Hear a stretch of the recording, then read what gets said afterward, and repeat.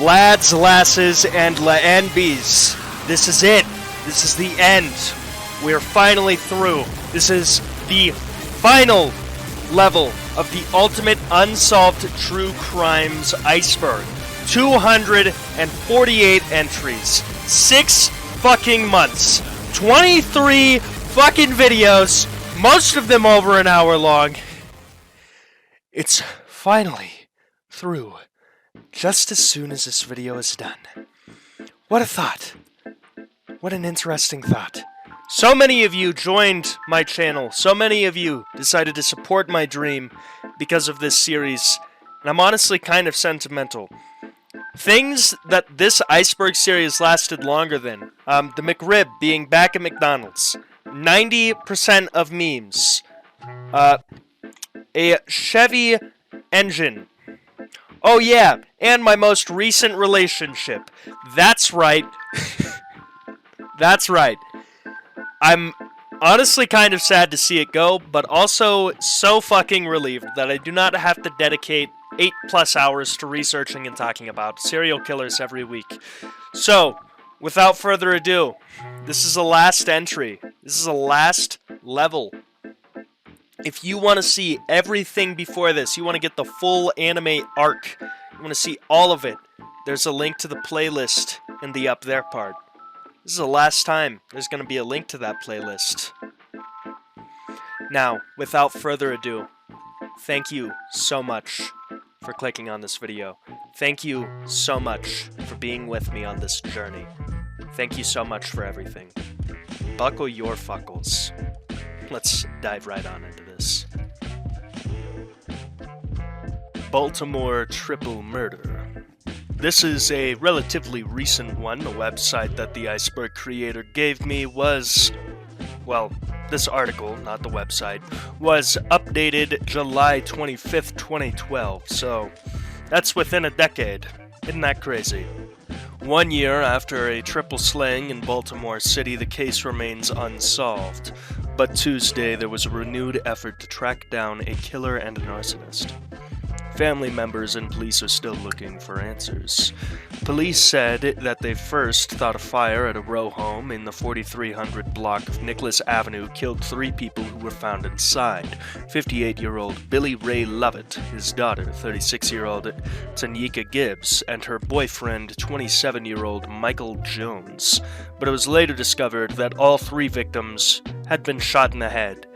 That's an interesting slip-up to make. Thinking that the fire killed them and just ignoring the suspicious hole in the head. I'd like to speak with the person who made that call and then who corrected them. Hopefully it's the same person. The arson occurred July 26, 2011. About 90 minutes before firefighters responded to reports of a fire, police said they received an anonymous call of gunshots fired at the home. They said they responded and knocked on the door and windows, but found nothing. Family members of the victim on Tuesday said police should have done more. Spoiler alert, police should almost always be doing more in cases like this. Very, very, very, very rarely do police ever do enough. The police department did an awful job. A very awful job, family member Tyrell Lovett said. Yep, that's typical. Average police moment. The police didn't do their job. I'm 100% saying they didn't, because if the policewoman knocked on the door and talked to somebody, then how come she can't identify who she talked to? That can play a big part in it. If she can just identify who she talked to, then maybe we can have closure with this case, family member Bertina Rick said. We have no reason to force our way into the residence, said Baltimore Police Detective Donnie Moses. Here we are a year later, this case still remains unsolved. Our detectives and members of the family are asking people in the community to help solving this case. Detectives have pretty much exhausted every means, every shred of evidence, every direction, and they've basically come up with negative results. So we're asking for the public's help. We're asking anybody with information to give us a call. Now, this is an interesting one, because the family can blame the police. However, blaming a police officer for not being able to identify a voice she heard through a door, that's a little bit silly and goofy. That's a little bit kooky and zany. I don't know about you, but I can't just, like, hear a voice once and then triangulate their fucking location using an asshole hair, you know? You gotta have a little bit more than a voice to go off of, especially because some people sound so fucking similar that you have to, like, look at them before you can even tell the difference. Now, the victim's family members were in the neighborhood Tuesday asking anyone who knows anything about the crime to come forward. Anybody, any information, just please give us a call because we've been going through this for almost a year. Over, not almost. We have no leads, Lovett said. It's been so rough trying to deal with this, so we're really struggling with the pain and the hurt that we have to deal with. So if whoever out there knows something, just tell it. I don't care who you are, just say something, Rick said. Police were also in the neighborhood handing out flyers trying to get any information about the crime. We're pretty much back to square one. Yep, that's how it goes. God damn it! Fuck! Linthari, pull out the fucking lingerie ad counter. Son of a bitch! Not even the intro is safe! Anyway, tragic crime. Judging by the fact that this is what I was given to read off of, it still hasn't been solved. It's been over a decade since the crime happened.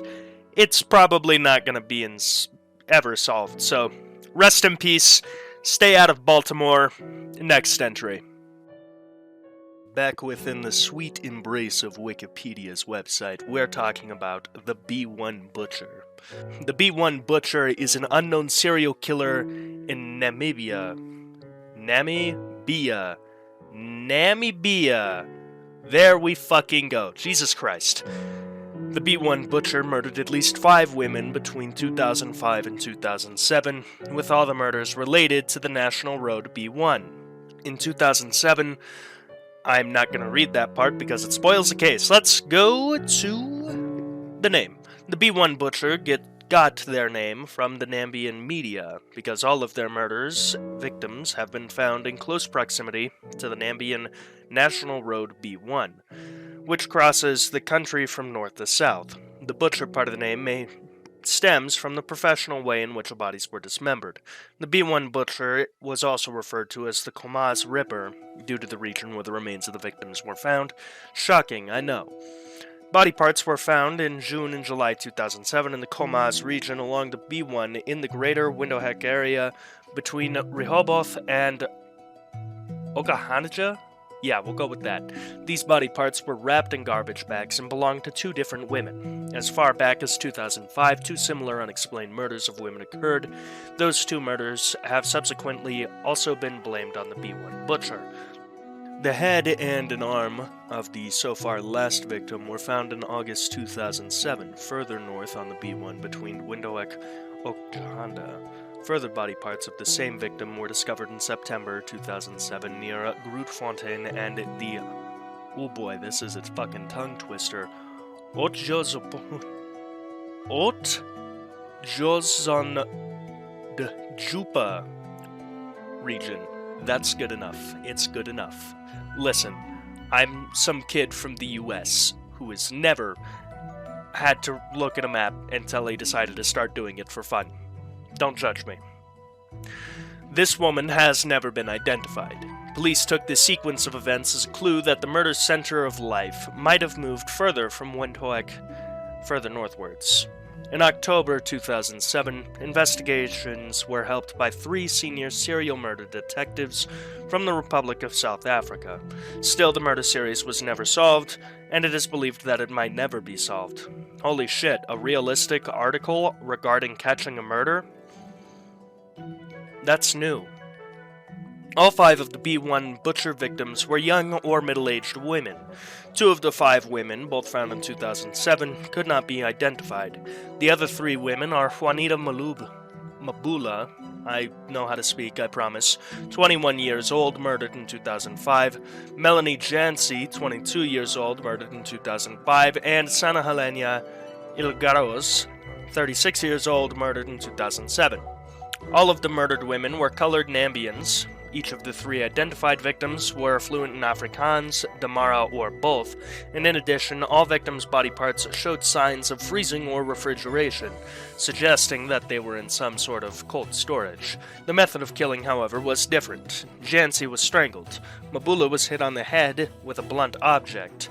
At least 2 of the 3 identified victims were clearly prostitutes working in Windhoek's downtown.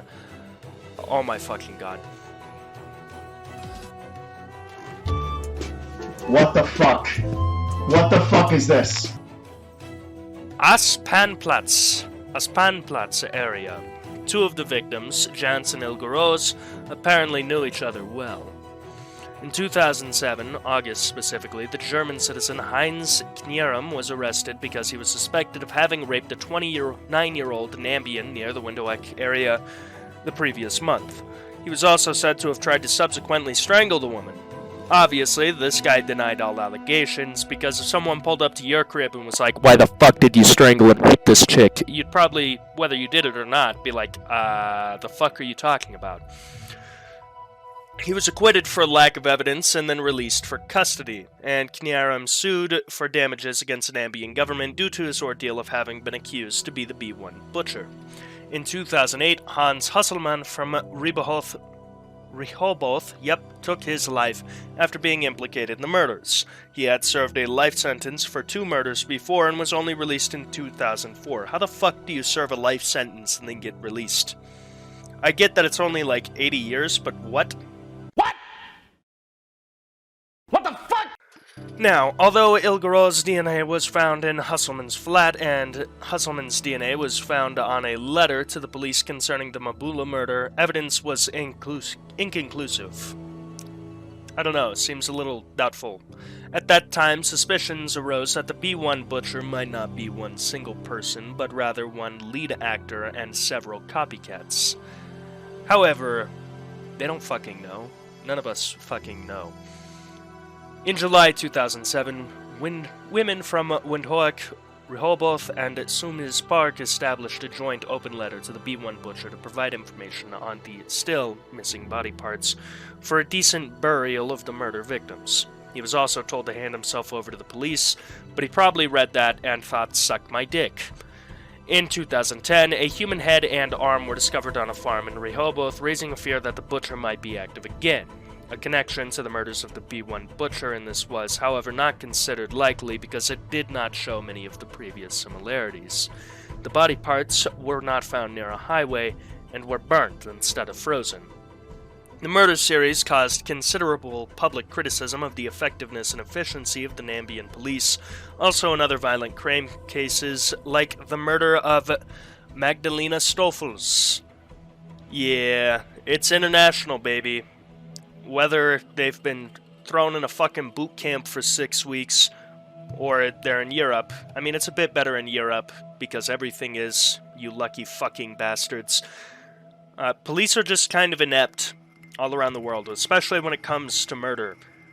I have spent so much time immersing myself in the world of true crime and crime solving and serial killers that it's really incredibly easy to get away with a murderer if you're just not fucking stupid. The only serial killers that are caught are the idiots. The rest of them are out there doing their fucking thing. It's kind of terrifying when you think about it, but how the hell is an average Joe Schmo supposed to catch up to some guy who has thought out the entire process of murdering people? Now, obviously, the butcher was playing it a little fast and loose, even letting the bodies be found. But that doesn't matter. The fuck are the police supposed to do? Of course they're gonna fuck it up. The Diggs family murders. This is a long article, so buckle your fuckles, get cozy, get some snacks, maybe press a subscribe button. Let's get into it. Wesley Diggs was a tall, slender black man who owned several bars in Harlem. A college graduate, he'd once been a hell of a b-ball player on the courts throughout Harlem and had worked as an electrical engineer. In school, he developed an entrepreneurial spirit that led him to opening these several bars and even a stationery store. One chilly Saturday afternoon in 1975, he drove across the George Washington Bridge, going home to his wife Jean and 4 kids in Teaneck, New Jersey for the first time in 3 days. His biggest mistake? Living in New Jersey.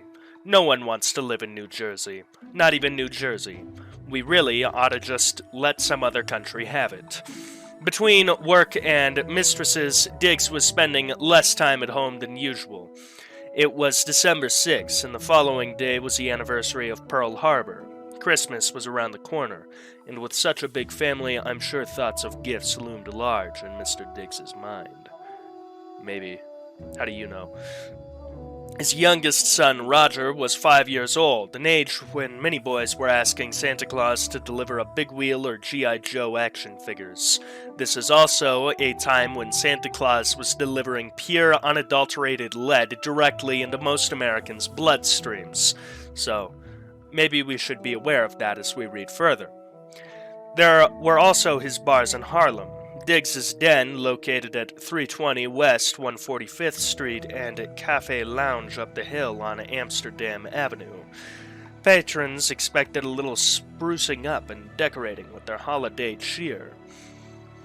A lover of jazz, it's easy to imagine Diggs zooming in his ride, listening to John Coltrane and humming along to My Favorite Things. Pulling onto Carlton Terrace, he would have turned down the music. It was a quiet neighborhood, and he had no intention of being branded the loud black man. Who the fuck wrote this?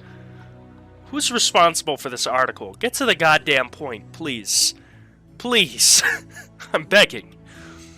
In Teaneck, a town in Bergen County, the kids received a better public school education, and judging by the name of this article, I'm guessing that they all fucking die. So can we get to the murder part? Here we go. It was almost 4 p.m. when Wesley reached his home in 266 Carlton. Built in 1925, the colonial house was white stucco and red brick. One must wonder, though. I don't want to wonder. I really don't want to wonder. Please, just tell me about the murders. Wesley thought, as he approached the front door, that the silence was more hushed than usual. There we go. There's the good shit. Opening the door, the only sound in the house was coming from an upstairs television set.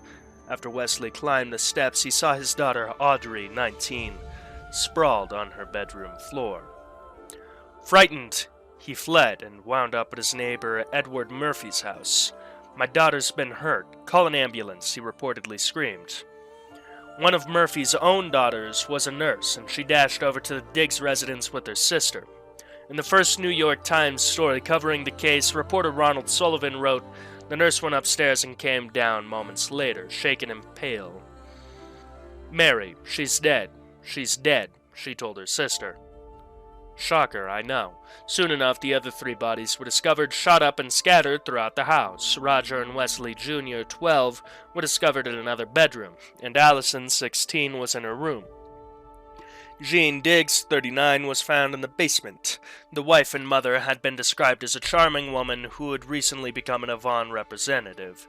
She was a beautiful woman in every way, stunning to look at, kind and gentle, devoted her life to her family, Frances Myers, one neighbor told the New York Times. There was no forced entry. Though there were over 20 rounds fired from a .22 rifle, no one in the community heard or saw anything. This is because a .22 round is very small, and also very lethal, because it's a piece of metal launched out of a fucking tube over the speed of sound. Unless they have a subsonic round. I don't know.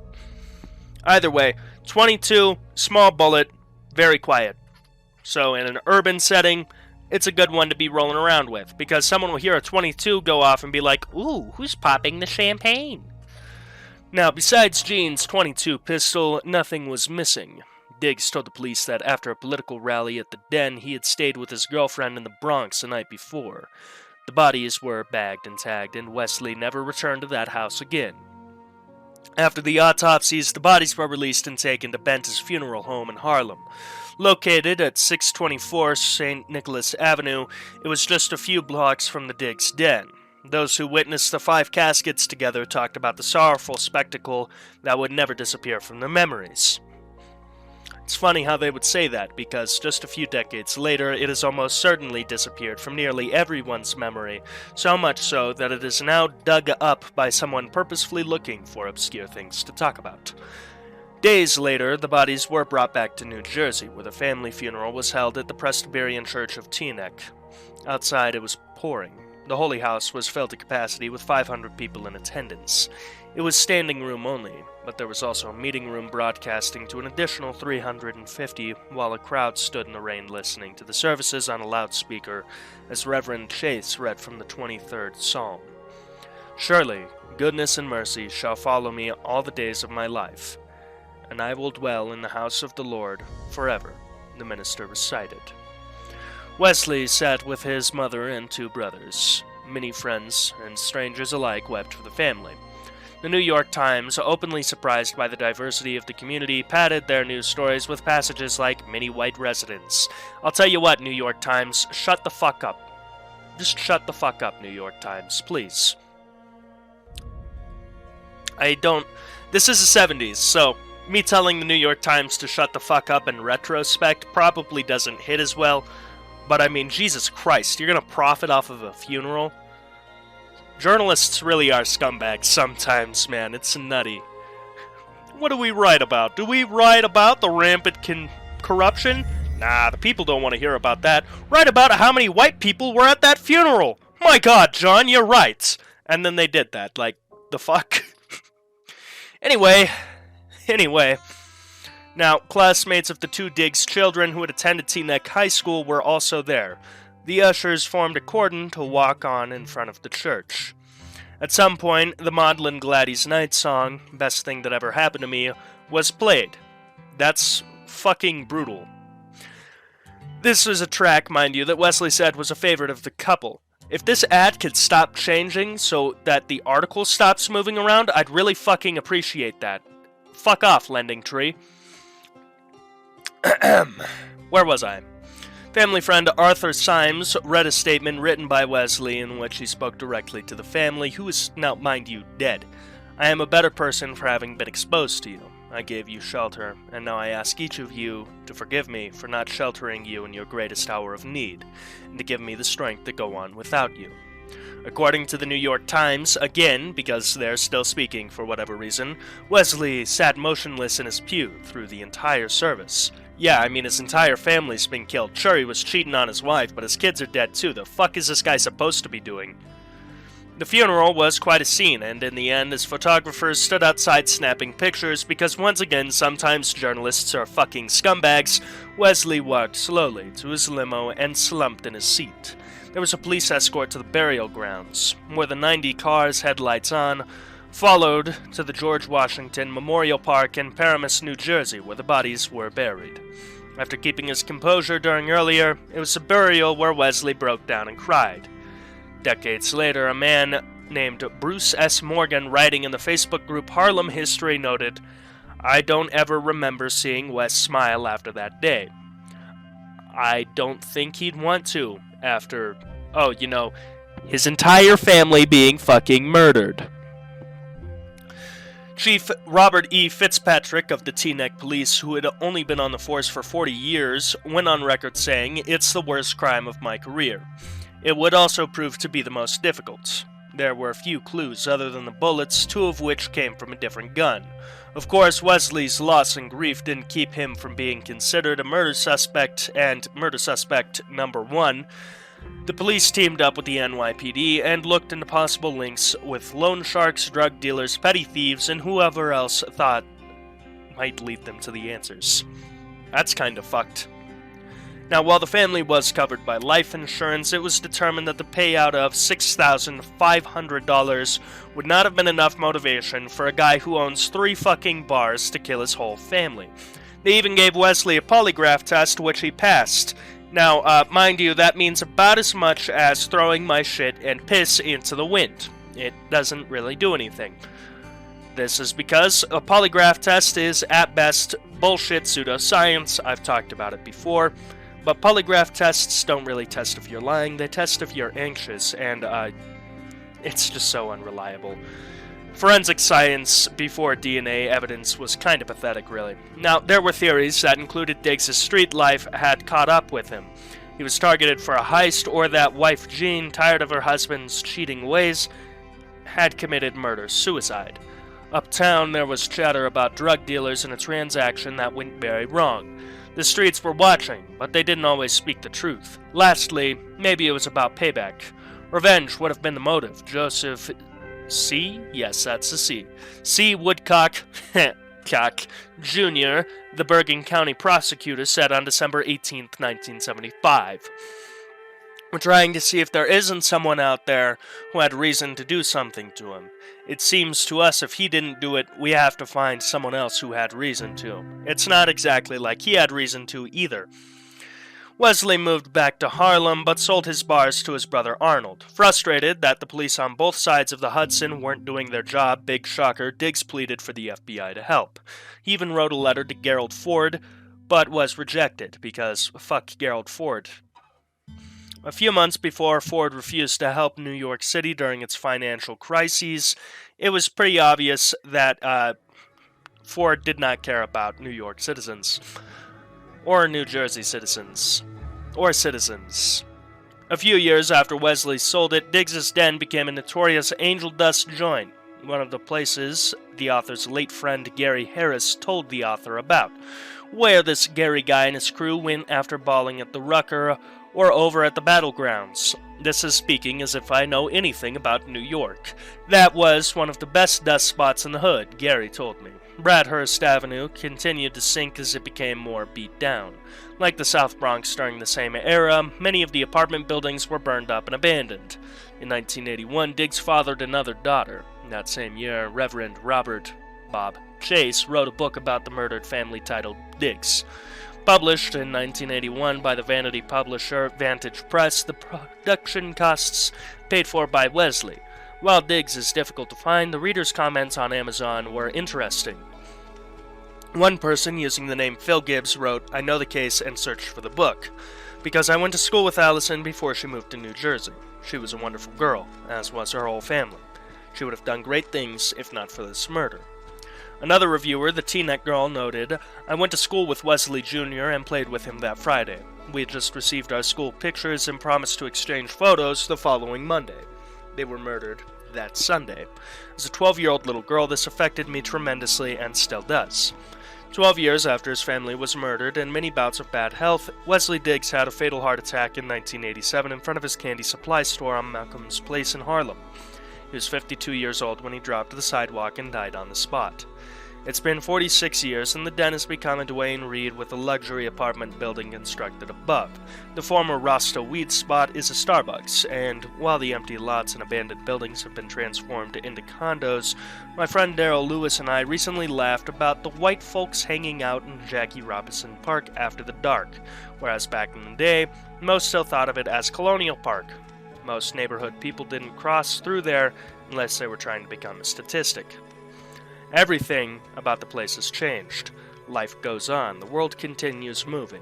The only thing that hasn't changed about that place, from what I gather, me, not the author, is that the status of the Diggs murder case stays the same and never will be solved. Michael Gonzalez, Harlem native, and author of this article. I will be honest with you, that was fantastically written, so I am sorry for my comments earlier about get to the fucking point. You did a great job. So thank you for that. I'm on to the next entry. If you're still watching this far into the video, I'd like to take a moment to say, thanks, man. Very nice. I appreciate it. Big thanks to Bolokas and this guy's epic fucking workout drift funk mixes. There is nothing like recording while listening to music that makes you feel like a goddamn supervillain. So if you ever need gym motivation, or if you just want to listen to something that will get you angry, go ahead and check this guy out. His hour-long mixes, well, I don't know if it's a he or a she or a them, their hour-long mixes are really incredible, and they do deserve more subscribers, so make sure you go ahead and do that for them. Or don't. I can't really tell you what to do. And you're here for true crime, so I'm going to shut up about the epic music now. Let's just go ahead and get back into it. 1980 Namita Sunita murder incident. The Namita Sunita murder incident, followed by alphabet I don't know the fucking name of, is a controversial, unsolved rape and murder of 3 girls that took place in 1980. Oh boy. In the summer of 1980, sisters Namita and Sunita Bandari took a bus to Pokhara to spend their school holidays. Namita and Sunita, along with their relative Neera Parajuli from, not even gonna say it, visited the Seti River bank. There was a Nepal army camp nearby on the east side of the Mahadandra Bridge. As the girls reached the riverbank, a group of boys nearby started teasing them, and then turned hostile. And of course, because this is a natural step up from teasing somebody, they allegedly raped and murdered all 3 women and disposed of their bodies in the Seti River. Now, in June 2001, King Birdenda and his family were massacred, and Gyandindra, I hope I said that right, was sworn in as the new king. The case drew suspicion when police were asked to close the case just 10 days after his ascension. The case was then closed inconclusively in 2003. Isn't that a little suspicious? Just a little strange. Now, of course, getting into the sidebar here, we see where it gets a little more interesting, where the Wikipedia stub, of course, leaves some things out. Yes, it happened in 1980, and the deaths were of 3 schoolgirls and 1 witness that are unmentioned in the article, the witness that is.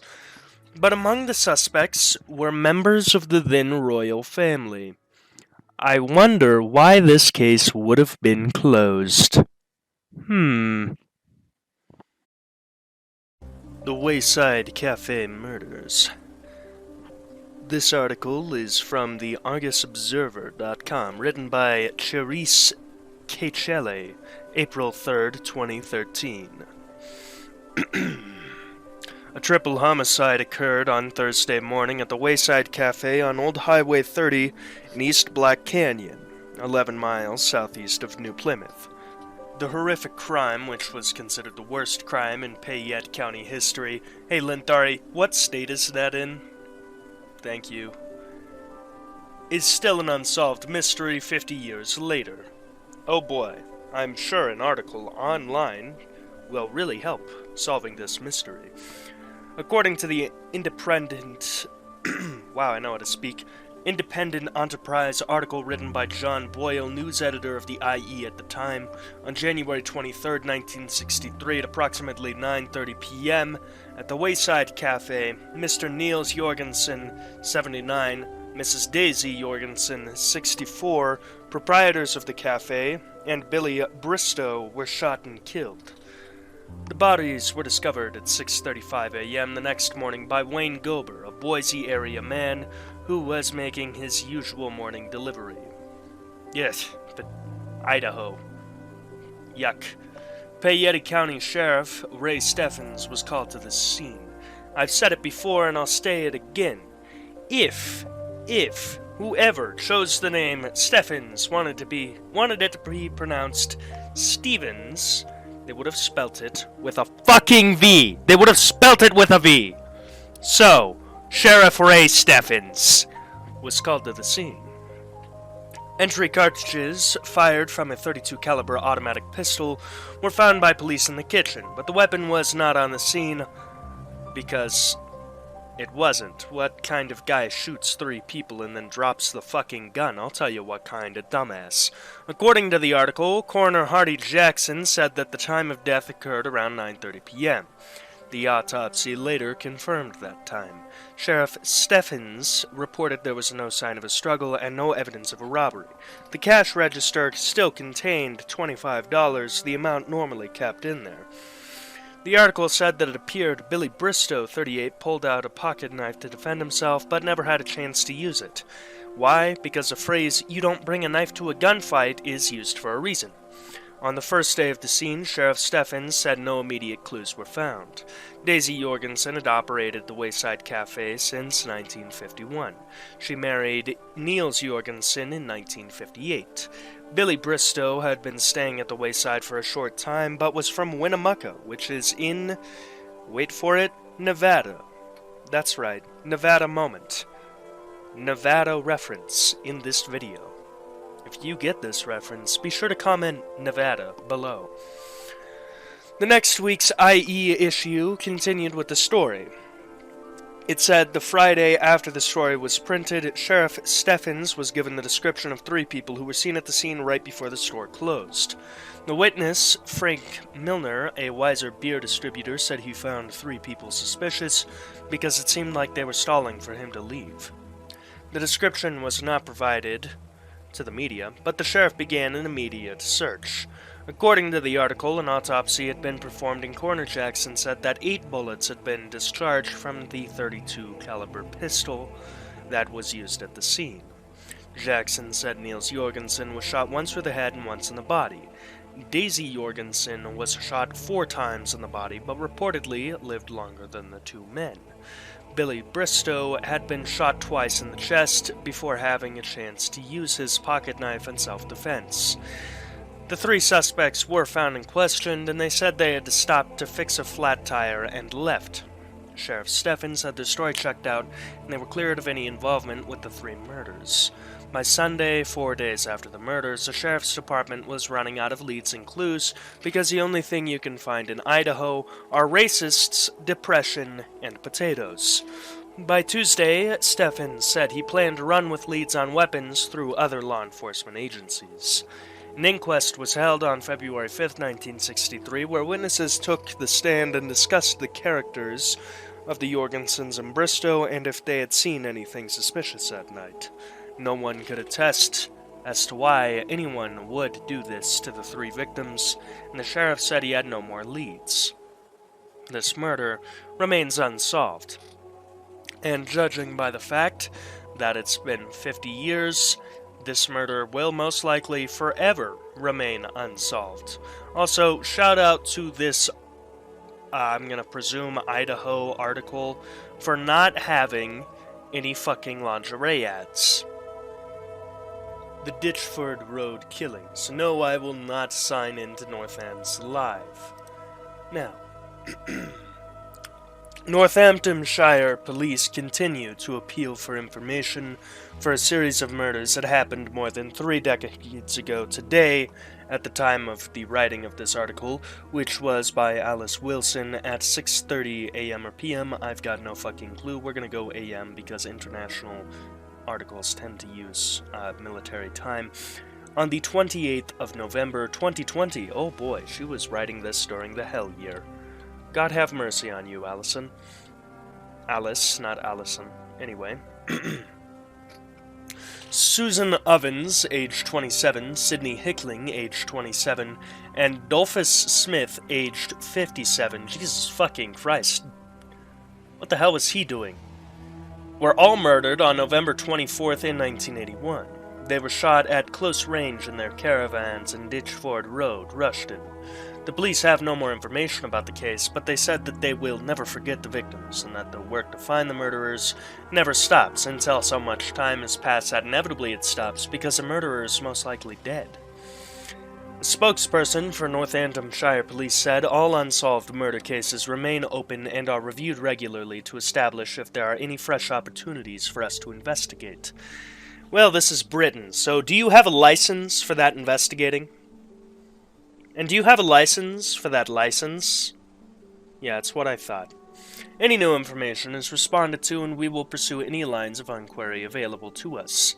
This can be a result of advancements in forensic techniques, because we all know, at this point, that any forensic techniques spare DNA evidence is kind of bullshit. But who knows, maybe they'll find something new. Or because we have received new information. We will never forget those people who have had their lives taken away at the hand of another and remain committed to seeking justice in those cases that remain unsolved. Unfortunately, I doubt that it will. And that's the end of the article. Very short, very short. This website does want me to enter my zip code, though. So sure, let's enter my zip code. My zip code is fuck off. Go.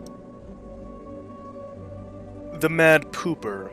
Now, funnily enough, 6 months ago, when someone offered me $20 to do this fucking behemoth of an iceberg, I took a look at it, and I read The Mad Pooper, and I thought, whatever comes next, it was worth it to cover it all, to get to this entry.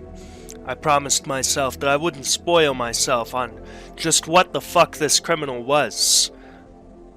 Just so that, at the end, I could finally reward myself with learning about the Mad Pooper. Are they a serial killer, using shit as a weapon? Do they break into children's homes and shit on them? Do they kidnap children? What could this person possibly do? Well, the Mad Pooper is a nickname given to an unidentified woman in Colorado Springs, United States, who repeatedly shat in public while jogging during the summer months of 2017. She primarily targeted one family's property, but she did not use it exclusively, leaving some of her excrement at other sites nearby. Photographs of her were made public, but neither she nor anyone who knows her has ever come forward with further information that might identify her. It all began mid-July 2017, a time that doesn't even feel real anymore, 6 years ago as a matter of fact. Kathy Budd reported that outside their house, near the intersection of Briargate Boulevard and North Union Parkway in the southern end of Colorado Springs, Colorado, that someone was shitting. As she later told local TV station KKTV, her children came home one day and said, "There's a lady taking a poop." Bud thought they were fucking around and went outside to see it for herself. And there she saw a woman, feral, squatting with her jogging shorts around her ankles, speed shitting. When Bud confronted the woman about, taking a shit in public and allowing the Bud children to see her for sure crusty-ass private parts, we all know that human beings don't like looking at vaginas and definitely don't do it for fun. The woman said, "Yeah, sorry," and left after pulling up her shorts.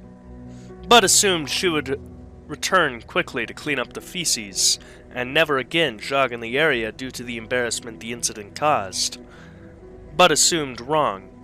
You fell for it, pussy fart.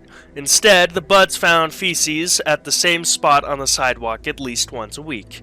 Paper napkins and wipes a jogger had used to clean herself were often nearby.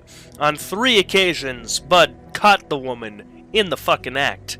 The children began calling her the Mad Pooper of Pine Creek, after a stream that flows through the neighborhood, sometimes used as its name. This is intentional, Bud told the Washington Post.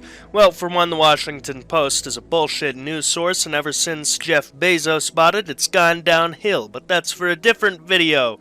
Either way, we all hate the Washington Post. Glad we can agree on that. But yes, Bud, that is intentional. You confronted her while she was taking a shit. Now she has to take a shit to assert dominance. The fact that some people are like this, really, it just terrifies me, This woman is allowed to vote. Think about that. The woman taking shits in public, she can breed. She can create more of her. She can vote. You want this asshat choosing who's president?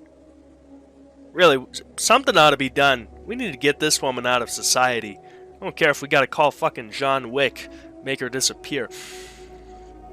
Now, there are, as Bud explained, several public toilets nearby the mad shitter could use.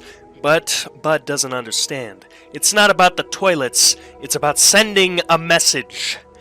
There was one across the street, portable toilets in a nearby park, and some at a gas station a short distance away, all easy for the jogger to use if she regularly had the need while running.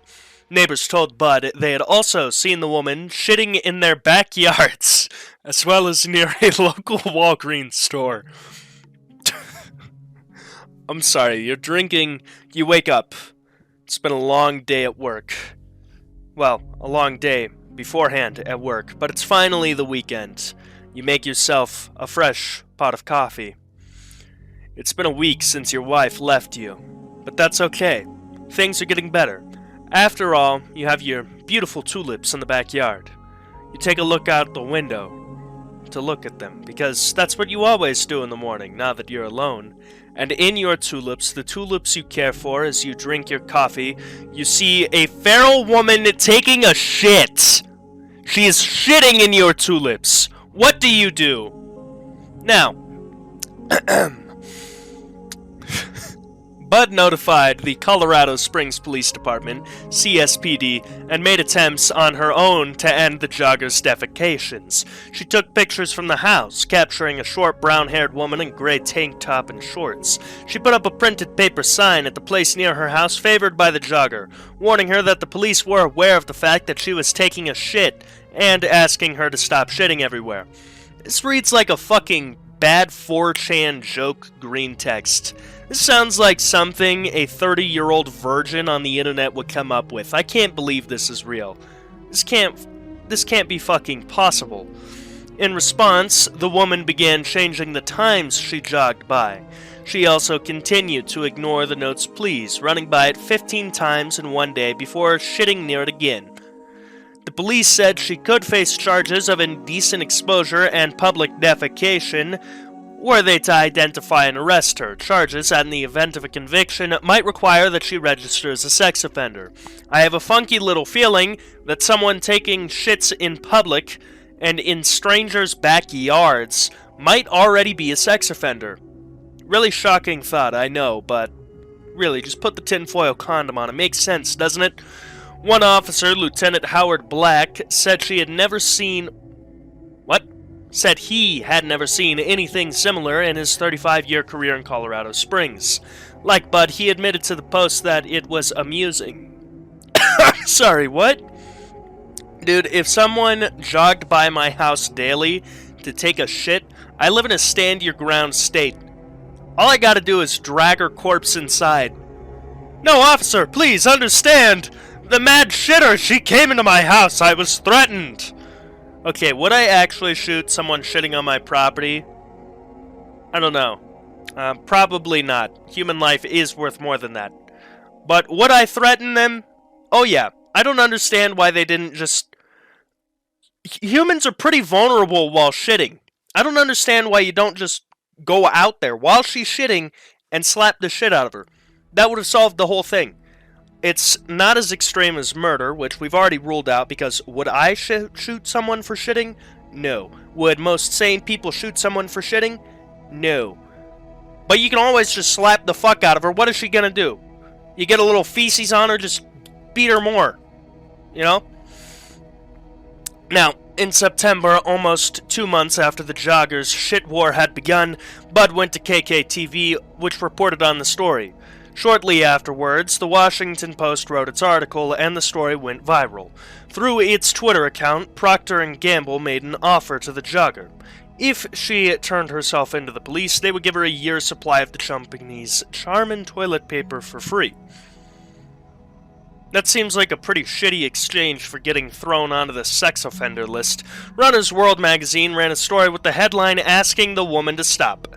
As runners, we understand having a sudden emergency now and again, but when it becomes a habit, you need to change up your regimen. This is where all of them have gotten it wrong. You were trying to appeal to a human being. This woman is not a human being. This is a fucking ape. Now, of course, Jesus Christ. The Runner's World magazine wrote, giving the readers a phone number for the CSPD to call if they believed they knew who the mad pooper was. The article further urged readers who might similarly be using public places to defecate on their runs to likewise stop. Pull up your pants, take your business elsewhere. We do not know what else to say. There is nothing to say. Listen. Like, guys got the parts to piss everywhere. And if you're ballsy enough as a woman to squat down like a feral witch and piss outside, cool. As long as no one sees you, the fuck is the matter, right? Don't take a piss in the middle of a city. Don't roll up to a park and be like, yo, what's up, 5-year-old Timmy? I'm taking a piss on this slide now. If you're in the middle of the fucking woods, piss wherever you want. But if you're shitting anywhere but a toilet, you don't deserve human rights. It's just as simple as that. If you're shitting anywhere other than a toilet, and it is not because there is either a gun to your head, or you're about to shit your fucking pants, and that will for sure harm you, you are subhuman. I don't know what to tell you. This is such a fucking absurd, so absurd. Now, In response to the news coverage, a video was posted on YouTube by someone who claimed to be a family member of the jogger, who he called Shirley. He said she was sorry for repeatedly fouling the bud's yard. This is how we know it's a hoax, because no the fuck this woman isn't. Listen, if you are taking a shit in a spot for 2 months, it's personal. Seriously. However, he also attributed her inability to control herself to a traumatic brain injury and complications from recent sex reassignment surgery. Here's a fucking idea. Don't let this person be out in public unsupervised if they have a traumatic brain injury. Beyond that, however, he said it was irrelevant as she was not breaking any law. Incorrect. She is being publicly indecent. Her actions, he argued, were protected under the First Amendment? Much like breastfeeding? Okay, here's a fun thing.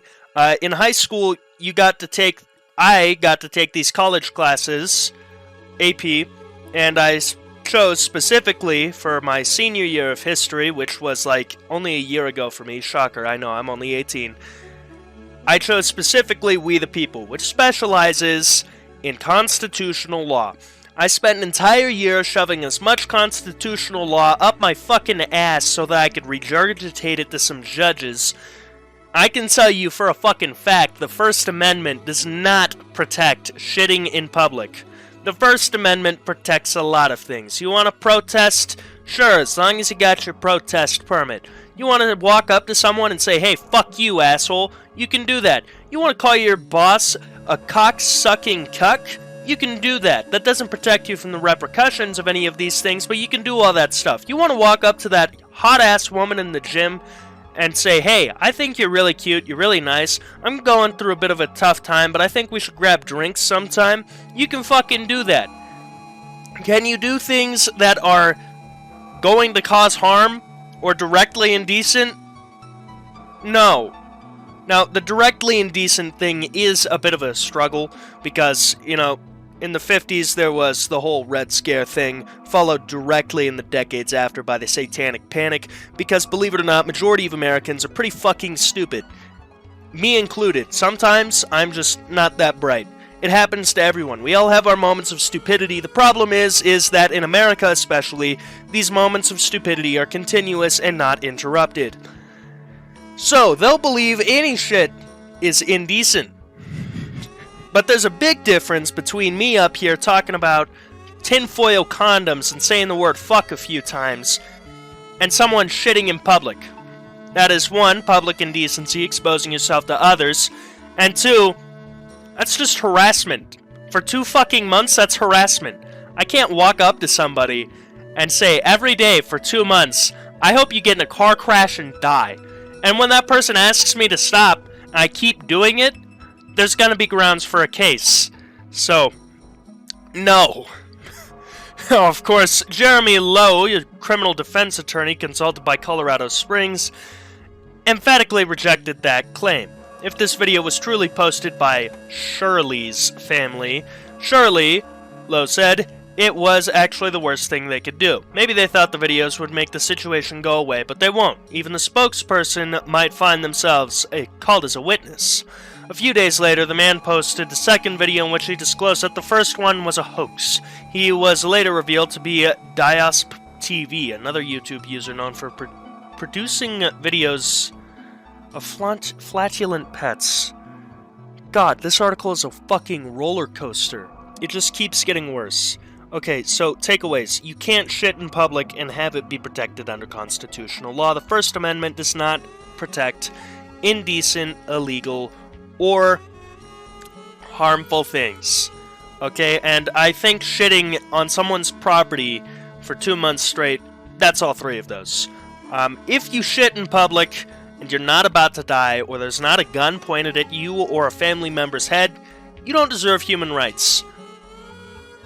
And 3, listen, I may not be the most serious YouTube user. I make fucking joke videos. I don't sleep. I drink caffeine like it's water.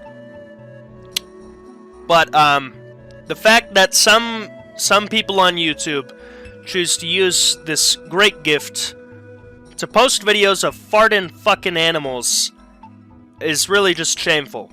This is why when I say my dream is to be a YouTuber, people look at me like I just shat myself.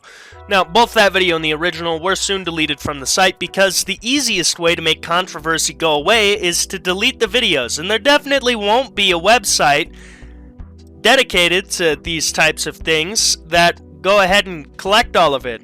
Nope, no sir, this is not archived anywhere. Dysop TV. Your controversies have gone away forever. Now we have the possible motives section.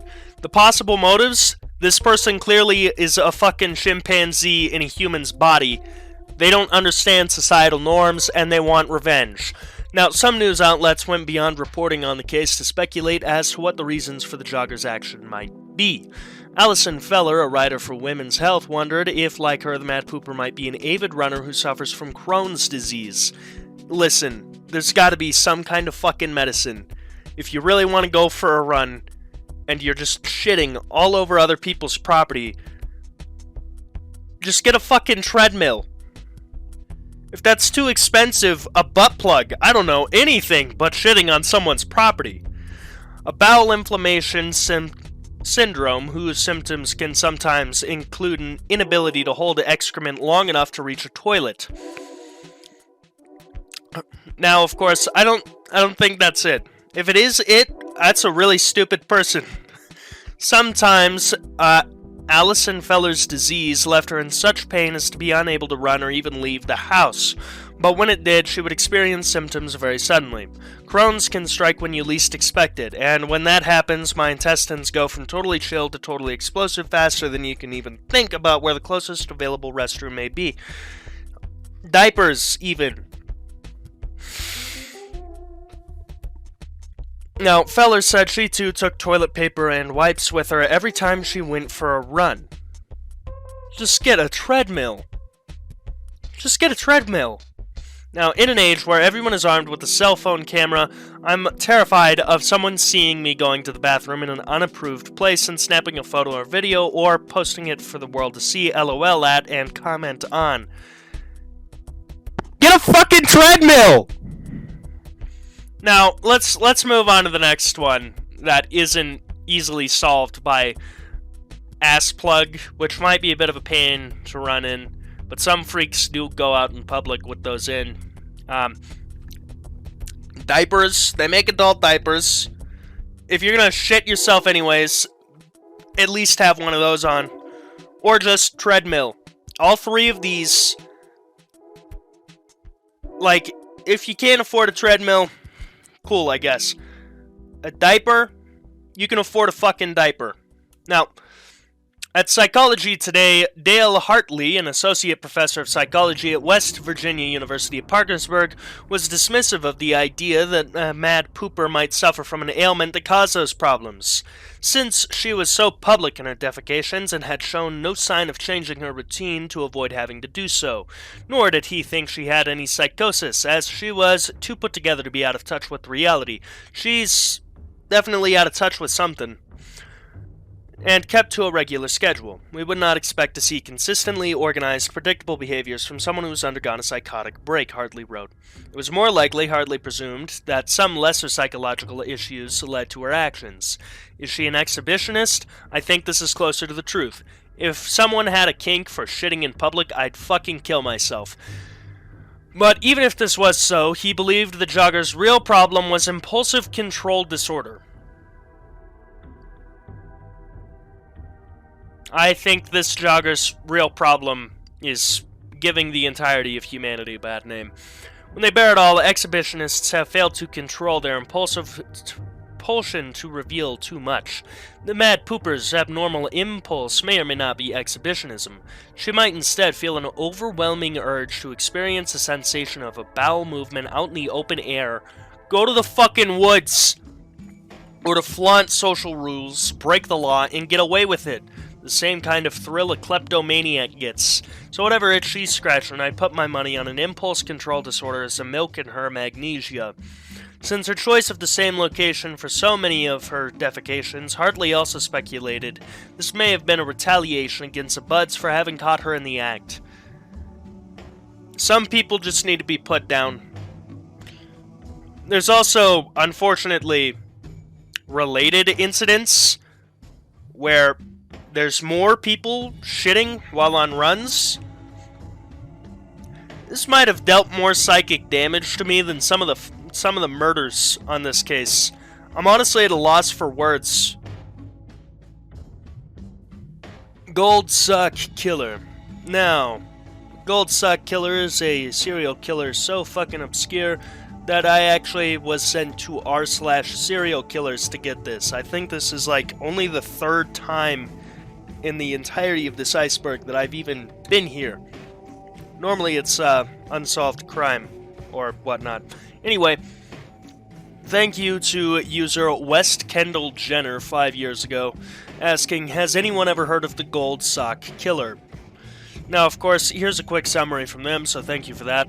On July 14th, 1973, someone strangled 42-year-old Jonina Kelpine to death with a gold sock and left her body on a stranger's lawn. 10 days later, an unnamed secretary walked into her apartment after doing laundry and was ambushed by her intruder, who attempted to strangle her with a gold sock, but failed. On August 3rd, 17-year-old Teresa Ann Williams was sexually assaulted and asphyxiated with a maroon sock. Then, on August 29th, a fisherman found the body of 16-year-old Maurice Curtis weighed down with concrete blocks in the Intracoastal Waterway, a black sock still tied around her neck. Gold Sock Killer is a bit of a misnomer. All 4 victims were strangled with men's socks, but only the first 2, Jonina and the surviving victim, were attacked with a gold-colored sock. Teresa was strangled with a maroon sock, Mary Sue with a black one. Motive doesn't seem to be a question here. There were indications of sexual assault in each of the 3 murders, and police in the surviving victim's case believed the murderer's intent was to rape her. Fun stuff. Now, the author was surprised that they hadn't heard of him before, since they're pretty well versed in Florida serial killers and obscure cases, but what's even stranger is they can find no mentions of him outside of newspaper archives. There are dozens of articles about the series of murders on newspapers.com, which is where they're doing practically all of their research, but they've had difficulty finding anything. Variations of the name Gold Sock Killer turn up no results on Google. Googling the suspect's name and victim's suspect's name also turns up nothing about the murders. It appears the murders were never solved. There is, and was, a strong suspect in the case, an 18-year-old who was convicted of raping and strangling a woman to death with a scarf in February of 1974, but he's never been charged with the Gold Sock killings and is still alive and in prison for the other murder. Neats. Hercules. Now, that's a cool name for what might be the first time I utter this sentence in the entire history. A pretty cool serial killer, if he has the right people, and that's a big if. So, Bangladesh police are on the hunt for a suspected serial killer who identifies himself as Hercules, or Heracles. Pretty sure, judging by the spelling, we're going with the Roman pronunciation. Now, Hercules has been murdering alleged rapists, according to a media report. Over the past 2 weeks, bodies of 3 alleged rapists have been recovered, and police suspect they were killed by the same person, as all the murders bore similarities, the Daily Star reported.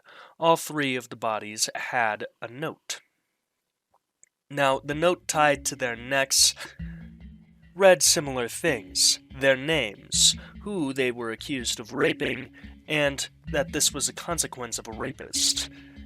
Also a warning for rapists to be aware of Hercules and that he is actively hunting them. Specifically, one man by the name of Rakib was killed for the rape of a madrasa girl of Bandaria, and sure enough, on January 14th, a madrasa girl was allegedly gang-raped by 2 men while she was on the way to her grandparents' home. The victim's father filed a case suing Rakib and another man, Sajal, in the case. On January 24th, police recovered Sajal's bullet-hit body in the Jahalakathi, I know how to speak, with a similar note hanging around his neck. Mind you, both of these people had been shot. Now, of course, Sajal's father lodged a police complaint over his son's murder, but oh well, and the rape victim's father was named the prime accused in this case, according to a senior police officer. On January 17th, police had found the body of another key suspect in the gang rape and murder of a female garment worker on the outskirts of the capital, with a similar note hanging around his neck. Raising concern over the incidents, Shepa Havisa, executive director of the rights group Ain O Salish Kendra, said killing people extrajudiciously and leaving a note was not acceptable. I'm gonna disagree. If you have the right person and the justice system won't do anything, well, it's only human to take matters into your own hands. Does this mean that I am condoning vigilante justice? No. But I am saying that it's understandable that humans are creatures of rage and impulse, so to react like this is a fundamentally human reaction. The Little Rock Slasher. Remember how I have a deep-rooted, almost unreasonable hate of the South? Well, guess where we're going? Again. Back to Arkansas, baby. Arkansas is just not the place. Why do they pronounce it like that? Why do they spell it like that? Who let this place be a state? Anyway, the start of this article reads like a novel, so I'm just going to go ahead and skip the opening paragraphs a little bit. Mostly because, it's just goofy. So, the murderer first struck around 2 a.m. on August 24th, 2020. The victim was 64-year-old Larry McChristian. Police found his body on the 2200 block of South Gaines Street. He had been stabbed multiple times. August 2020 had been stormy and cooler than usual all month. It was the wettest August on record for Arkansas. After a brief spell of tranquil weather, more rain moved into Little Rock on September 23rd, 2020, and the temperature dropped into the low 60s. This is enough to make most southern inhabitants die of hypothermia. Now, at about 3 o'clock that morning, officers responded to a 911 call from a man in the 4200 block of West 12th Street. The caller explained he was looking for shelter when he found his friend, known to him only as Old School, lying dead on the front porch of a house. Police saw what they thought were puncture wounds on the victim's neck, and the medical examiner used fingerprint records to identify the deceased man as Jeff Welch, 62. 2020 came to a close without any more stabbings similar in nature, but the Little Rock Police Department continued, quotation marks, to work the two cases, just as they did many others. The city's finest, which is a very strong word for them, had seen an increase in murders in 2020. Shocker, I know. The force had 7 homicide detectives, and each one averaged 7 new cases by the end of the year. That's 3 or 4 more than is recommended by the U.S. Department of Justice, and it's even shocking that the U.S. Department of Justice has recommendations because the U.S. justice system is kind of a joke. The novel coronavirus pandemic, of course, had an effect on overall crime rate. During the lockdown phase, robberies, property offenses, and other things like that were less frequent because people were staying home. The same could not be said for homicides, especially those involving domestic disputes, because it is most likely that you will be killed by someone you know.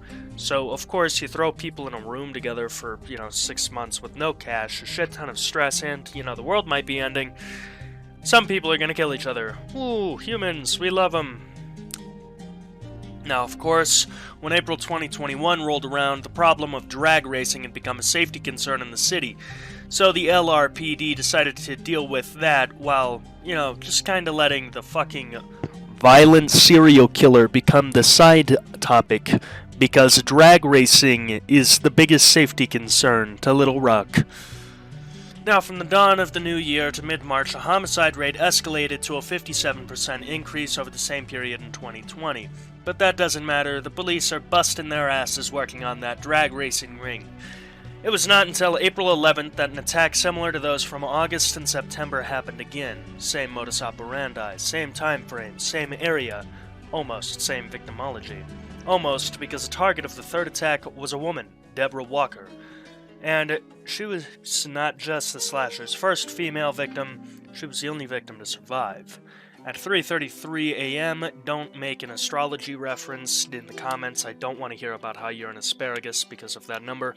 Police received a call about a stabbing at 1906 South Pulaski Street.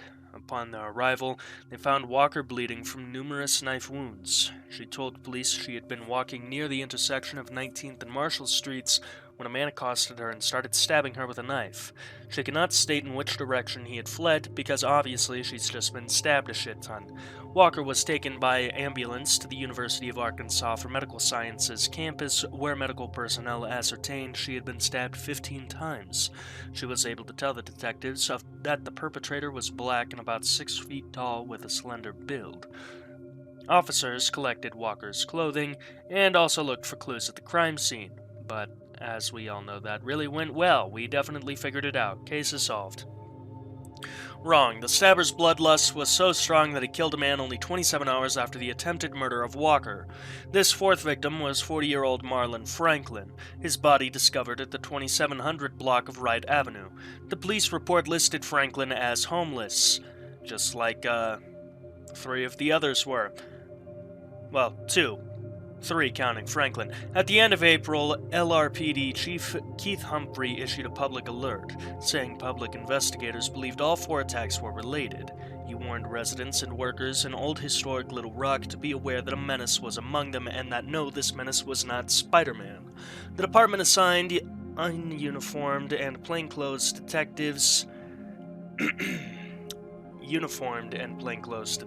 to the area and began increasing patrols there. Humphrey appealed to the public for help, asking that anyone who had seen anything suspicious or thought they might know the stabber call the tip line at 501-371-4636. Now, I doubt any of my viewers are in Arkansas, and if you are, Jesus Christ, I'm so sorry. If I can help, let me know. The department's public information officer, Mark Edwards, verified that the person or persons who could provide the information leading to the arrest and conviction of the guilty party would receive a $20,000 reward, immediately making you one of the top 3 richest people in the South. Investigators obtained videos of the killer from surveillance cameras in the vicinity of the crimes. The problem is that CCTV is shit quality and the videos are dark and of poor quality. In one portion, the killer can be seen as he walks towards a street intersection, hesitates, retraces his footsteps, and then turns around again, strolling towards a street corner and out of the camera's view. In this video, he appeared to be wearing gloves. Humphrey mentioned the randomness of the attacks. 3 of the victims were white, 1 was black. Neighborhood residents are taking precautions, following police advice that they do not walk alone.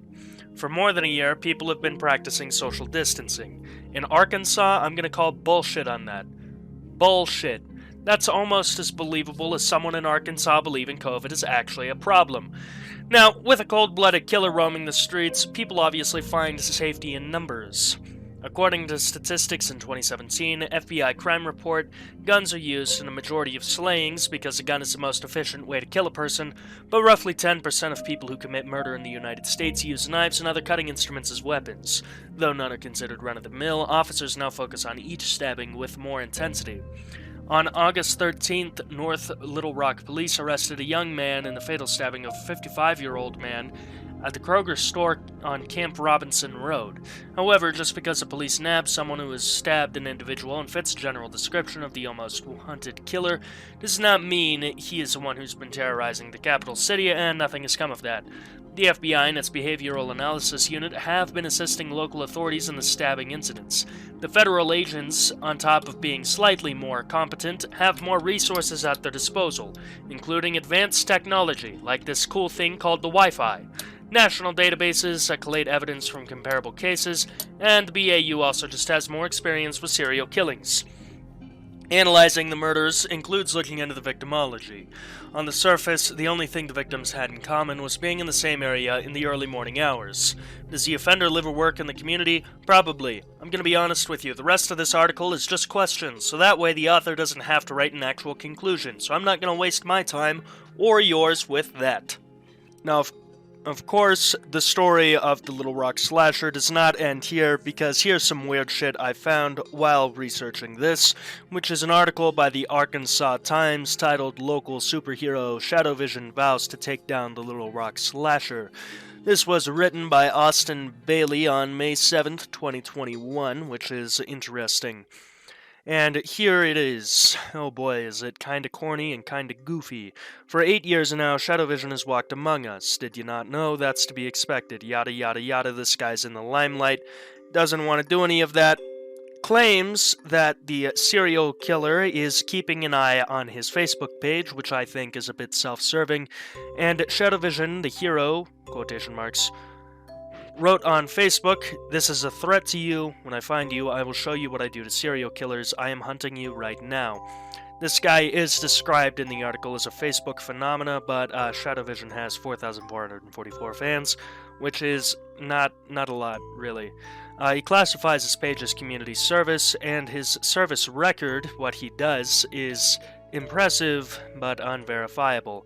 According to him, he's stopped a couple of armed robberies, exterminated 2 serial killers, and some other stuff. We haven't heard about any of this, though, simply because they happened long ago. Shadowvision's origin story, mental instability. There was no radioactive spider bite, Fortnite guy did not come out of a portal, jizz on his face, and then run away, giving him Fortnite powers. Shadowvision claims that he came from Scotland 8 years ago, which perhaps explains his unusual speech pattern. Of course, this guy made his home in North Little Rock because he felt a calling. A calling for what? Methamphetamine? Now, of course, he goes on to say some corny stuff like, "I heard everybody here was losing hope, so I decided I had to head out here and start helping." Helping with what? Methamphetamine? So he brought his martial arts skills, an impressive, quotation marks, superhero kit, marked out his patrol area, and is usually walking around North Little Rock. Photos on his Facebook page show him standing vigil at Argenta Plaza, and also besides a drink fountain dispenser at what appears to be the come and go at JFK. Sometimes he teams up with fellow North Little Rock defenders, Master Legend, and anti-hero, but for the most part, Shadowvision works alone. This is so weird, the superhero movement. Phoenix Jones got away with it, and everyone was like, "Ooh, yeah, let's do it." But of course, there's one big problem, which is the legality of it. Police have to do all the shit they have to do with paperwork and verifying, because if you get the wrong person and you just jump somebody, well, then you're just a fucking thug. That's a problem with a lot of cops. But I'm gonna tell you what, this armor, yeah, you got the headgear, good. Protecting your head is good. Shoulders, sure. Bracers, sure. Chest, important. Gut, completely unarmored. Legitimately. Completely unarmored. These swords are impractical in battle if you're trying not to. And I say this as a guy who collects swords.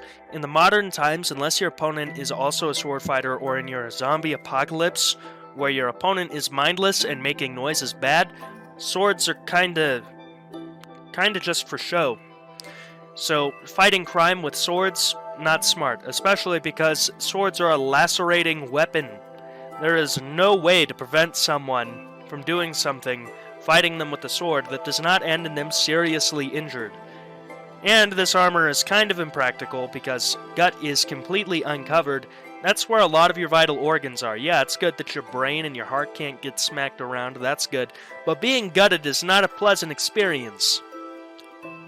Now, of course, Shadowvision claims that he will cross the Arkansas River when he needs to, and that now is one of those times, because he just needs to track down the serial killer. Mostly what this guy is trying to do is get clout from a serial killer who is deranged enough to just fucking slaughter homeless people, which I think is pretty fucked up.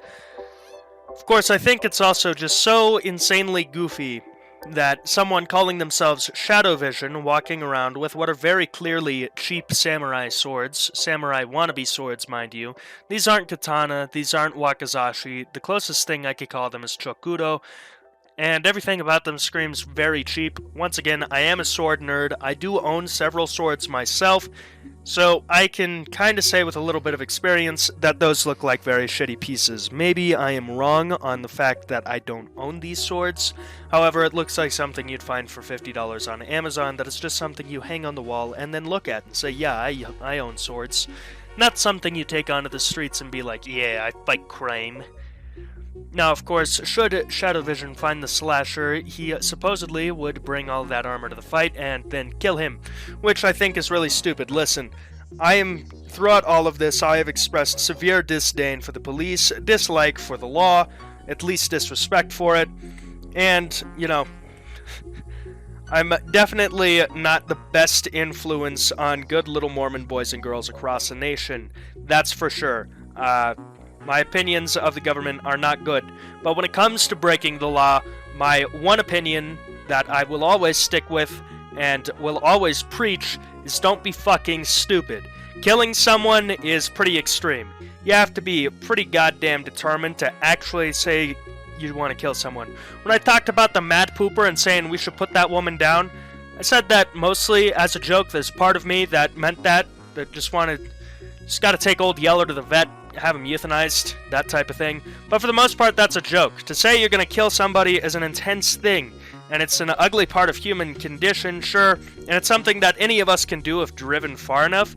But what you should never, ever, ever, ever, ever, ever, ever, ever, ever, ever, ever, ever do with any crime you're committing is brag about how you're gonna do it. That's just dumb as fuck. That draws police attention to you, that makes it harder to commit the crime, and of course it means that you will be arrested, which is, you know, kind of an unfavorable result.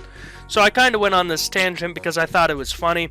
If we go into the comments, we can see a whole little duel here going on. We've got Butthole Surfer talking about how this dude is a total con artist, which seems to make sense. This guy is trying to use the fact that he supposedly fights crime to get donations to buy a vehicle, and the vehicle he wants to buy for a patrol is a Scion XD.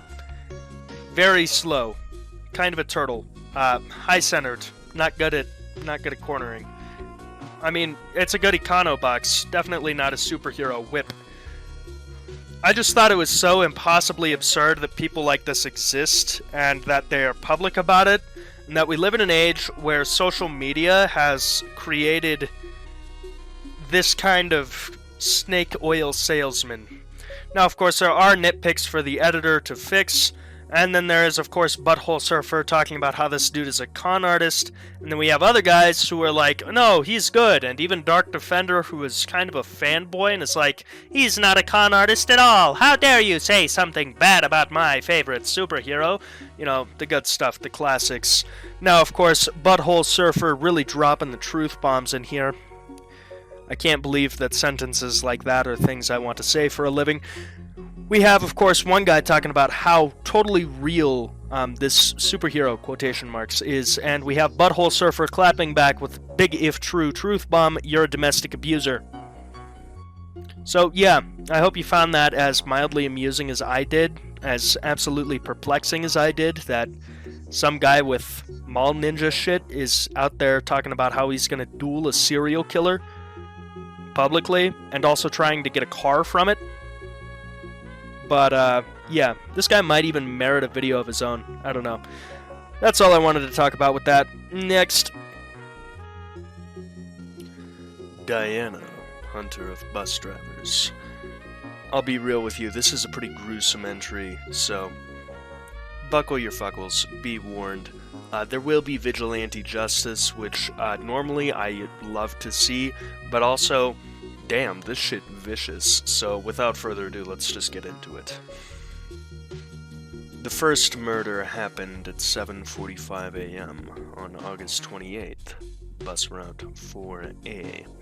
That morning, a woman hailed bus 718, climbed the steps, pulled a gun, and shot the driver. The driver, obviously startled at, being fucking shot, jumped out of the bus trying to escape, but he died on the sidewalk.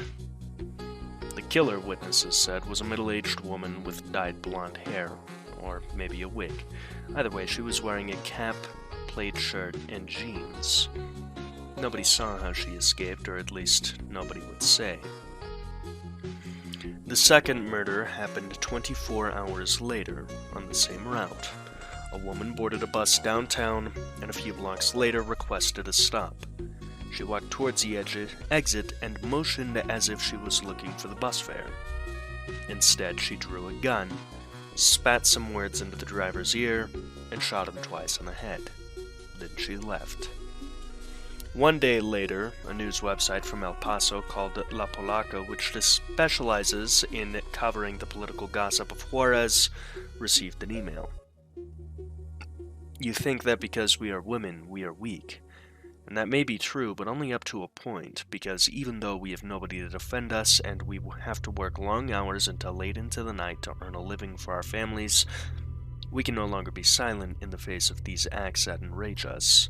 We were victims of sexual violence from bus drivers working the maquila night shifts here in Juarez, and although a lot of people know about the things we've suffered, nobody defends us, nor does anything to protect us.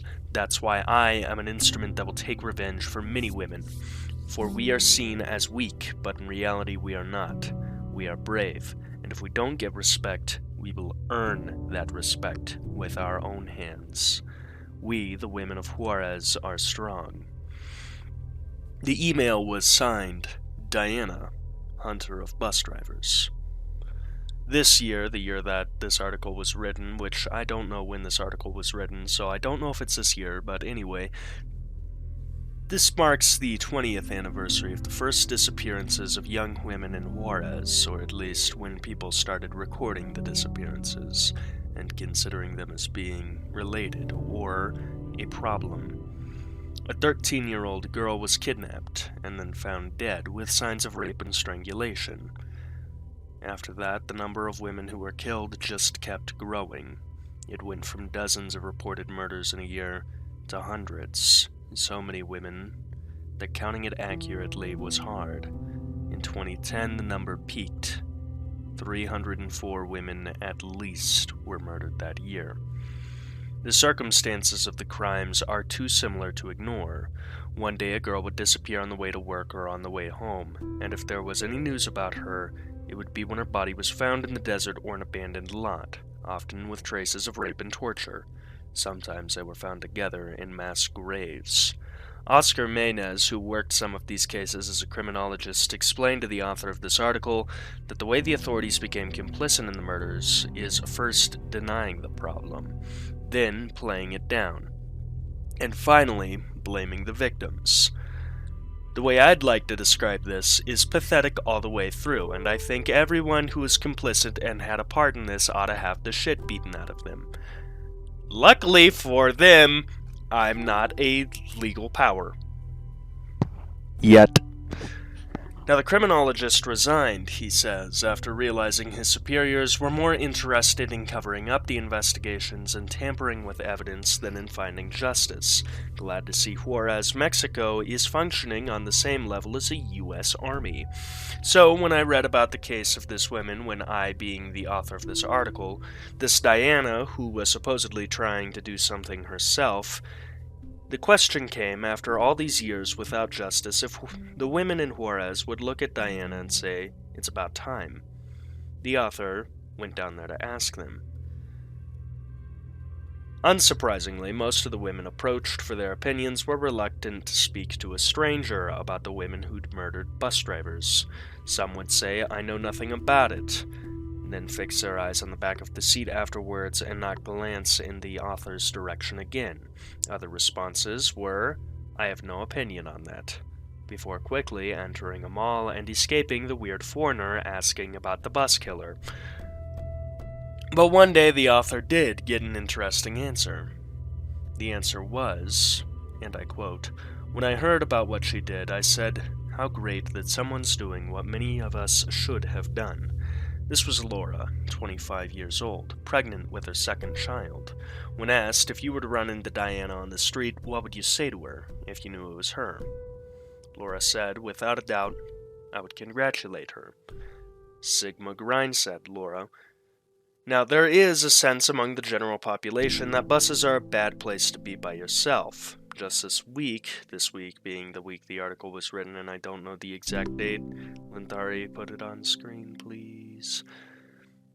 Just this week, a bus driver was arrested for allegedly raping a girl on her way to school. About this, Laura said, "I remember when I was in high school.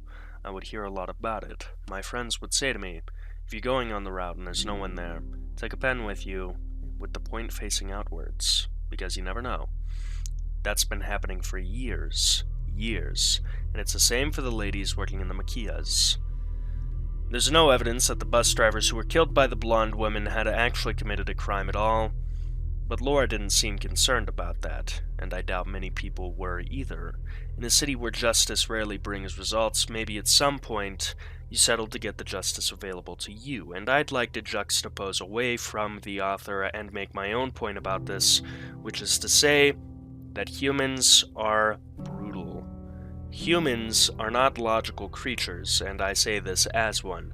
We are monkeys that started something we could not ever possibly comprehend, that created machinations far greater than our minds were ever meant to even understand. Now obviously, evolution is behind a few thousand years. We're not emotionally fit for the society we have created, and instead humanity is left to do its best. However, that doesn't stop some parts of human nature, because for every part of human nature that is kind and decent and noble, there's a part of human nature that is angry and brutal and vicious. And this is what happens when these social contracts break down. When justice isn't found, when a certain group is continuously murdered, retaliation is going to happen, and at some point we have to understand that, whether it's right or wrong, it's human condition. Do I think that Diana, hunter of bus drivers, was in the right for popping those two dudes? Maybe. I can't say for sure. If those two dudes were sexual criminals, if they were rapists, murderers, and both, well then, they deserve to be fucking shot. They deserved a lot worse than that, really, but they got shot and they deserved it.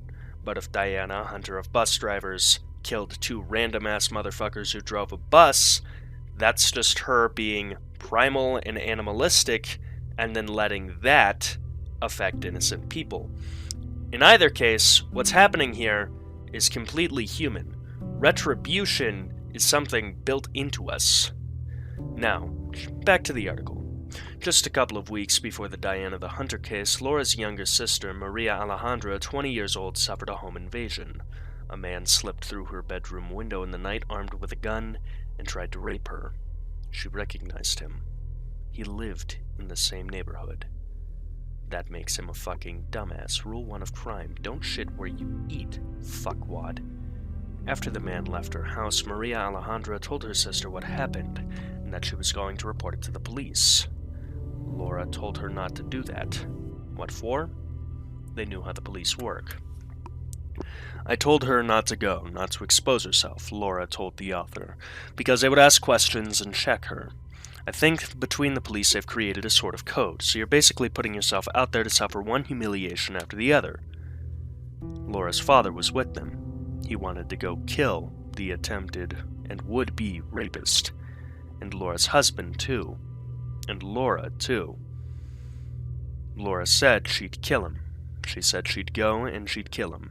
Since we know who it is, we're gonna do it with our own hands. Despite Laura's pleading, Maria Alejandra, after talking to her friends, decided to go to the police anyway, and things went down exactly as Laura predicted. Even though the doctors had said that there was evidence of sexual assault, she says the police questioned her as if she was making it all up. Why didn't she have bruises? What took her so long to report the intrusion? I would almost have to be dying for them to investigate, Maria Alejandra says they told her.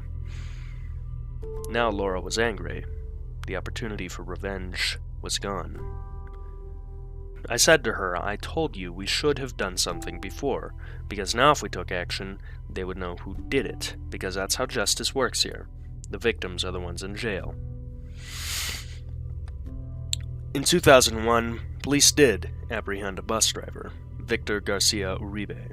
He was arrested with a colleague and accused of murdering 8 women who were left in an old cotton field. He denied any involvement in the killings, but the police kept questioning him. Finally, after long hours of interrogation, he confessed to taking part in those murders and the murders of 3 other women. Yes, he said, he enjoyed killing them. Yes, he said, they did it under the influence of marijuana. I don't think marijuana is going to drive someone to kill. Cocaine and alcohol. Yes, he said, they had loved raping them. Jesus Christ, that's sickening to even say. Yes, he said, they had loved killing them. And then they would enjoy throwing them afterwards in an empty field. But 2 days later in court, Uribe did a complete 180. Again, he denied that he was involved in the murders. He said he only confessed because the officers had kidnapped him, taken him to a police academy, and tortured him until he did. He said they'd beaten him and burned him with cigarettes. Still, the judge convicted him and he was sentenced to 50 years. However, some not 50 years later, in 2005, Uribe was freed after it was proven that the authorities had tortured him. What this has to do with the rest of the article, I don't know for sure. Anyway, what makes me laugh, Laura said, is how the bus drivers are so scared. The author didn't see this themselves, but Maria Alejandra says she's seen bus drivers who post a sketch of Diana near their dashboards, and when a woman who looks like her tries to board the bus, they don't let her in. They close the doors quickly now. Some are carrying knives on them. You know what? Laura said. In this country, people don't have balls. That's what her father has always said. They don't have balls because if they had a little bit more balls, many things wouldn't be happening. They don't express what they think. They don't express how they feel. And they don't act in accordance with what they think. And that, according to Laura, is their problem. But when asked, weren't you on the verge of taking things into your own hands? Laura responded, yeah, but I'm not the kind of person who would do it. Sure, in the moment I reacted and I thought about it, but I never would do it. I would never try to kill anyone. It's not how I was brought up. I'm not like that. And here, I disagree. I disagree strongly. Because the truth of the matter is, and it's one thing that I have learned, covering true crime throughout this entire clusterfuck of a series time and time again, is that anyone is capable of killing. Murder, violence, all that disgustingness, that is just as much as part of the human condition as everything we love about ourselves. So, do I think Laura would have done it? Absolutely. I think if you gave her a gun and you put her in front of the attempted rapist, she'd have done it. I know if it was one of my sisters and someone attempted to rape them, I would have done it with my own hands. And I wouldn't have ever had a regret. Because that is how humans are when it comes to retribution. It's part of us. It's irrational. And it's kind of terrifying to talk about. No one wants to confront it. Back to the article, though. While the author was in Juarez, they spent more time riding the buses on Route 4 than doing anything else. These buses, the Juarez public transportation buses, are old school buses from the U.S. They're noisy, old, reasonably clean, but in a state of decay that everyone accepts. The author rode in the back of the bus, in the front of the bus. They rode in it at the time of the killings, in the morning, and late at night, and when the last bus was about to finish the route. Sitting there, they wondered if the guy driving their bus was scared at all. Nervous, they wondered if, in moments on his route, he was thinking about Diana the Hunter, and the words she spat to the second bus driver on the morning of August 29th. You all think you're so tough, right before shooting the driver twice in the head and running away. She hasn't been spotted since, and there's no proof that the email signed by Diana actually came from the woman who did the shootings. But whoever chose Diana's name chose well. Diana the Hunter is a goddess of women and childbirth who, like many other Roman gods, act out of basic human feelings: rage, revenge. There is, on one of Mexico City's most famous streets, a statue of Diana the Hunter, and there's a replica of it outside a restaurant in Juarez. She's muscular, strong, holding a bow with her arms stretched back, ready to shoot. Maybe that image was on the bus driver's mind while the author was writing. When he opened the door and a woman came in, and he said, "What, are you Diana the Hunter?" "No, of course not," the new writer replied. "What, are you afraid of me now?" "Well, yeah. Shouldn't I be?" Now that was an incredibly well-written article, so Yuri Harara with thisamericanlife.org, good fucking job. That is one of the most incredible reads that I have had throughout this entire series. It accurately discussed the crime, the moral implications around it, people's reactions.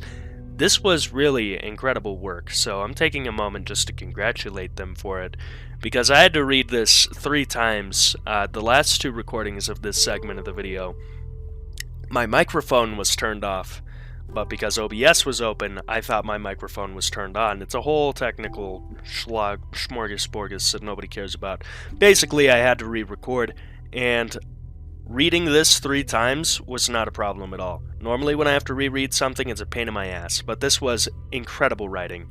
So, great job, Yuri Hiraro. Holy shit, that was a dark crime. Hopefully I didn't have like a Joker moment when I was like, rage is part of the human condition. So let's move on to the next entry.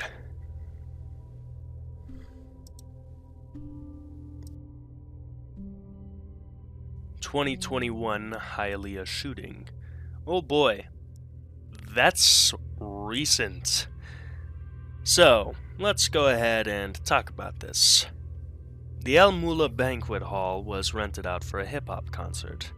The concert was a Memorial Day weekend album release party that began May 29th and featured live performances by local hip-hop artists. The shooting took place at around 12:30 a.m., when 2 vehicles pulled up and the occupants began to fire into the crowd. One of the injured called his parents, who told reporters that their son said the shooters wore ski masks and hoodies and opened fire with no warning. Police say the shooting was targeted. Another wounded victim died in the hospital 4 days later, because, believe it or not, bullets inside of your body is not good for your long-term health. Stop bullet addiction today.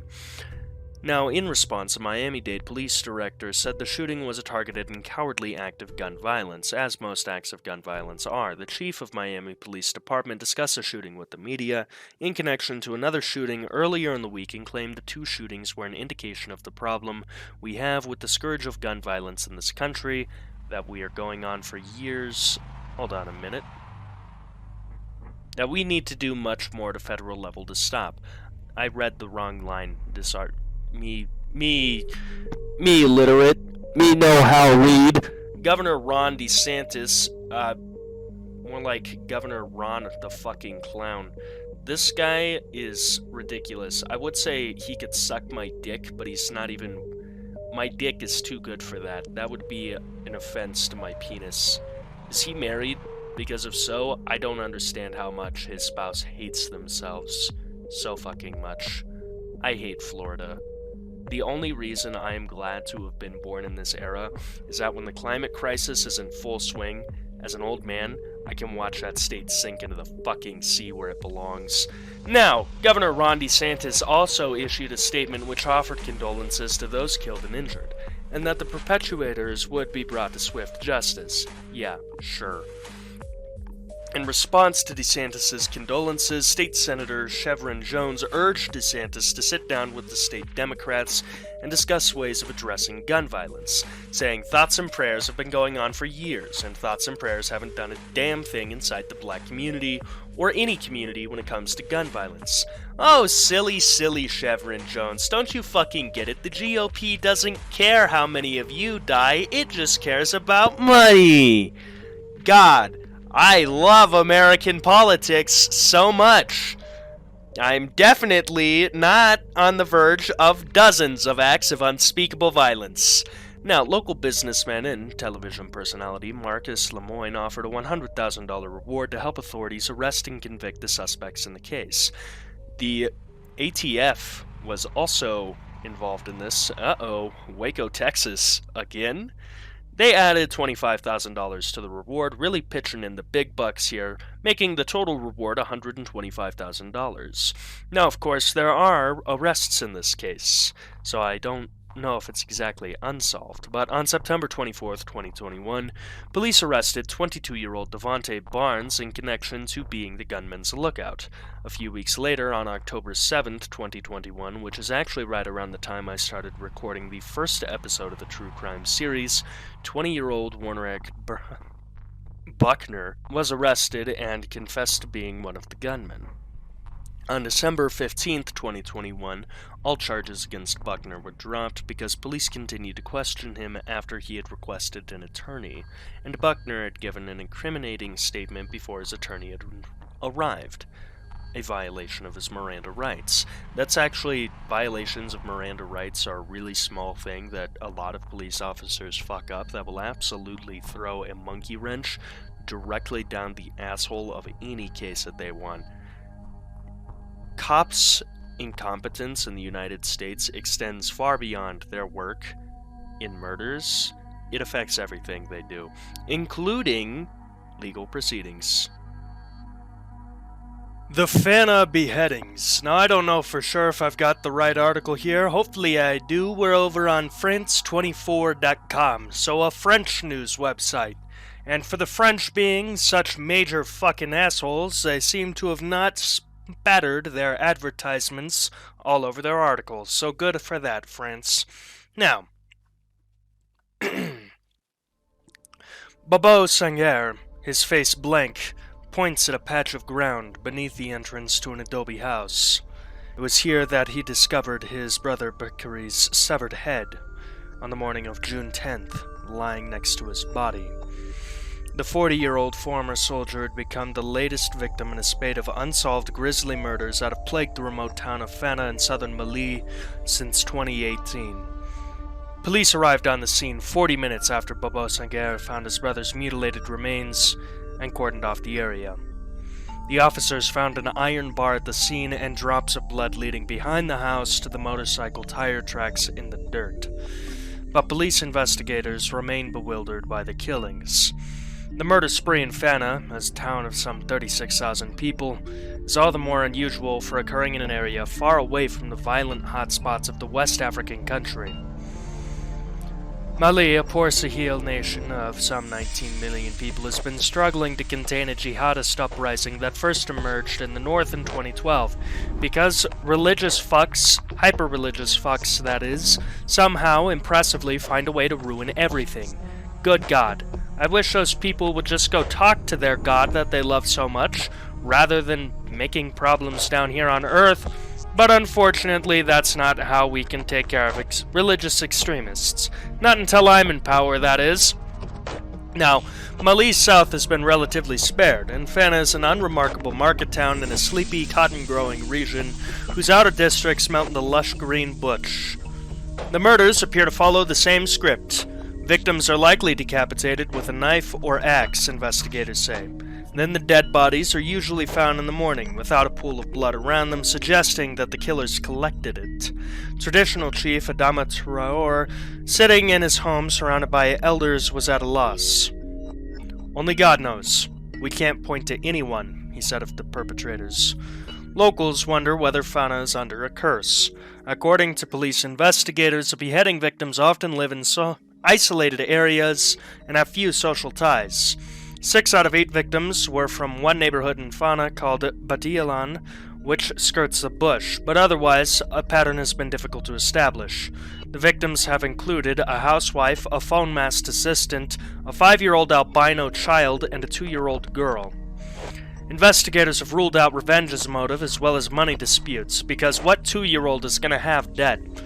What kind of fucking loan shark is gonna give a toddler cash and then beat them the fuck up when they don't pay back? That's not a loan shark, that's just a dumbass with a few $100s. Now, the motive is working hypothesis, so they haven't established one yet. Police have detained 11 men since 2018 on charges that were not divulged, yet the beheadings continue. Inhabitants are obviously losing patience because, hey, you know, there's a fucking madman decapitating us! And Diarra, the person being interviewed in this article, I think, the French translation's a little bit weird, added that investigators do not have access to modern equipment such as video surveillance cameras. We can't be expected to investigate at the same pace as elsewhere in the world, he said, while adding that he was confident investigators would crack the case. But first, residents must overcome their fear of reprisals and talk to the police. An official close to the investigation, who declined to be named, said many are afraid of being killed if they denounce someone. Facing a deepening mystery, investigators are pursuing all possible leads, but Traore, the traditional chief, is pessimistic about their chances of success. He was among the people in the town that demanded a police station in Fana after the first few murders, which triggered protests and looting. We love protests. A police station was duly opened in Fana last year, adding to the National Guardsmen and gendarmes already present. Nothing worked, And it continues, the elderly man said, referring to the murders. One of the elders sitting beside him, teacher Bakary Bakayoko, suggested that the poor street lighting and closed checkpoint at the town's limits were also insecurity-inducing problems to be solved. Fana has become a human abattoir, he said. Everyone suspects everyone. When a family member goes out on an errand, we ask ourselves, is he coming back? That's sad. Rest in peace to all the people who have been lost to this. This is a very out-of-the-way place for a serial crime to be happening, but also, look at this muscly man. We need a muscly man count here. Screw the lingerie ads, this is what I want to be seeing. 2016 Wilkinsburg shooting. Back in the sweet, sweet embrace of Wikipedia to talk about a uniquely American problem. Now, on March 9th, 2016, 6 people were killed and 3 others were injured in a mass shooting at a suburban house in Wilkinsburg, Pennsylvania, near Pittsburgh. One of the victims was a pregnant woman whose unborn baby was added to the number of fatalities. Should that baby have been considered alive? Well, it depends on whether or not you vote for Republicans or Democrats. And also a few other things, like whether or not you believe in science, and when consciousness arrives. But the abortion debate is for a time that is not this video, because as of right now, I can go get an abortion, and that's cool for me. If you live in Texas, that's your fault for living in Texas. Now, 2 men, Sharon Shelton and Robert Thomas, were charged in connection with the shooting, but charges against Thomas were later dropped, and Shelton was acquitted at trial in 2020. The shooting occurred while the victims were holding a backyard party, at which about 15 people were present at the time. According to officials, shortly before 11 p.m., one gunman who was situated in a nearby alley fired shots from a .40 caliber pistol and forced several people onto the back porch. The other gunman, equipped with a 7.62 millimeter caliber rifle, so, you know, the bullet that AK-47 used, and situated in the yard of an adjacent residence, ambushed and shot the victims as they tried to enter the house through a back door. Afterwards, a gunman fled the scene. Witnesses reported hearing 30 to 40 gunshots, and a total of 48 shell casings were recovered from the scene. Allegheny County District Attorney Stephen Zappala described the shooting as a planned and calculated attack. He added that he believed 1 or 2 of the victims may have been targeted and the rest were collateral damage. A $20,000 reward for the information on the shooting was announced, because $20,000 is a price the U.S. government values 6 people's lives at. 4 people died on the scene and a 5th died after being taken to UPMC Mercy Hospital. On March 10th, the 8-month-old fetus of one of the victims was added to the list of fatalities, bringing the death toll to 6. Jerry Shelton, 35. Tina Shelton, 37. Brittany Powell, 27, sister of Jerry. Shanita Powell, 25, sister of Jerry. Her unborn baby also died. Shada Mahone, 26. 3 others were injured in the shooting, 2 of them men, and two of them, both men, were in critical condition, while the third, a woman, was treated and released. One survivor, 51-year-old John Ellis, died September 15, 2020, after being taken to the UPMC Mercy Hospital for complications. It was not immediately clear if the cause of death could be attributed to the shooting, which caused a spinal cord injury that left Ellis paralyzed from the waist down. On June 23, 2016, Zappala announced that charges were being filed against Sharon Shelton, no relation to Tina and Jerry, and Robert and Thomas, who had long been considered prime suspects. Their alleged target was Lamont Powell, one of the injured victims. He was allegedly targeted as revenge for his suspected role in the 2013 murder of Shelton's friend, Calvin Doswell, in Pittsburgh's Lincoln-Leamington neighborhood. The case against Robert Thomas was later dismissed, and Sharon Shelton was not found guilty in the shooting. Sharon Shelton later pled guilty to the charge of possession of a firearm and ammunition by a convicted felon because he was strapping, and for that tiny-ass crime he was sentenced to 8 years in prison. Now, this happened in Pennsylvania, which probably explains the whole virtue signaling over the fetus thing. Pennsylvania Governor Tom Wolf issued a statement offering support and assistance in the investigation. U.S. Representative Keith Rothfuss called the shooting a senseless act of violence. Believe it or not, thousands of those, millions even, happen every day. It's kinda what humans do. U.S. Senator Bob Casey Jr. issued a statement urging more action to be taken against the issue of gun violence. Because, believe it or not, letting mentally unstable people run around with firearms, or very, very angry people run around with firearms, just doesn't end well. Anyway, I'm not even gonna touch gun politics with this video. I've already really been pushing the envelope with the abortion jokes. Next entry. Fort Myers 8. Oh boy, here we are on my least favorite news establishment, Fox. If I could legally get away with a lot of very violent things, many of those actions would be directed at Fox. You have the fucking audacity to ask me to subscribe? Fuck you, Fox. Fuck off. No. The coronavirus? Immediate? Accurate? Bullshit. Fuck you. Alright, let's get into the article. Port Charlotte, Florida. Authorities using genetic genealogy have identified a man more than 27 years after his mutilated and decomposed body was found in a wooded area of South Florida. The identification closes a chapter of the Hog Trail serial murders in the Fort Myers area, hence the name Fort Myers 8, and investigators are now tasked with tying the death of 31-year-old Gerald Jerry Anthony Lombard to his alleged killer. Lombard vanished from his Lowell, Massachusetts home in early 1990s. This was a time when you could get the Nissan R32 GTR Skyline, but let's focus on what's important here, which is the fact that this guy's fucking dead. His remains were found in an overgrown area of Port Charlotte in February 1994, and he had been dead for about a month. According to the family, Jerry was a bit of a drifter, and it was common for him to disappear for long periods of time. Lombard's killing has long been attributed to Daniel Owen Conahan Jr., a Punta Gorda licensed practical nurse who was arrested in 1996, tried and convicted in the kidnapping and murder of another man, Richard Allen Montgomery. Conahan, now 67, is on death row at Union Correctional Institute in Railford. That's a weird-ass name. According to prison records, a U.S. Navy veteran is suspected in at least 3 murders besides those of Lombard and Montgomery, though he has never been tried in the other cases. Lombard was survived by his parents and 16 siblings. Holy fucking shit, 16? Did his parents not understand the concept of condoms? Did his father have the endurance of a fucking fly?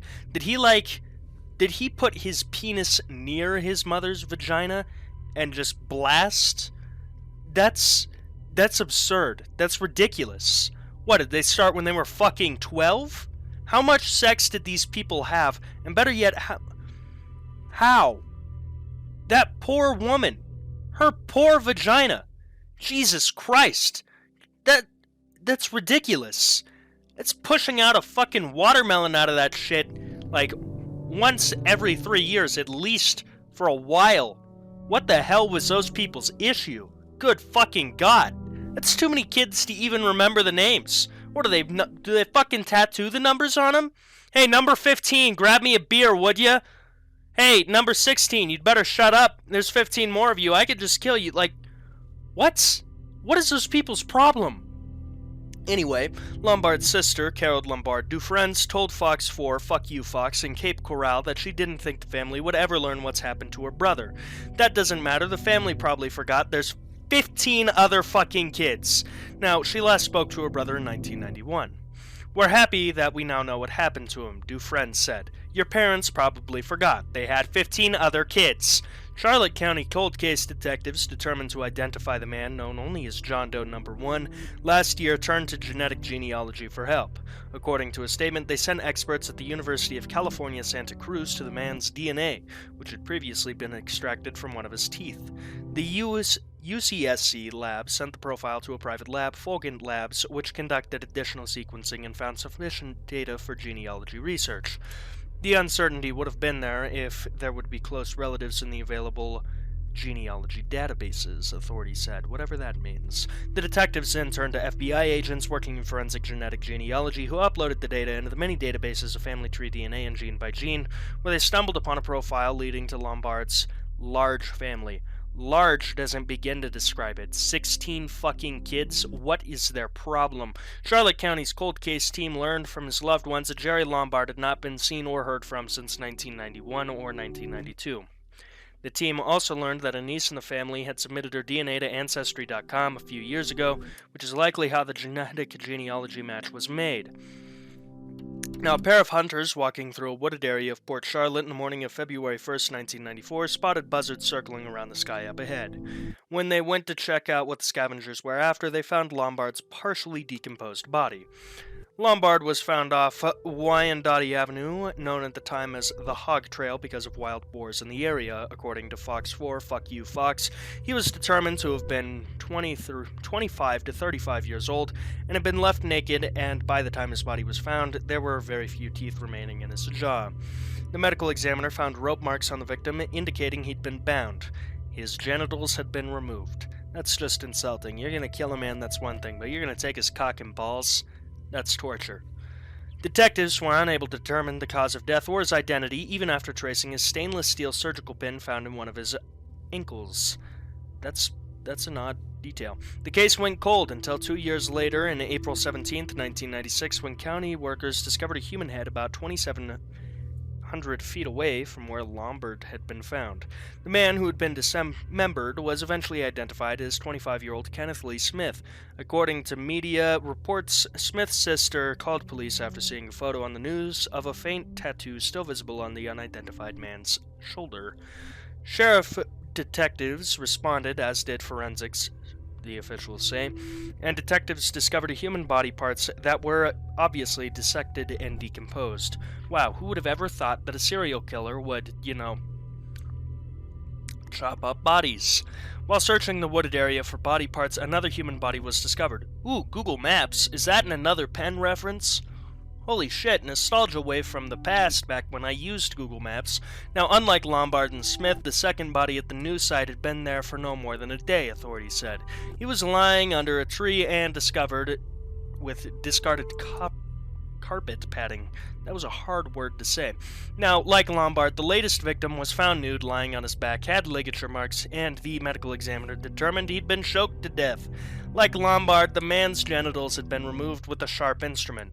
An indictment in the case indicated that the killer had sexually assaulted the most recent victim, who soon identified as Montgomery, 21, of Punta Gorda. Court documents show... Jesus, that was a broken English sentence. Good God. Why would I expect the people on Fox to be literate? Oh yeah, that's right, I shouldn't. Court documents show that Montgomery, who lived with the sister, told the friends the day he died... What? That he was leaving to go make some cash and would be back soon. When asked whether it was illegal, he smiled. Good, breaking the law? I don't have an official take on that for legal purposes, but it's pretty clear what I think. Now, of course, Montgomery had earlier told his mother that someone offered him $200 to pose for nude photos. Holy shit, early OnlyFans? Though he didn't say who made the offer, his mom told him in the same conversation that he'd recently made a new friend named Dan Conchan, who was a nurse at Charlotte Regional Medical Center. It didn't take long after discovering Montgomery for detectives to note the similarities between his death, the death of John Doe No. 1, and the deaths of 3 other men who were found in the preceding months in Charlotte and Sarasota counties. According to court records, a task force was established 2 days after Montgomery's body was found. John Doe No. 2, who remains unidentified, was found January 1st, 1996, after a dog belonging to a family, I don't like where this is going, in nearby Northport brought home a human skull. Jesus fuck. His body, discovered in a wooded area off Plamden Street, was positioned similarly to Lombard's. Here we have a Charlotte County Sheriff's Office Facebook post. Wow, that's a lot of words. Too bad, I'm not reading them. Though the cause of death could not be determined, the medical examiner ruled he died of homicidal violence. Wow, who'd have thought? The man was described as being between 35 and 45, just over 6 feet tall, with brown hair and a heavy build. 2 months later, on March 7th, the motorist who stopped to urinate in a wooded area 4 miles away found a nude man estimated to have been dead for about 10 days. This man, dubbed John Doe No. 3, would be identified in 1999 as John William Melanegro, a 36-year-old Cleveland native who moved to Northport less than 2 months before he was slain. Melanegro had been bound across his chest, but he apparently escaped briefly. His injuries indicated that he was chased naked through the woods and then stabbed to death. In all 3 cases, the victims were white males lying naked on their backs, arms out to the side, legs flat but slightly spread apart. Ugh, that's uncomfy phrasing. A palm tree less than 20 feet from Melanegro's body also had ligature marks, indicating he'd been tied to the trunk. Upon finding the marks, the investigators returned to where John Doe No. 2 had been found. A palm tree at the scene had similar marks. They then returned to where Lombard had been found 2 years earlier, and on a small pine found old marks indicating that someone had once been tied to that tree as well. Task Force detectives all realized that the 3 crimes had likely been committed by the same person. Shocking. Several of Montgomery's acquaintances told the detectives a man had been approaching street people, prostitutes, and offering, like he had Montgomery, money in exchange for posing nude. 2 of the witnesses described a small blue car that the man drove. In May 1996, an inmate at Moorhaven Correctional Facility contacted authorities and said he knew who was committing the murders in Charlotte County. The inmate, David Payton, told investigators he'd been picked up in March 1995 by a man in a blue Mercury Capri. Payton alleged that the man gave him alcohol and Valium so they could get high together. That's a bad mix. Don't do that. But said he soon noticed that he was the only one consuming the drugs and booze. Uh-oh. Looks like you just got... I don't know where this was going. You just got bamboozled, I guess. Very little conversation was taking place, but the subject asked if he could have a sip of Payton's beer and picked up the can, the documents state. Mr. Payton thought this to be strange since there was a pack of beer in the car. Payton said he saw the man put what he thought were more pills in the can. The driver told Payton he wanted to take nude photos of him, and even though Payton declined, he drove Payton to a remote dirt road. The car became stuck in a mud hole, and the driver had Payton steer while he tried to push it free. A passing motorist offered to help while the 2 men freed the car from the mud, and Payton looked in the back seat and saw a camera, blue tarp, and some rope. Wow, I wonder where this is going. This won't end badly. Payton was beginning at this point to get scared, especially with the change in the subject's attitude and what he saw in the back of the vehicle. After the car was pulled free, but before the driver could get back behind the wheel, Payton drove off in the Capri. The owner of the car reported it stolen, and Lee was arrested the next day in Fort Myers. Sigma fucking grind set. Someone's gonna kill you, steal their car. The owner of the 1984, literally 1984, I hope I didn't break my mic with that. You're still good, right, microphone? It's actually screaming for help, but you can't hear that. The owner of the 1984 Capri was Conahan's father, who told authorities he'd loaned the car to his son. Conahan Jr. claimed the car had been stolen when he pulled over to urinate. Yeah, sure, buddy. Payton, who said he'd told his story to unbelieving Fort Myers police officers, was later convicted of car theft. What, did they not look in the back of the fucking car? Court documents indicate the serial killer task force had Payton take a polygraph exam. Polygraphs are bullshit. That was a dumb fucking move regarding his interaction with Conahan, and he passed. Of course he did. Polygraphs are like astrology. So's most of forensic science except for DNA evidence. The task force's biggest break came when they began taking a fresh look at an August 15, 1994 case from Fort Myers in which Stanley Burton, 26, had been attacked in a fashion similar to the homicide victims. The one difference was that Burton survived, and he later picked Conahan's face out of a photo lineup. That's also not very reliable, but it seems like we've got the right guy here. The report indicated that Burton met Conahan, who offered to pay him $100 to $150 to pose nude for photographs, court documents state.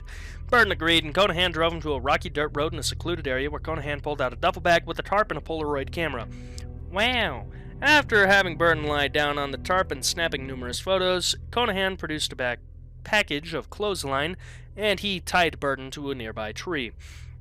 Conahan moved behind Burton, snapped the rope tightly around him, pulled his hands behind the tree, placed ropes around his legs, chest, and wrapped the rope twice around Burton's neck. Burton told investigators Conahan then sexually assaulted him and attempted to kill him. Yikes. Conahan hit Burton in the head and unsuccessfully attempted to strangle him for 30 minutes. Conahan asked Burton why he would not die, and he finally gave up, gathered his possessions, and left. That was a stupid fucking move. Burden freed himself and went to a hospital where he was treated for his injuries. When he told his story to task force investigators 2 years later, they noted he had scars on his wrists and neck from the ordeal. The detectives later located the crime scene and found one of the Melicua trees had ligature indentions that corresponded with Burden's injuries.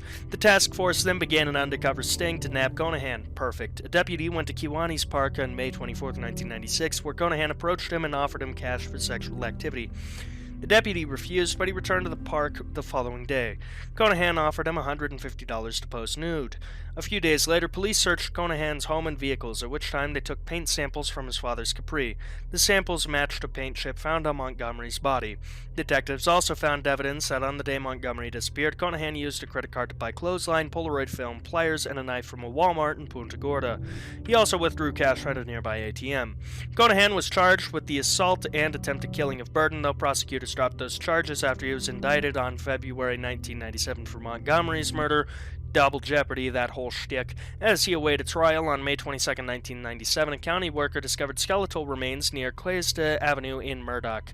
The following year, the bones were identified as belonging to William Charles Payton, bringing the kill count to 8. A 24-year-old landscaper reported missing by his family in '93.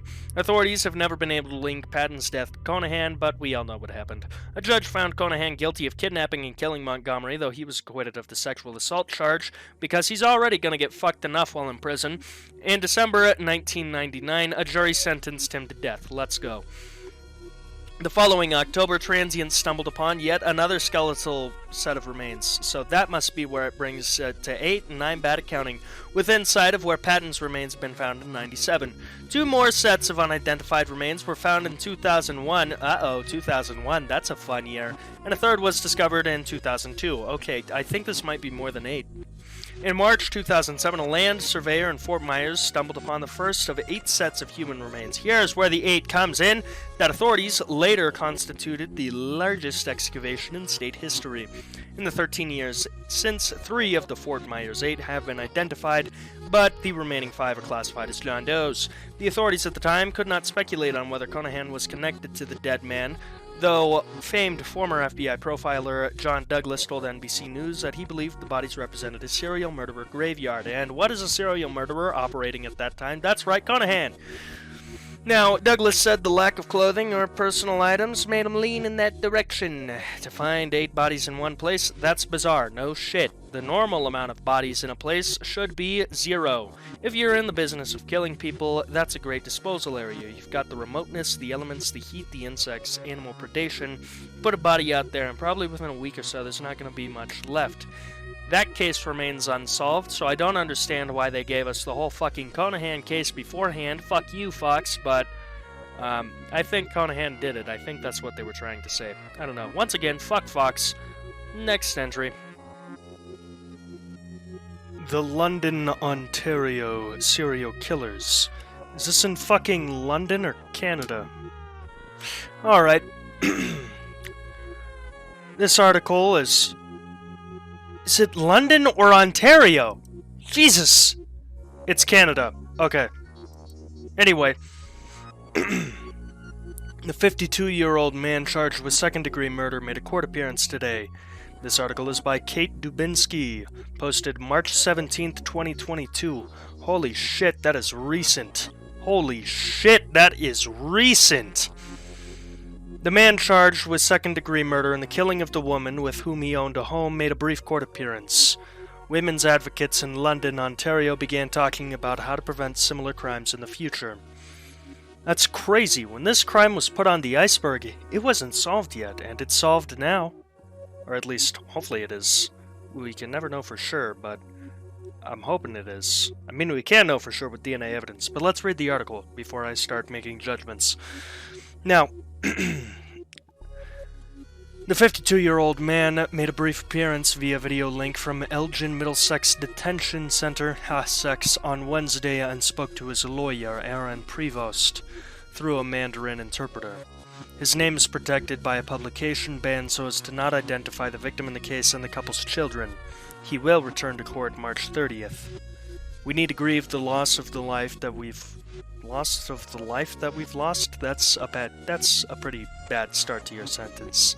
And we need other women to know that they are not alone, said Jennifer Dunn, who, while having a good point, is not the best at sentence structure. The executive director of the London's Abused Women's Centre. What fucking genius named a town in Canada London? I'd like to talk with them and maybe beat the shit out of them. That's a terrible name. There's one London. Let that place be shitty on its own. Women's experiences of oppression and inequality are so harmful for women and girls, and we really need to be angry. We need to be angry that it's like this in the first place. I agree. Now, Dunn and other gender equality groups met Tuesday to discuss the latest homicide. Police were called to Friday to Billybrook Crescent and found the woman dead. She and the accused owned a home together for the last 13 years, property records show. Information needs to be shared with the community about femicide, and women need to know. You know, I'm starting to feel like this isn't a serial killing case. Hold on, I might have done a fucking stupid and gotten this shit wrong. I will be right back. A few moments later. Okay, another pen back here to announce that I am legitimately fucking confused. There's a lot. Oh boy, there's a lot. So firstly, we have the case about the woman dead, man in custody after North End slaying, where the victim owned the house with their accused killer. There's Gerald Thomas Archer, who was a Canadian serial killer active around 69 to 71. Haha, 69 joke, I'm a real fucking funny guy. This guy was known as a London chambermaid slayer, though, so I'm sure if OP meant that, they would have put that there. We also have the London, Ontario truck attack. On June 6th, 2021, a man rammed a pickup truck into a Muslim Pakistani-Canadian pedestrians at an intersection in London, Ontario, Canada. Jesus fucking Christ, that's terrible. This claimed 5 lives, but I don't think this is a serial killer. Then we also have London attack suspect may have accessed neo-Nazi websites. That's related to the Muslim one. And then what turned one city in Canada into the serial killer capital of the world? I'll tell you what did it. It was naming that fucking place London. That is exactly what did it. That was a mistake. You should have never done that. Now, this article goes into about how London, Ontario once suffered the highest concentration of serial killers on Earth, so maybe that is what they meant. Also, really ironic with the Ring advertisement up there. You know, I just became suddenly single. I'm not going to be needing one of those, not for a while, so thank you for the ad, Clear Origin, but I'm not buying a corny-ass ring. Anyway, this, of course, goes into all the serial killers in London, which, that might be it. I don't know. I really don't. So I will tell you what. I've messaged the original poster, the Iceberg. They will tell me which one is the correct one. If not, and in the meantime, we'll breeze through this article real quick. Now, 2 hours west of Toronto along Highway 401 lies the small city of London, Ontario. Quotation marks on small. Life is not good advertisement. Don't lie to me like that. Known as the Forest City, the town is a birthplace of Justin Bieber. The 2010s just came back to me and it did not feel good. Ryan Gosling, who? Rachel McAdams, who? And between 1959 and 1984, literally 1984, it was home to the largest known concentration of serial killers in the world. Thank God to my mic for abusing even half of the abuse I put this thing through. Over the course of 25 years, the town was shaken by 29 gruesome murders. 13 of those murders were attributed to 3 killers who were eventually caught and convicted. Gerald Thomas Archer, also known as the London chambermaid slayer, who I also talked about earlier. Christian McGee, known as a mad slasher. That's such a corny name. And Russell Johnson, known as the balcony killer. What, did this dude plant explosives on balconies and kill the balconies? What did the balconies do to wrong that man? 16 of the murders have remained unsolved, but a new book based on recovered police files offers a new theory on this bloody chapter in the town's history. Is it that police are incompetent? I hope it is. No, it's actually unmasking 2 alleged serial killers in the process. Dennis Alsop, a detective sergeant with the Ontario Provincial Police, was based in the London area between 1950 to 1979. He kept all of his notes and research on the murders hidden until he died in 2012, as well as his rampant racism, I'm sure, unless he wasn't, in which case I'm sorry for the accusation. It's unclear when it all came together, but Alsop established this compendium of original diary entries from the 60s and 70s, old documents from a bygone era, photostats, teletypes, transcripts, and documents created from now extinct technologies that were thought lost to history, said Mike Arntfield, a local detective with the London Police Service and professor at the London-based University of Western Ontario. Alsop left the cash to his son, who ultimately turned them over to Arntfield. Upon receiving the documents and case files, Arntfield set out to identify the perpetrators of the unsolved murders and sexual homicides of the period, using this rare trove of information while drawing on resources from his work in academia and law enforcement. My God, my lungs! The peer-reviewed conclusions that are presented in this recently published book, Murder City, The Untold Story of Canada's Serial Killer Capital, identifies 2 of the killers for the first time. Were they geese? One of whom is believed to have murdered 4 children, Jesus fuck, in Toronto after eluding police in London. Although Alsop's diary entries, he knew who did it, and he was basically stonewalled for making arrests because they felt he didn't have enough. They wanted a slam dunk. So he kept tabs on these people on his own time until they moved from London, and it seems at least in one case there are other victims in Toronto connected to the same killer. Based on similarities between crime scenes and with the help of resources and technologies that were not available to the original investigators, Arntfield concludes that there is at least 1 and as many as 4 serial killers operating in London at the time with similar MO who were responsible for unsolved murders. Jesus Christ, 4 fucking sickos in one town? I feel bad for that. New York and Los Angeles at any given time have had 4 or 5, but London at the time had a mean population of 170,000, Arntfield said.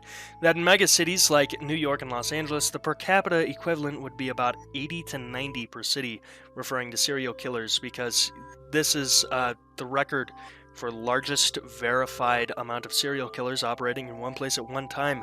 That is something that town should be deeply ashamed of, which is probably why they want... I don't know if they want to cover it up, but I've never heard of this before, and I've spent a lot of time just sinking my nutsack into true crime. Now, what made London such a hotbed for homicidal activity at the time remains unknown, Canada. Though Arntfield presents a number of theories in his book, London is commonly used as a test for major brands that want to introduce new products to Canada. Yep, Coca-Cola did it. Coca-Cola caused all these serial killers. Factors including population size, average income, and demographic make it among the most average cities in Canada. Yep, it's Coca-Cola's fault. And one marketers have historically depended on to determine whether a product will succeed countrywide. American test markets like Richmond, Virginia, Muncie, Indiana, it shouldn't even be a state, don't judge me, and Rochester, New York have all had similar histories with violent crime rates higher than the national average. Maybe because if you throw a bunch of angry sentient monkeys who used to spend all of their time doing shrooms and having sex ass naked in the woods, and you put them in civilization, they're not gonna have a good time. And if you make it no fun, where they're not rich, or they're not struggling to fucking survive and in a constant state of fight or flight, they're gonna start to do something. They're gonna crack up a little. It's not that having the McRib first or being a test market city makes you a haven for serial killers. It's the underlying sociological factors that make those places preferred locales. For marketers, also seem to see disproportionate numbers of sexually deviant and violent offenders, said Arntfield. Yeah, I'll be real with you. I'm kind of stumped. I don't get that. Like... What the fuck? What the fuck is this? That is not funny. That is not... There's nothing... Another factor that stands out is Highway 401, which runs along the southern border of the province of Ontario and predates the construction of the American interstate highway system By 4 years. Good job, Canada. Go ahead and do another thing better than your southern neighbors. Us Americans really love looking north and seeing what at least somewhat fucking competent government looks like. Studies have shown that from 56 onwards, a U.S. interstate changed the criminal landscape significantly. Yep, this was because in 56, you could kill 5 people in one city and then just dip to another state and they'd never fucking catch you. Now, this is adding that the FBI since developed Highway Serial Killings Initiative to investigate the connection between major highways and serial murders. Furthermore, the forest city prevents more remote settings than most urban landscapes, while providing access to a large enough population base for predators to pursue potential victims. Predators is a strong word for, such cowards. And it's also a word that isn't even there. I'm so tired, my brain is autofilling. Perpetrators was the word. Such isolated cities tend to have a lack of informed social control, Arnfield said, and the lack of major media and communications networks of major cities. Okay, during this period, there was also no formal record sharing between police departments, and local, provincial, and federal police were slow to identify the consistencies between murder scenes. Great job, cops. While the book is intended to shed some light on this dark part of London's history, Arnfield said it's also intended to provide inspiration to police officers today. Yep, that's right. You know how you inspire police officers. You write an entire slam dunk book on what fucking morons they are. You throw it in their face. You go on this fucking press run talking about this book that you published, have entire articles written about it. You know, that good shit. That's how you motivate the police officers. That's right, I want the cops to do better. Hey cops, you're fucking idiots. I'm hoping this book will help empower the cops out there like Dennis and like I was, who stick with a case in spite of department politics. Police should not have department politics. Who stick with a case because it's their calling, who will see things to fruition, whether it's while they're still police officers or decades later when they turn over that information. Is that the end of the article? I'm guessing by the fact that the Guardian is asking me to pay them, that yes. No, Guardian, I will not pay you. You know who you should pay, though? Wikipedia. Go donate to them.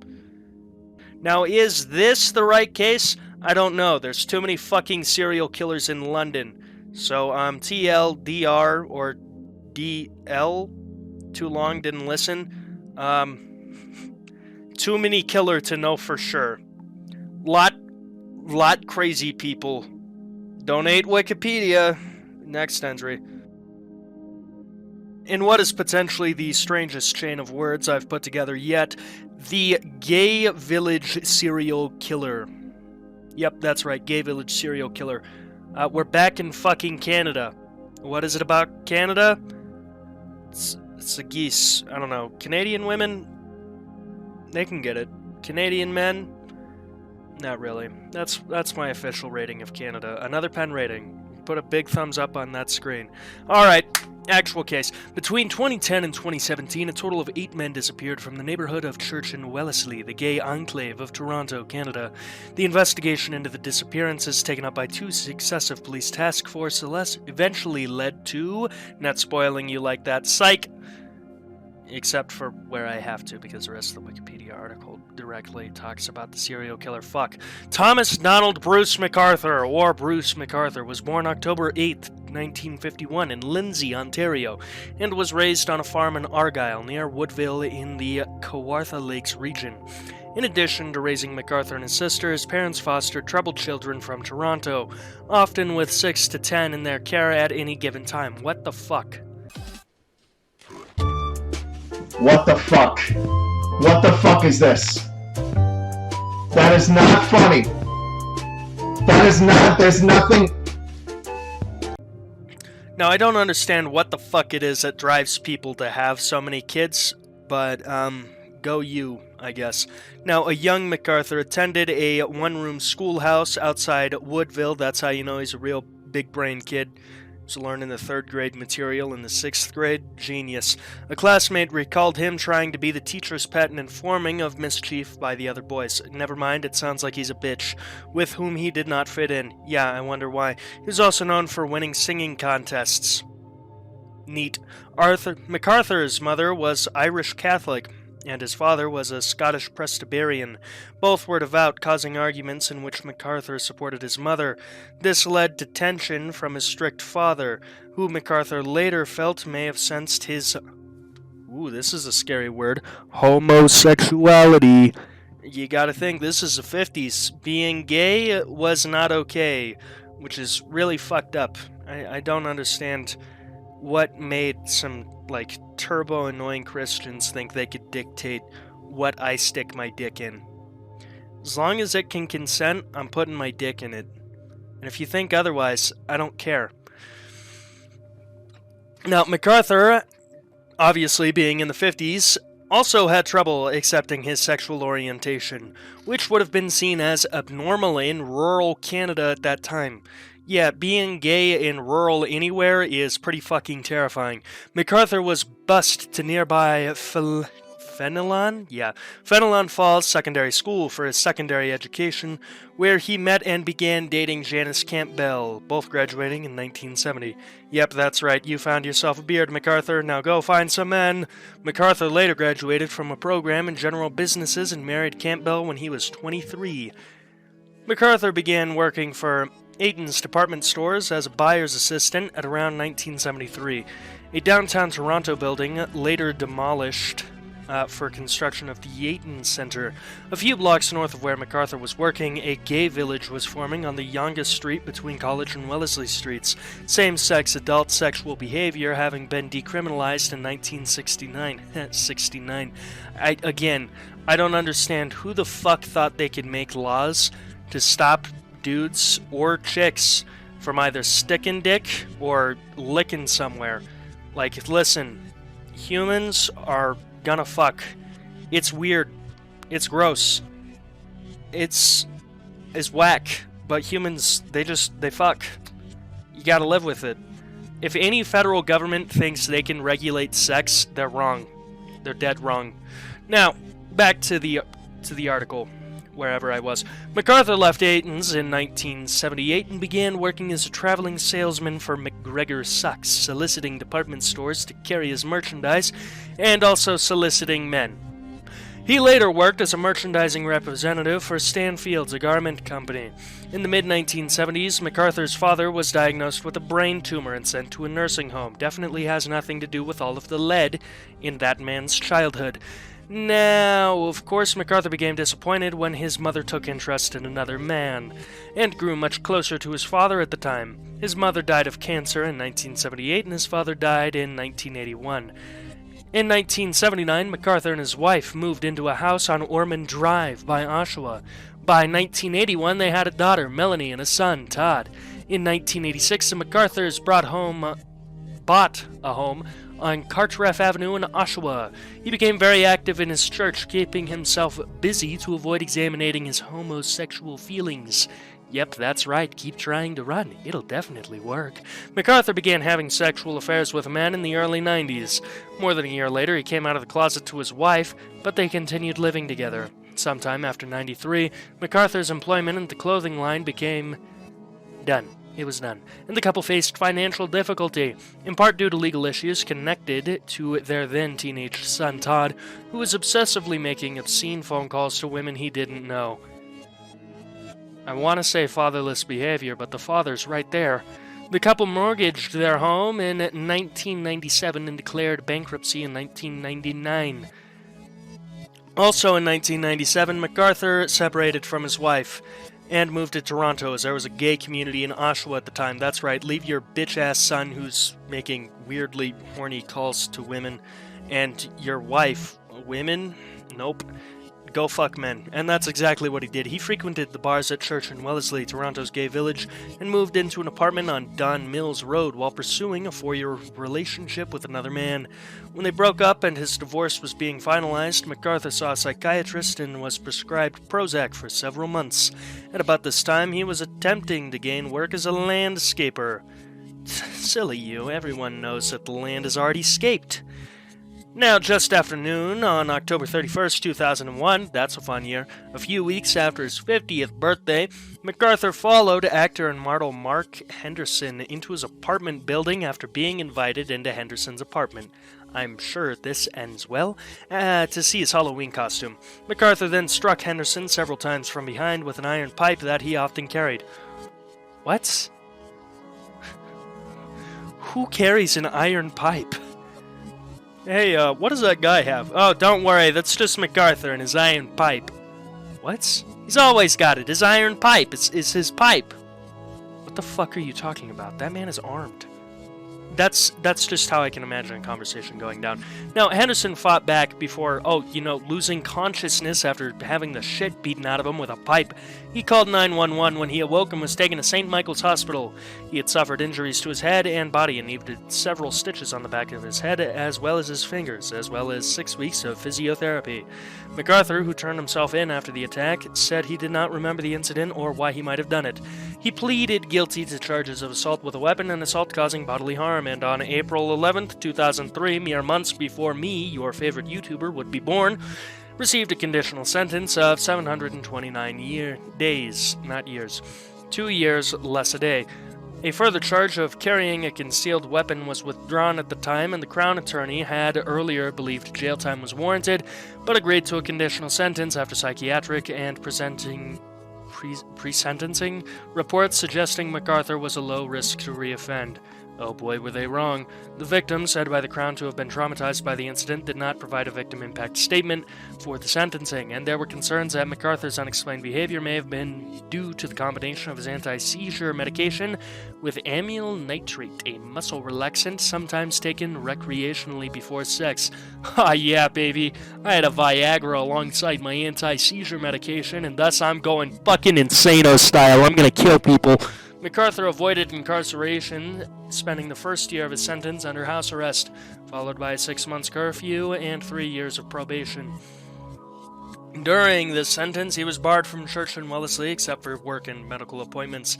He had to stay at least 10 meters, 33 feet, from the victim's home or workplace, and could not spend time with male prostitutes. MacArthur was forbidden to possess firearms for 10 years. He was not to purchase, possess, or consume drugs without a medical position, and specifically not to possess poppers. What the fuck is that? I don't know either. Popper is a slang term given broadly to drugs of the chemical class acyl nitrates that are inhaled. Most of the widely sold products include the isomyl nitrate or isopropyl nitrate, or isopropyl... What? Isobutyl nitrate is also widely used, but is banned in the European Union. In some countries, poppers are lit. Anyway, he had to submit his DNA to a database, and was compelled to undertake psychological and psychiatric counseling, including anger management. A criminal defense lawyer found the list of conditions uncommon and suggested that the judge was concerned MacArthur was a danger to all male prostitutes. He probably is. A retired homicide detective noted that parole conditions were unenforceable.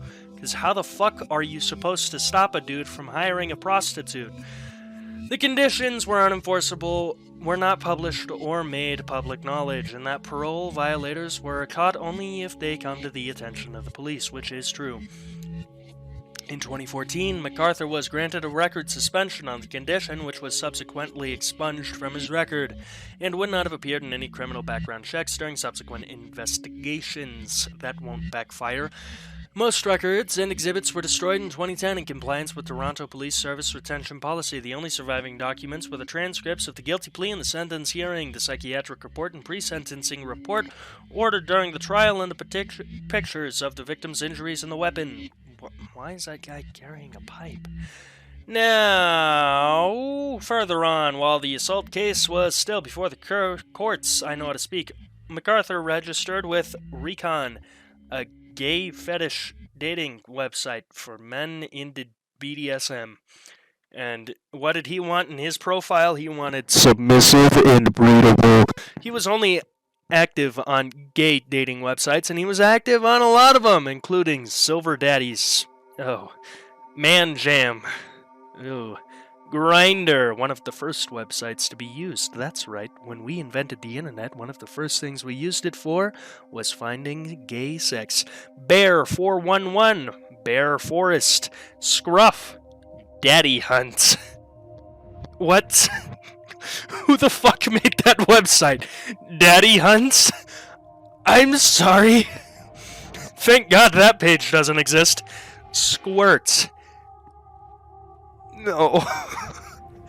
and Growler. I'm sorry. I get that this is true crime, but it's 2 in the fucking morning. And someone named a dating website Growler? Is it for furries?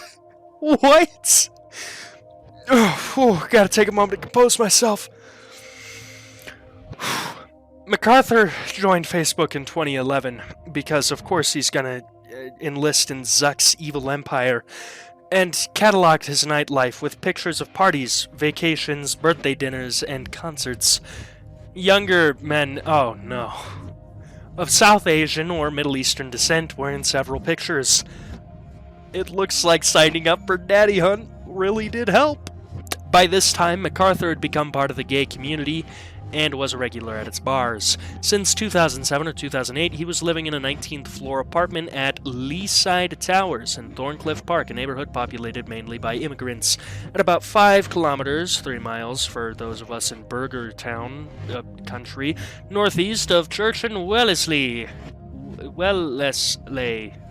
MacArthur's 2003 banishment from Church and Wellesley remained well known, and he had developed a reputation for BDSM and rough sex. In 2011, he told an acquaintance named Robert James about an incident in which he had been asked to leave a coffee house, which caused MacArthur to knock all of the glasses off the counter in a rage. James decided to heed advice and stay away from MacArthur, because what fucking psycho just admits to that? Now, he also explained that he had heard disturbing stories about him.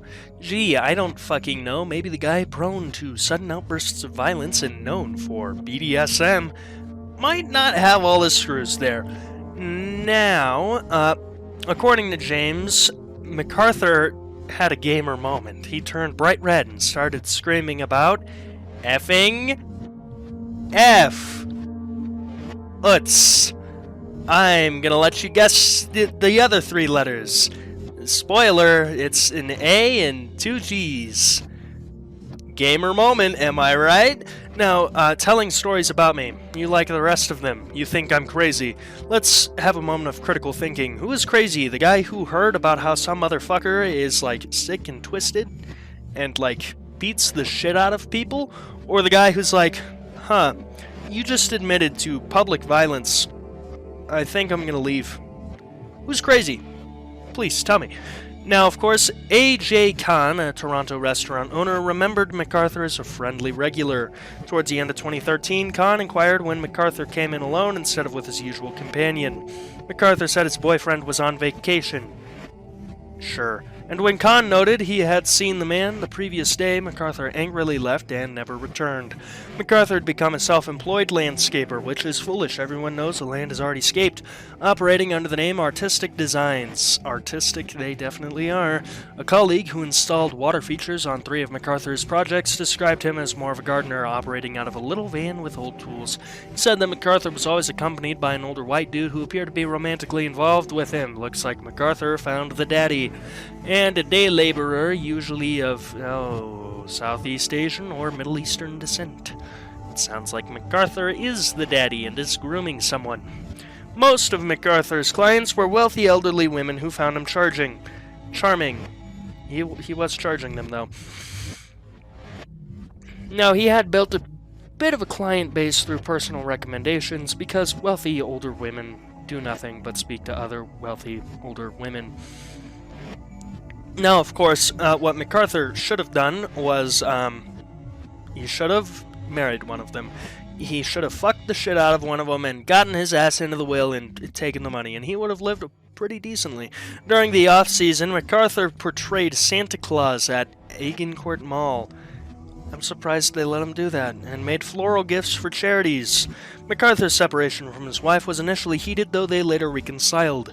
His son Todd was reported to have difficulty accepting his father as gay. That fucking sucks for you, doesn't it, Todd? Go back to being a bitch.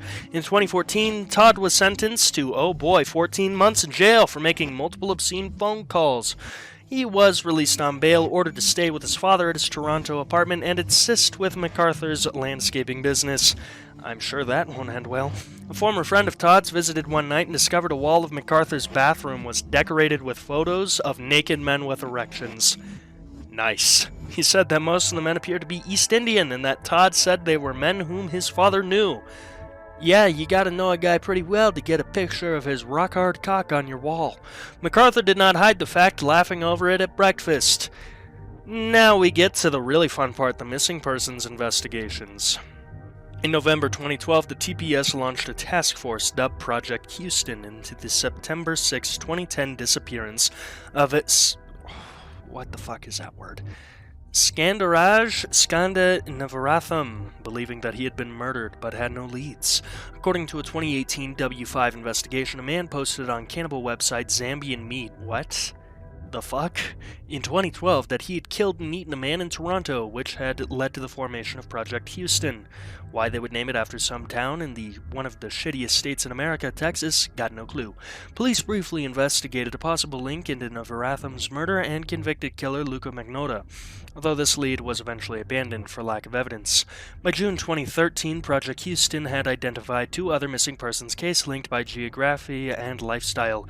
Abdul Basir Faizi and Majid Hamid Kayan. Like Navaratham, both men were middle-aged immigrants of South Asian origin who disappeared from church in Wellesley between 2010 and 2012. An anonymous tip linking MacArthur to Navaratham and Kayan led police to interview him. On November 11, 2013, police had been told that he had a romantic relationship with Navaratham and had visited Kayan. MacArthur told police he knew both men and regularly interacted with Navaratham at a gay bar, but denied being in a relationship with him. MacArthur also admitted to employing Kahan, with whom he had broken off a sexual relationship. Project Houston concluded with no evidences to link the disappearances, that a crime had been committed, or to identify a suspect. According to a 2016 case summary, there was still nothing to explain what happened to these men. Missing Rainbow Community. On June 26, 2017, one day after attending Pride Toronto, Andrew Kinsman disappeared from the Cabbagetown and was last seen in the area of his residence on Winchester Street. On the evening of June 28th, learning that no one had seen Kinsman for a couple of days, Ted, Hialeah, and other friends gained access to his apartment. They found no sign of disturbance, though his 17-year-old cat was out of food and water. Jesus Christ, that cat's almost as old as me. They reported Kinsman's disappearance to the police the following day. Kinsman, who was openly gay and had deep roots in the community, was regarded as a stable and responsible man whose friends felt he would not suddenly leave, not certainly without his cat, or his meds. It was also noted to be unlike Kinsman to go anywhere without notifying friends or family. Kinsman was active on social media, but investigators found his cell phone was turned off the day he disappeared. At the end of July 2017, TPS created a new task force, Project Prism, to investigate the disappearances of Kinsman and another man, Salim Asen, and to look for any links with the unsolved disappearances investigated under Project Houston. Greg Downer, that's a nice name, a friend and colleague of Kinsman who set up Facebook groups dedicated to finding him and other missing men, organized an August 1st community safety meeting in which police gave an overview of the task force and thanked the community for the abundance of information they had received. Queer refugees, transgender, and two-spirit people spoke of their vulnerabilities experiencing disproportionate violence within the LGBT community. Downer's group, that's an interesting name, the Missing Rainbow Community, provided strategies for staying safe when meeting people from dating apps. Realizing the difficulty police faced with judicial authorizations for data from servers located outside of Canada, this caused delays in the crucial early days of missing persons investigations. Downer appealed to dating apps to provide an option for users to consent to have their data released to cops if they were to go missing. Safety hotlines were also set up for those reluctant to speak to cops. Fears of a serial killer stalking church in Wellesley grew on November 29th when the body of Tess Ritchie was found by her mother in an alleyway 4 days after she was reported missing. The following day, police announced that the body of Alora Wells, a homeless transgender person, had been identified, her body having been discovered in Rosedale Ravine in August. Because of fears in the community, TPS Chief Mark Saunders held an unprecedented December 8th news conference on 3 separate investigations into the deaths of Ritchie and Wells and the separate disappearances of Kinsman and Essen. Although the cases occurred in close proximity, police did not believe they were related, and Saunders said they had no evidence of a serial killer yet. Project Prism. Project Prism was overseen by Detective Sergeant Michael Richmond and led by Detective Sergeant Hink Idsinga, who had served on the homicide squad for over 13 years and been assigned to Project Houston for 6 months. The task force also included an officer from the Sex Crimes Unit and 6 officers from Police 51 Division, 3 of whom had been members of Project Houston. The investigation was difficult because of the lifestyle of the subjects, who used dating apps frequently, met gay people, and other stuff that the police normally don't understand. Kinsman's disappearance was central to the creation of Project Prism because of a lead obtained at the end of July. Itzinga later said a crucial piece of evidence was recovered because Kinsman's disappearance had been reported within 72 hours, after which evidence could have been lost. According to an agreed statement of facts read in court, police found Bruce on Kinsman's calendar for June 26, the same day Kinsman was last seen. That day, surveillance video outside Kinsman's residence showed a person matching his appearance approach a red vehicle. The video didn't show a license plate or a clear picture of the driver, but Chrome sighting identified it as a 2004 Dodge Caravan. Isn't that a fucking van? That's sad. There were more than 6,000 similar models in Toronto, but only 5 registered to someone named Bruce. Of those, the only 2004 model belonged to MacArthur. By late August or September 2017, they matched the van from surveillance video of MacArthur's apartment, but it was no longer at his residence. Redacted warrants and police documents partially released by a judge mid-2018 revealed that in August and September, police investigators had obtained production orders compelling the release of data from Google, Rogers Wireless, Bell Canada, TELUS, Royal Bank of Canada, Manulife Bank of Canada, and others. Around September, tracking warrants had been obtained for vehicles and phones. In October, further orders were granted for information from Yahoo, Air Canada, additional banks, and the Pink Triangle Press, an LGBT publisher. MacArthur was named in a September 8 request to place a judicial seal on the warrants, and a later request to seal warrants issued from September to November noted the investigation into Bruce MacArthur. In October, requests noted circumstantial evidence that suggested MacArthur's involvement in the disappearance of at least 5 men, including Kinsman. On October 3rd, plainclothes police officers arrived at Dom's Auto Parts in Courtice, Ontario, 43 miles northeast of Toronto. They were canvassing businesses for MacArthur's 2004 Dodge Caravan, which owner Dominique Vetier confirmed he had purchased on September 16th. The police found it intact and had it towed away, also copying surveillance video of MacArthur visiting the shop.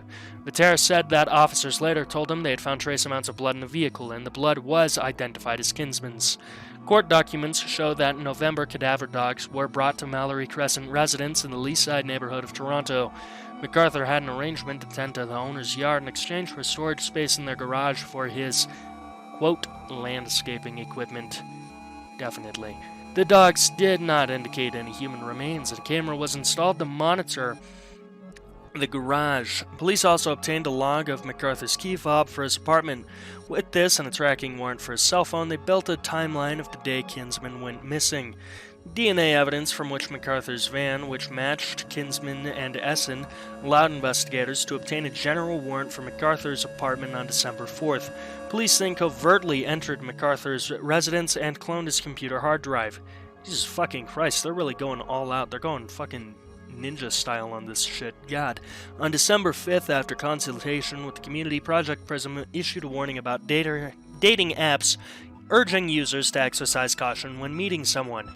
This is true. Always go somewhere public, always tell a friend or a family member where you are going, have a fucking taser.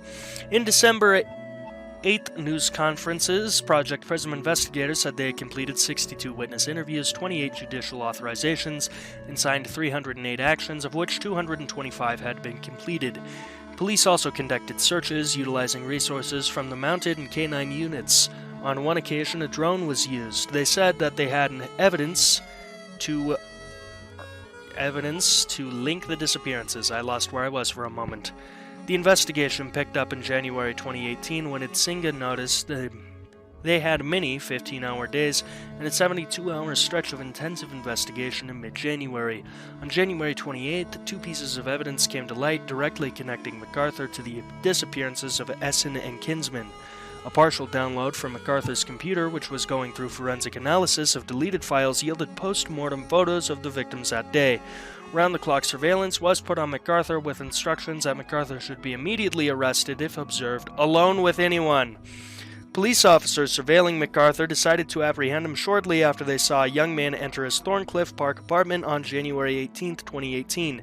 Believing the man's life was at risk, they had rights to believe that. The source told CTV News that police officers found the young man restrained on a bed. BDSM. They then entered MacArthur's apartment, and the man was shaken, clearly, but not injured. You know, if I let someone tie me up and the police fucking bust down their door and arrest them, as my cock is hard and I'm ass naked tied to a bed, I'd be pretty terrified too. Not gonna lie. Now, referred to in court as John, the man had arrived in Canada from the Middle East 5 years earlier and was married. Obviously, he didn't tell his family he was gay because in the Middle East, you'd get fucking killed for that shit. He had met MacArthur through the dating app Growler and said that they had met for sex several times. He had agreed to keep his relationship with MacArthur secret and let himself be handcuffed to MacArthur's steel bed frame. MacArthur put a black sack over his head and tried to tape his mouth shut before police officers interrupted him. Uh-oh. According to CP24, the officers had a search warrant for the apartment, obtained after gaining blood evidence from MacArthur's van. Police seized electronics from the apartment, including 5 cell phones, 5 computers, 3 digital cameras, and about a dozen USB flash drives, and evidence found in MacArthur's apartment shortly after the arrest prompted investigators to charge MacArthur with 2 accounts of first-degree murder in the presumed deaths of Andrew Kinsman and Salim Essen. Their bodies had not been found, but police said they had a pretty good idea of how they died. Itzinga was satisfied that there was enough evidence for murder convictions even without the bodies, which is pretty goddamn bold. A source told CTV News that photographs of the alleged victims found at MacArthur's residence led to the charges. Never mind, might not be as bold as I had thought. The Toronto Sun reported that MacArthur's computer had grisly photos of his suspected victims, which he kept as trophies. Fuck, that's terrible. At the time of MacArthur's arrest, Itzinga said that police believed that he was responsible for the deaths of other men and were most concerned with identifying these victims. Doing so included coordinating with other police services, tracing MacArthur's whereabouts and his online activity. By the end of January, Itzinga said they were investigating an alleged serial killer who had concealed device evidence by burying it across the city. He described the ongoing case as unprecedented, with hundreds of officers involved and 30 properties to be searched. The Ontario Provincial Police and the Ontario Forensic Pathology Service and the Centre of Forensic Sciences were aiding with the searches of MacArthur's apartment and the Wayside property. Additional charges were laid at the end of February. The investigation was expanded to outstanding murders cases, hundreds of missing persons cases, and sudden death occurrences, coordinating with the other Canadian and international forces. Now, of course, police executed search warrants on January 18th at the 5 properties associated with MacArthur and his landscaping business, 4 in Toronto and a 9-acre, 3.6 hectare for whoever the fuck uses that, about 200 kilometers, 120 miles, northeast in Maddock, Ontario. The Maddock property was a home on Collins Road, where residences, I know how to speak, I promise, of Roger Horan, a landscaper and longtime friend of MacArthur, lived. Another property searched was a condominium of MacArthur's former boyfriend on Concord Palace. These 3 properties were released back to their owners by January 23rd. Of the greater concern to investigators were MacArthur's high-rise apartment in Thorncliffe Park and the Mallory Crescent residence in Wayside. The owners of the Wayside residence were barred from their home January 18th so that forensic investigators could search it. The search of the property was extended to an adjacent ravine aided by cadaver dogs, and members knew of the heavy urban search and rescue team. Cadaver dogs took strong interest in large planter boxes on January 19th. The planters, frozen to the ground, required heaters to thaw them. A large planter was wrapped on January 22nd and brought to the coroner's office. I'm sure this ends well. On January 29th, police announced that they had found the dismembered skeletal remains of at least 3 people in 2 of the 12 large planter boxes seized from the Wayside residence. Although the remains had not been identified, police had gathered enough evidence to charge MacArthur with 3 additional counts of first-degree murder. This is, of course, in the presumed deaths of Majid Kayan, a Project Houston subject, Sarush Mamhoudi, who disappeared in 2015, and Dean Lisowick, a homeless man who was never reported missing because he was homeless. And who the fuck cares about homeless people? That's right, nobody.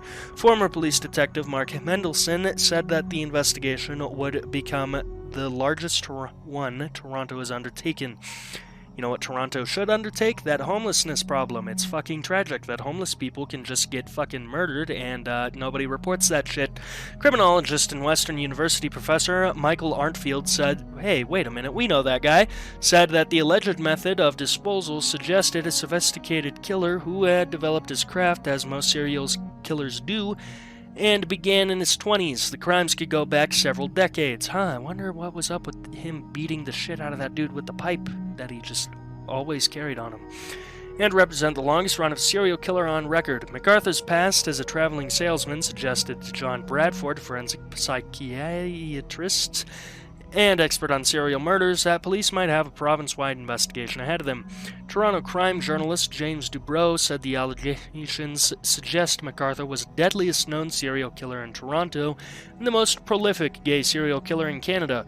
Of course, Canada seems to have a big fucking problem with serial killers, like a massive fucking problem with serial killers, so this guy doing the numbers, that's pretty impressive. On February 8th, police announced that they had found the remains of 3 more people and planners on the Wayside home, and that one of the 6 sets of remains belonged to Andrew Kinsman, identified through fingerprints. Investigators said it could be months before all the remains were identified. Additional planners were seized from across the city, including one from Danforth neighborhood, and 2 properties in North Rosedale were searched. Cadaver dogs were having trouble detecting scents due to the cold weather and frozen ground. Police investigation had a continuous presence at the Wayside home, often described as Ground Zero because, there's a lot of fucking bodies being dug up there. Police established a command post on the property, and on February 10th to 11th, the search of the house was completed and released to its owners after more than 3 weeks. The owners requested that police keep crime scene tape up around the yard to deter reporters by whom they were feeling increasingly harassed because, believe it or not, a lot of news reporters and journalists are fucking narcissists who think that they are entitled to know everything about a specific story as it's breaking. And God have mercy if you don't tell them. Forensic investigators spent hundreds of hours searching every inch of MacArthur's apartment where Itzinga suspected some of the murders occurred. It took them several weeks before searching MacArthur's bedroom, where they expected to find the bulk of their evidence. The search concluded May 11th, having occupied 10 forensic officers for nearly 4 months. They took more than 1,800 photographs and collected over 1,000 items. Itzinga noted the thoroughness required as the first murder was believed to have occurred 8 years previously. The searches of the Wayside home and MacArthur's apartment made up the largest... I just lost where I was in the article. Made up the largest forensic investigation conducted by the TPS. On February 23rd, MacArthur was charged with a 6th count of first-degree murder in the death of Skandaraj Navaratham, a subject of Project Houston. Navaratham's remains and those of Mahmoudi were identified through dental records and had been recovered from planners at the Wayside home. On March 5th, police held a press conference, and released a photo of an a deceased man alleged to be another of MacArthur's victims. They had exhausted their options in identifying the man and hoped the public could help. Police later received over 500 tips regarding the photo and were checking on 22 potential identities. They also announced a 7th set of remains had been discovered from the Wayside planners. Dr. Michael Paulanen, Ontario's chief forensic pathologist, said his organization had never before been involved in an investigation with such scope, drawing on the skills of each member for many unique challenges, such as the scientific issues related to decomposition and post-mortem dismemberment. On April 11th, MacArthur was charged with the 7th count of first-degree murder in the death of Abdul Basir Faizi. He was at this point charged with the deaths of all 5 men from Project Houston and Project Prism investigations. The charge came as Faizi's remains were identified from the Wayside planners along with those of Essen and Lisowick. Investigators had finished searching the Wayside planners, from which remains of all but Kahan had been identified. They had 1 set of unidentified remains. They also had searched 8 additional planters from elsewhere in the city, but none of those contained bodies. Luckily, geez, could you imagine some fucking asshole landscaper hiding corpses on your property? That's pretty terrifying. On April 16th, MacArthur was charged with an 8th count of first-degree murder in the death of Kiroshina Kuramara Kangaratham? Garatnam? God, I'm so sorry. I can't do Middle Eastern and Indian names. I'm so sorry. Now, his remains were the 7th set identified from the Wayside planners. Police said his name had not come from many of the tips generated by the release of his postmortem photograph, but that he had been identified with the help of an undisclosed international agency. Kanagaratnam was a Tamil asylum seeker who was under deportation order and had not been reported missing. Police said they would look into why his name was not on a list of missing persons, and he had last contact with his family in August 2015. The police believed he had been killed between September 3rd and December 14th, 2015. The scope of the investigation was expanded at the end of February 2018, looking at outstanding murders cases, hundreds of missing persons cases, and sudden death occurrences, and coordinating with other Canadian and international forces. Police had received tips around the world, including countries where MacArthur had vacationed. Singh has said that the investigation would take years. A police source told the National Post that MacArthur covered his tracks using aliases online, using payphones instead of cell phones, and avoiding areas with surveillance cameras. The source suggested that MacArthur had targeted vulnerable men who did not have a fixed address or had not told their families that they were gay. A detective sergeant... I'm in the right spot. Detective Sergeant Stacy Gallant of the TPS Homicide Squad's Cold Case Unit said that active crime scenes of the investigation took precedence over revisiting cold cases. Each of the 600 cold cases was being looked at for consideration of further attention.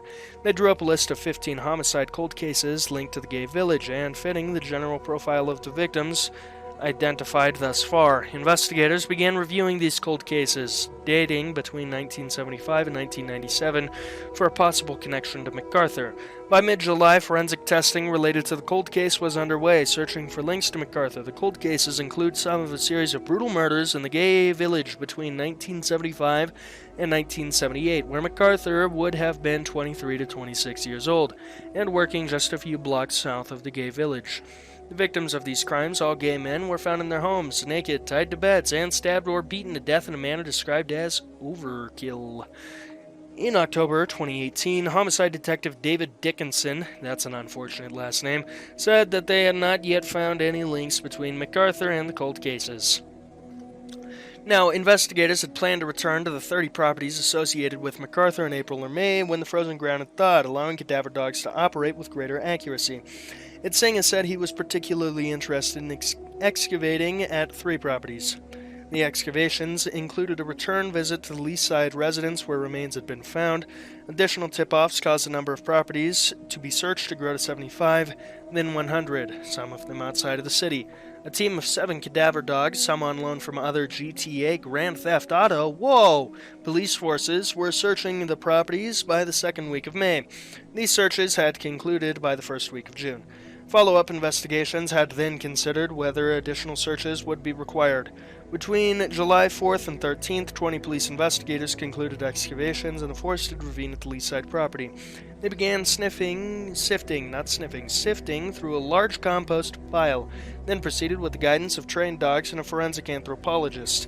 They collected human remains almost every day of this search, and on July 20th it was announced that the remains belonged to Kayhan, and that the remains of all of MacArthur's alleged victims had been identified. For now, Singh has said they had no evidence suggesting MacArthur was connected to any other deaths, though investigations into cold cases was continuing. Waterloo Regional Police contacted Ontario's serial predator crime investigators coordinator to inquire about MacArthur and the November 2002 disappearance of David McDermott from downtown Kitchener.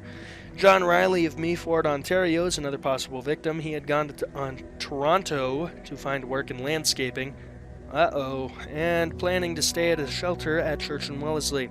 He disappeared May of 2013. Now we have the victims chart. 5 victims were noted by investigators for similarities. Middle-aged, bearded, patrons of the Black Eagle Bar, and self-identified as bears, gay men with overtly masculine traits such as beards. They had also disappeared over holiday weekends. So we've got Abdulair Basir Faizi, Majid Hamid Kayan, Skandarad Skanda Navaratam, Sorush Mahmoudi, Andrew Kinsman, Salim Essen, Dean Lisowick, Kirishna Kumar Kanguratam. Jeez. And then there's the legal proceedings. Holy fuck. This is a huge Wikipedia article. January 2018, publication ban was ordered on court proceedings, limiting what could be reported in the media. We need one of those in the United States. I just bit the shit out of my cheek. Fuck. MacArthur was detained at the Toronto South Detention Centre. Torstar News Service reported on March 19, 2018, that MacArthur was being held in segregation and under constant suicide watch. As of November 5, 2018, MacArthur remained held at the Toronto South Detention Centre. He made his first court appearance on January 19, 2018, represented by lawyer Marianne Saith. He made another brief courtroom appearance on January 29, 2018, and subsequently attended via video link, represented by W. Calvin Rosemond of the legal defense firm of Edward H. Royal and Partners. Rosemond's biography on the firm's website states he believes guilty pleas only ought to be entered as a last resort, or when you're guilty. Rosemond noted a February 14, 2018 hearing that it was MacArthur's third court appearance without disclosure. Crown Attorney Mike Cantlin said his office received disclosure from police February 13, 2018. It was in the process of vetting and screening it. Whatever that means is whatever that means. It was in mid-March the same year, Kelton said one package of disclosure had been made to MacArthur's lawyers, with more expected in the following weeks, some in excess of 10,000 pages owing to the case's complexity. Complexity indeed, Jesus Christ. On April 28, 2018, Cantlin, said more evidence would be turned over to the defense before the next scheduled court date, May 23, 2018, at which time defense counsel said they were continuing to receive disclosure. On June 22, 2018, the Crown stated it had disclosed all evidence to the defense. A judicial pretrial was scheduled for June 20, 2018. The closed-door meeting with the Crown and defense lawyers and a judge was to address issues such as resolving the case without a trial, such as by entering a guilty plea, which it seems pretty cut and dry, trial length, and procedural and evidentiary issues. David Lerner, Toronto defense lawyer and former Crown prosecutor, suggested that the Crown should consider serving the charges. Not serving. Lerner noted that a long and complicated trial could put a burden on the jury and create risk of mistrial. Kevin Bryan, a former detective with York Regional Police Forensics Units, considered the amount of evidence to be cataloged and disclosed and believed a trial was years away. Several media outlets had applied for the release of the psychiatric and pre-sentencing report from MacArthur's 2003 assault conviction. James Miglin, an attorney for MacArthur, argued that this could risk his fair trial rights, but Justice Leslie Chaplin felt the reports were generally positive towards MacArthur and released him on June 27, 2018. Don't worry, this guy randomly keeps a pipe on him and he beat the shit out of this pretty boy actor, but that does not have anything to do with his further future as a serial killer. Now, of course, in the courtroom on October 5th, 2018, Cantlin said that negotiations and discussions are ongoing. Represented by James Miglin, MacArthur appeared in court on October 22, 2018, and waived his right to a preliminary hearing, not contesting whether the evidence was sufficient for the charges to be committed to trial. MacArthur was ordered to be tried for 8 counts of first-degree murder, and on November 5, 2018, he first appeared at the Superior Court of Justice before Justice John McMahon, who noted a 2016 Supreme Court of Canada ruling by which a trial should conclude by August of 2020, hopefully beforehand. Wonder how COVID threw a monkey wrench into that. Following a judicial pre-trial on November 30th, MacArthur appeared in court and was told that his trial would begin January 6th, 2020, and was likely to last 3 to 4 months. On January 28, 2019, TPS announced an anticipated significant development in MacArthur's case the following day. People queued outside of the courthouse from 6 a.m. following a major snowstorm, and the hearing was moved to the largest possible courtroom.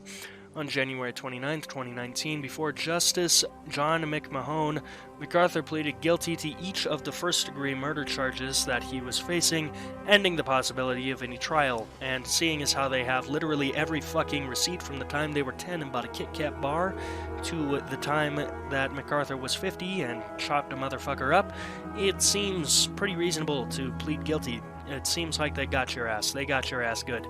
Reading from an agreed statement of fact, Cantlin divulged the details of the killings, which took place in Toronto between 2010 and 2017.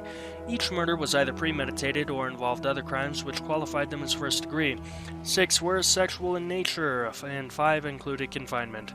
MacArthur kept trophies from his victims, including jewelry and a notebook. DNA from 4 of the victims had been found in MacArthur's van. Cantlin then outlined MacArthur's post-offense rituals. MacArthur had hundreds of post-mortem digital photographs of his victims, which is fucking disgusting, and they were recovered forensically after he tried to delete them. He took staged post-mortem photographs, typically with ropes around their necks or with them nude in a fur coat or hat. I hate that. I hate that I know that. That's in my brain. I'm gonna have that knowledge now. And when I'm on my deathbed, I'm gonna have to think of that. Now, some photographs had them with their heads and beards shaved, and he had kept their hair in Ziploc bags. Cantlin said that MacArthur had sought out and exploited vulnerabilities in his victims that made his crimes difficult to detect. He used sex to lure them, which you can do to just about any man, killing many in his bedroom through ligature strangulation. One photograph showed a rope around a victim's neck twisted with a metal bar wrapped in tape, a mechanism to control the pressure during strangulation. The bar was found in MacArthur's 2017 van and contained the DNA of Kinsman and Essen. MacArthur's sentencing hearing began on February 4, 2019. A 2011 change to the criminal code permits a judge to order that parole eligibility periods be served, not severed, consecutively. For offenses committed after that year, which would include 6 of MacArthur's murder, the Crown asked for 50-year parole ineligibility, citing the enormity of MacArthur's crimes. He's also 50 at this point, so this motherfucker's gonna die in jail one way or another. His lack of remorse, MacArthur declined to address a court. The betrayals upon his victims, the efforts of his crimes, and the effects of his crimes to the community, and how he had been a danger up to his arrest, MacArthur's defense counsel, James Miglin, said that such a sentence would be unduly harsh, given MacArthur's age, because, yep, he's definitely going to make it to 100, and he's definitely going to deserve to be let out, and he's definitely going to be able to live on his own. Great take, MacArthur's defense. It really seems like they were disagreeing just to shove a last stick up the other side's ass. Now, they also noted that MacArthur had waived a preliminary hearing and pleaded guilty, which benefited all involved in the proceedings. On February 8, 2019, Justice McMahon sentenced Arthur to life imprisonment with no parole eligibility for 25 years. McMahon described the crimes as pure evil and stated that MacArthur showed no evidence of remorse and would have continued killing had he not been apprehended. Despite this, he felt that the sentence should not be one of vengeance, given MacArthur's age and guilty plea. I think that's a bitch-ass take. MacArthur could apply for parole when he is 91, but McMahon says it would be highly unlikely he'd even be granted parole. The Toronto Sun noted that MacArthur is overweight with type 2 diabetes and unlikely to live that long. Good. There are some controversies about the use of the term serial killer, and I think that's really fucking stupid considering this guy killed 8 people. And there's allegations of racism. He's old, of course. There's also victim blaming, which the police are kinda not understanding of gay people, so of course they're gonna victim blame. An alleged 2016 assault and the handling of missing persons cases, external review, media use of photos, hashtag love wins. What? And then of course we have media coverage. I'm struggling to even read right now. So, yep. That's the Gay Village serial killer. On to the next one. You thought we were even fucking close to done after that behemoth of a 50-minute long entry? Well, you were dead fucking wrong. You were dead fucking wrong. Now, we've got the right London, Ontario serial killer after consulting the original poster of the Iceberg. I found it. The problem is that there's just literally 2 fucking many serial killers in London, so I'm glad I was able to identify the right one. Pardon my strange sounding voice and my stuffy nose. I just popped a bloody nose after slamming down another Red Bull, because I'm powering through this shit. This video ends tonight, one way or another. Now, in the late 1960s and early 1970s, this city of London, Ontario had multiple serial killers in their midst. No fucking shit. 3 identified: Gerald Thomas Archer, known as a London chambermaid slayer, yeah, Russell Johnson, who scaled balconies to reach his victims, what the fuck, once even climbing 13 stories, Jesus Christ. And Christian McGee, known as a mad slasher, killed 3 victims. But based on the amount of unsolved young women cases from that time period, there is probably at least one more. This takes us to Jackie English. 15-year-old Jackie English was abducted on her way home from her waitressing job at the Metropolitan on October 4th, 1969. Nice. The restaurant was located at a Treasure Island mall. She went outside to wait for the bus. According to a witness, Jackie got into a car instead of getting on the bus. and she was never seen again. 5 days later, in a rural, well, never seen alive again, in a rural area about 45 minutes from where Jackie was last seen, her body was discovered in a creek. She was nude. There was signs of, ooh, this is a fun word, sexual assault. 2 semen samples, actually. God, that's grim. One internally. Oh. What? What the fuck? The other on her underwear. What? What the fuck? Her clothes were found strewn along the highway a few days later. Her cause of death was blunt force trauma, most likely from a crowbar or hammer. I hope that I could shove a crowbar or hammer up the perpetrator's ass, but unfortunately that son of a bitch is probably dead. Jackie kept a detailed diary that may hold clues. She wrote part of the diary in code, but tucked away in the pages was a picture of an unknown man. Below that picture, the authors are looking for anyone who may know who he is. I got no clue. Now we have Jacqueline Dunleavy. On January 9th, 1968, 16-year-old Jackie Dunleavy finished her shift at the local variety store in London, Ontario. She walked 2 blocks to the bus stop, not having her own transport, just like Jackie English. One witness claimed to see her inside a white 4-door sedan. Her parents knew something was wrong within 30 minutes, but that was too late. Her father was a constable and they began the search. Less than 2 hours after Dunleavy disappeared, 3 teenagers discovered her body at 8:10 p.m. near the Children's Psychiatric Hospital. She had been beaten in the head, not sure with what. Her scarf was also tied around her neck. She was partially clothed and her genitals were exposed. She had pink facial tissue stuffed in her mouth. Okay. Linda White. 19-year-old Linda disappeared after her French exam at Western University in London, Ontario on November 14, 1968. Her remains weren't found until June of 1972. Linda's left arm was missing from her elbow down. According to outside investigators, this removal wasn't due to animal scavenging, but was intentional. Soraya O'Connell. 15-year-old Soraya O'Connell went missing after attending a youth drop on August 14, 1970. She had told her friends she was going to hitchhike home because this was when people were fucking crazy enough to just trust strangers in their cars. Her remains wouldn't be found until 1974. Because of the state of her remains, little is known about if she died or how she died or if she was assaulted. There is, of course, an assignment and a code of conduct regarding the murder squad, which is finding, justice. But of course, justice is a human-made concept, and we live in a universe ruled by chaos and entropy. And a code of conduct, which is don't post names publicly, send everything to the police. I doubt anyone lives in Canada here. Canada just doesn't seem like a real place anymore. God, this is terrible. I really hope that son of a bitch burns in hell. It's times like these that I wish there was a god, because then it would at least be a guarantee that pieces of shit like this asshole would get the torture they deserve.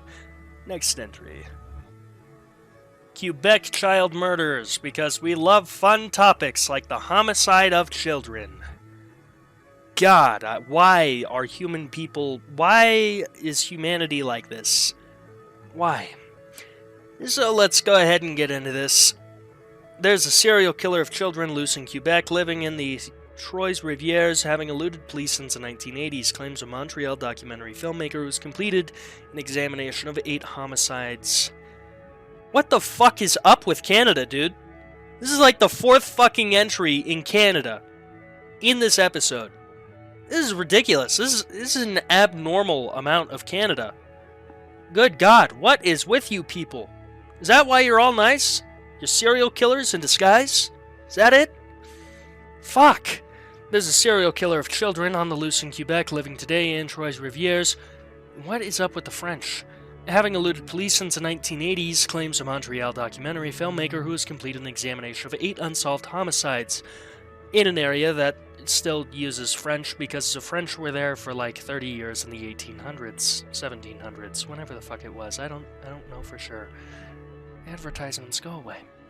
Stéphane Parent makes the explosive, if not sensationalist, claim in November '84, a 2-hour documentary that contains dramatic reconstructions of the abductions of children as well as the dumping of their bodies in fields, all set to a loud, jarring sound score. It sounds like this film was made for cheap shock to get outrage, and also, of course, get cheap-ass articles like this written.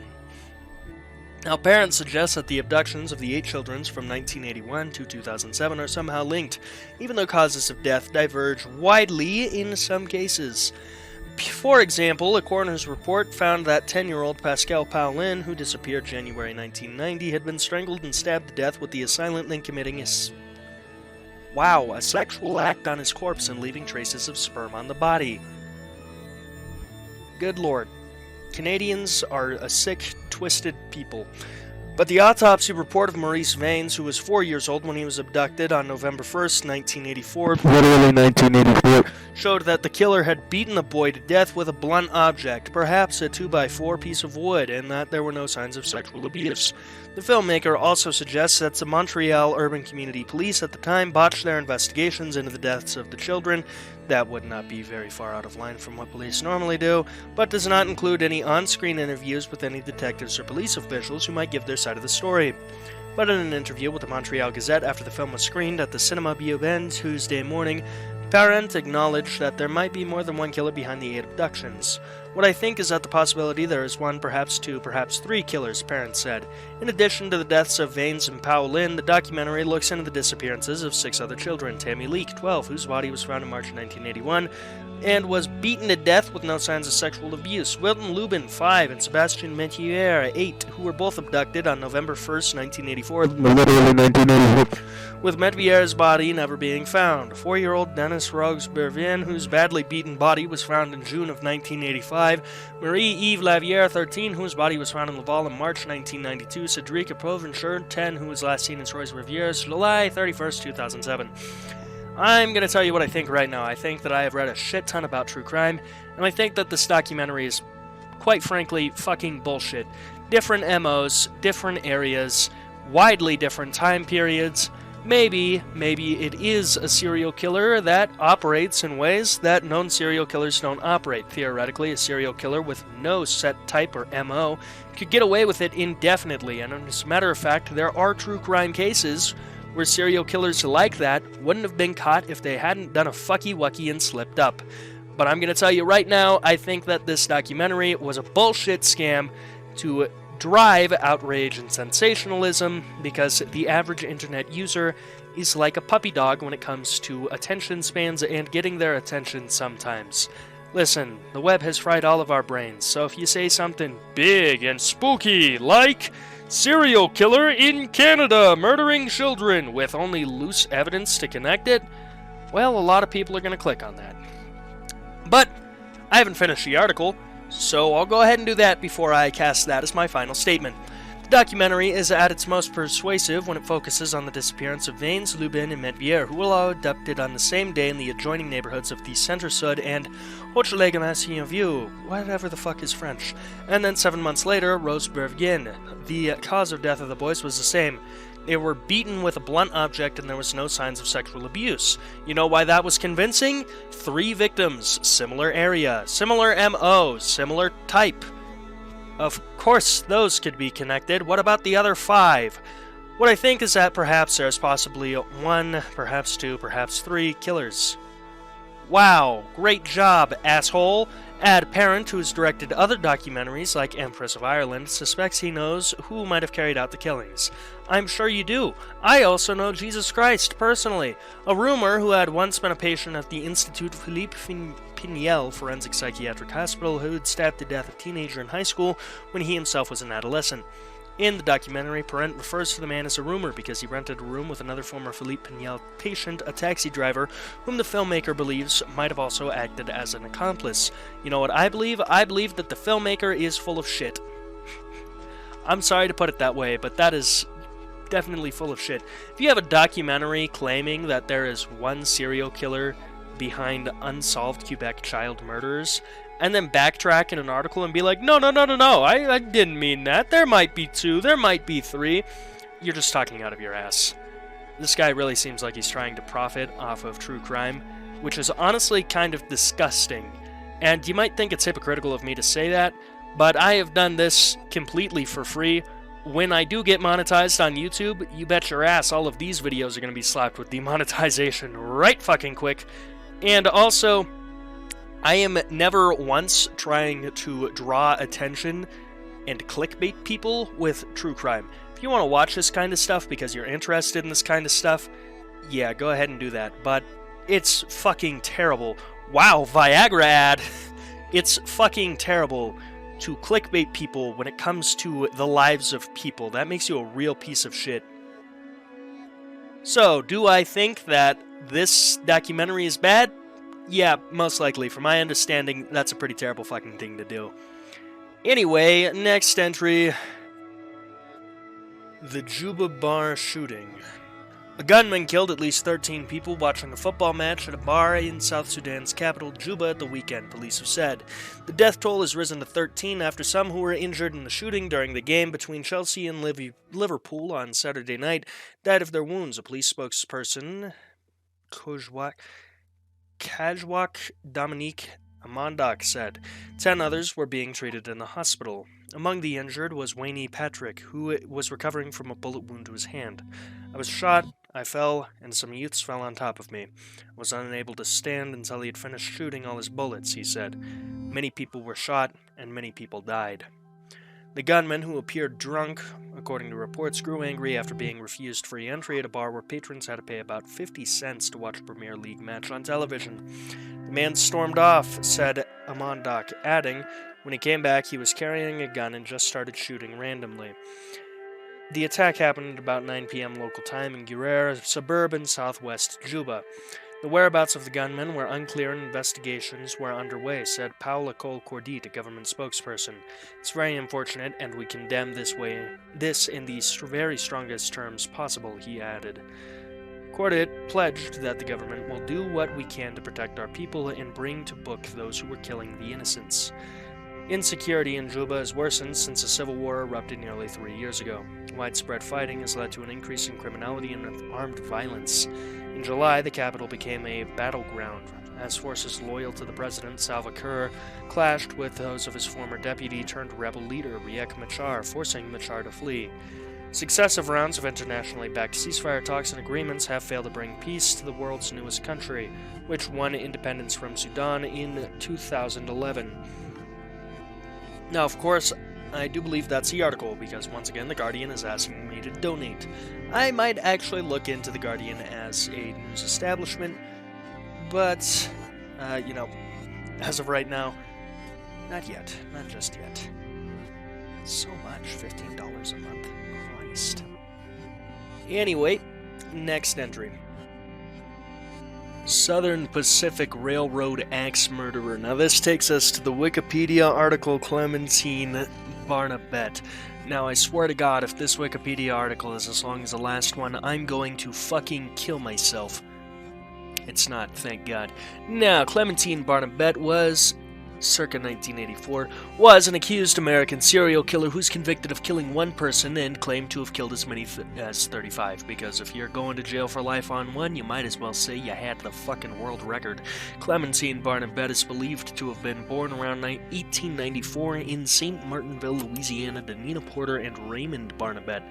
She had 3 brothers, one of them named Zephyrin. Barnabette's father reportedly abused his family.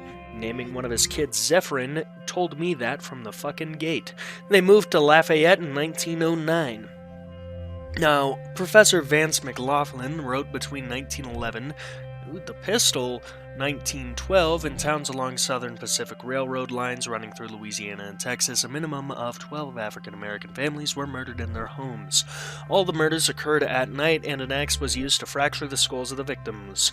Only one person, Clementine Barnabette, was ever punished for any of these homicides.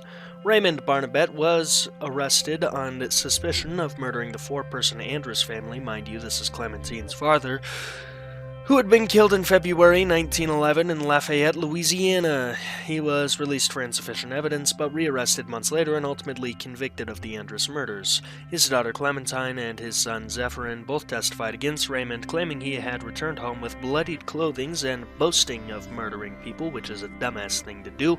Raymond's attorney successfully filed for an appeal, but he was held in jail pending a new trial. In November of 1911, while Raymond was imprisoned, Norbert and Asma Randall of Lafayette were murdered with their 4 children in a manner similar to the previous slayings. Clementine lived a few blocks away and came under suspicion due to blood allegedly found on the fence latch of her house and on clothing found in her bedroom. While Clementine and Zephyrin were both held in custody, the axe murders of families continued, casting doubt on their involvement because, hey, if you have all 3 of the family who might be doing it, maybe you've got the wrong fucking person if just so happens the murders continue. Now, Barnabette eventually confessed to 35 murders. What? She explained her connection to the Church of Sacrifice, an offshoot of Christ's Sanctified Holy Church. What the fuck is that? It's a holiness denomination located primarily in the southeastern United States. Nothing good there. The group was organized February 14th, 1892, when members of the Methodist Episcopal Church on Chinagoo Island, Virginia, under the leadership of Joseph B. Lynch. That is all the Wikipedia blurb is giving us, so that's all I'm going to read. Now, she was an offshoot of that church congregation in Lake Charles, Louisiana. Clementine further claimed that a priestess of the Church of Sacrifice had given her and her friends conjure bags, a good luck charm found in hoodoo, that would grant them supernatural powers and make them undetectable to the authorities. Yeah, sure, that's why you got caught. This hoodoo time spurred Barnabette into committing her first murder to test whether or not the claim of magical protection was true. Her confession was described in contemporary reports as very self-contradictory. No shit, such as sometimes claiming to have committed the murders alone and other times having acted with others. She named many of her alleged accomplices, but none were ever charged with a crime. Modern analysts have tended to doubt Barnabette's involvement in the murders because, hey, a fucking witch gave me a spooky magic bag, so I decided to kill people sounds pretty silly, honestly. In their 2017 book, The Man from the Train, authors Bill James, Rachel McCarthy, and Bill James and Rachel McCarthy, James, that's a weird name, argue that some, but not all of the murders were committed by a serial killer named Paul Mueller, with others committed by copycats. Other than the fact that she had conjure bags, they write, nothing that Clementine said about the murders can be confirmed by any other party, or has a ring of truth about it. A great deal of what she said is demonstrably false. Yeah, but this was 1912. Do you think the cops give a shit? No, they don't. Sentencing and disappearance. In October 1912, Clementine Barnabette was sentenced to life in Louisiana State Penitentiary. I just choked on my own air. In July 1913, she escaped jail for a few hours, but was caught. However, in August 1923, Barnabette was released from prison after an unspecified surgical operation was believed to have cured her. Not a lobotomy, which was unknown in the United States until a decade later. James argue that if authorities had actually believed she was behind these terrible murders, it's unlikely she would have been released after a few years in jail. She was turned so loose so soon because the authorities didn't believe her story either. Yeah, no shit. I was given a magic bag by a witch, and that's why I killed 35 people. Sounds pretty goddamn silly and stupid. The Socal sniper murders. California and guns. Those mix about as well as gasoline and fire, or oil and the ocean, or humans and the planet. What I'm saying is, guns in California just don't end well for either party. Now, late on the night of April 24th, 1965, Michael Andrew Clark, who lived in Long Beach, California, left his home in his parents' car without the permission. In the back of the car, he had a Swedish Mauser military rifle equipped with a telescopic sight and a pistol he had removed from his father's locked gun safe, along with a large quantity of ammunition. Early the next Sunday morning, he climbed to the top of a hill overlooking a stretch of Highway 101 near Orcutt. As the sun came up, Clark began shooting at automobiles driving down the 101 highway. 2 were killed and 6 more were wounded as the shooting continued for hours before Santa Barbara County Sheriff's Office deputies rushed the hill and Clark committed suicide as they closed in. A 5-year-old boy wounded in the head had died a day later, bringing the total to 3 dead for the rampage. Reportedly, the 2 men killed at the scene of the shooting were attempting to assist others who were trapped in a vehicle which had been hit by gunfire. Now, a lawsuit was eventually brought to the courts by victims William, Lucille, and Kim Rita, complaining that parents, Forrest and Joyce Clark, were negligent on 2 counts. Failure of the Clarks to train, control, and supervise their son, and also failure of Forrest Clark to, safely contain the guns away from the child. The case was decided in favor of the Clarks and generally upheld on appeal, although the appeals court found negligence on the part of Father Forrest Clark for not adequately securing the weapons. However, 16 years old is definitely old enough to know that not shooting people is very wrong, and you should not be shooting people. However, some people are just fucking wacko. Some people are crazy, insano style, bizarre, even. Linthari, get the lingerie ad counter. It goes up again. Yes, I know this is down horrendous era another pen, but please, for the love of God, ad recommenders, stop showing me half-naked women. Just stop it, okay? If I wanted to see half-naked women, I'd go find half-naked women. A few moments later. The Rapid Creek Murders. Now, this is, of course, an opinion article. Oh boy, that ought to be interesting. By the IndianaZ.com.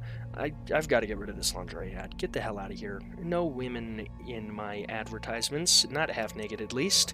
Now, please read the names of the men listed below. The bodies of these men, nearly all of them Native Americans, were found in or near Rapid Creek, all in the years 1998 to December of 2000.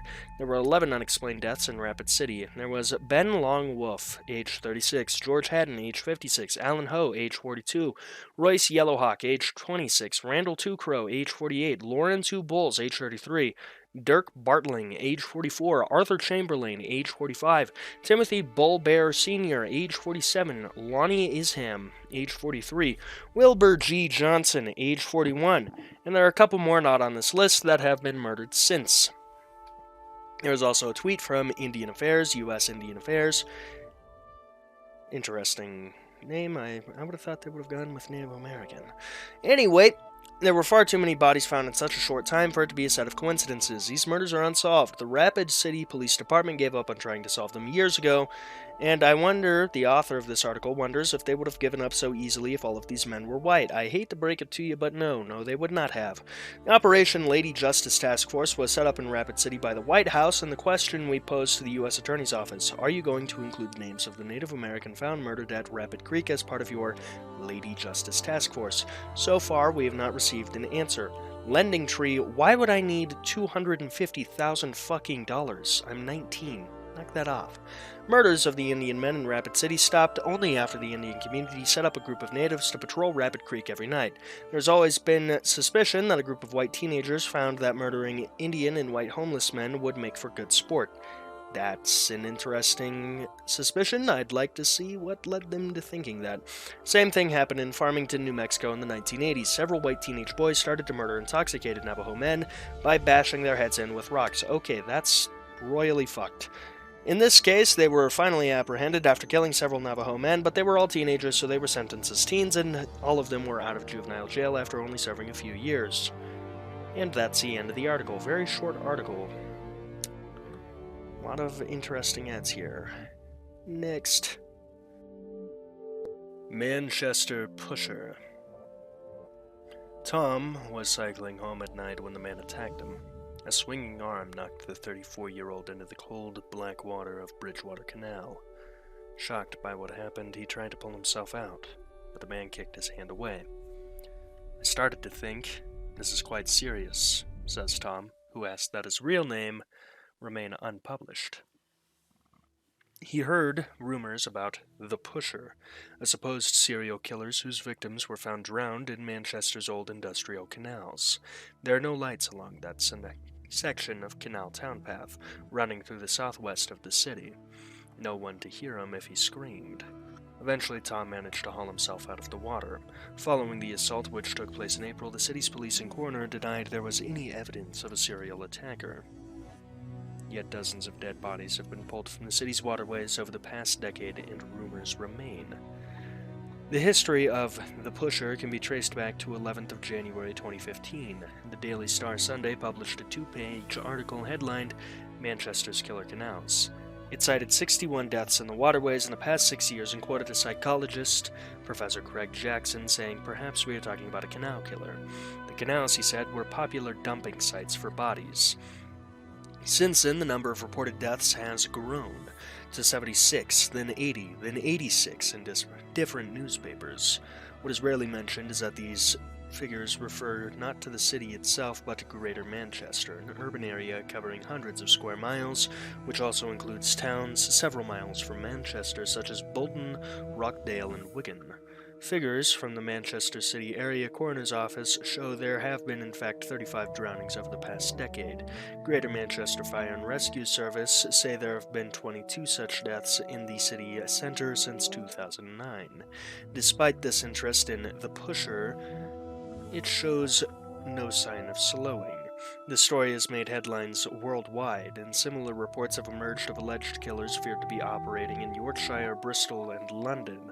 And of course, there's also been a slew of true crime videos about it that you've likely seen before. People enjoy consuming stories like these.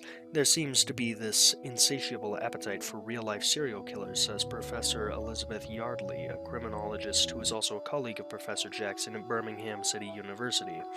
One possible cause, she says, is the apparent mystery still surrounding the deaths.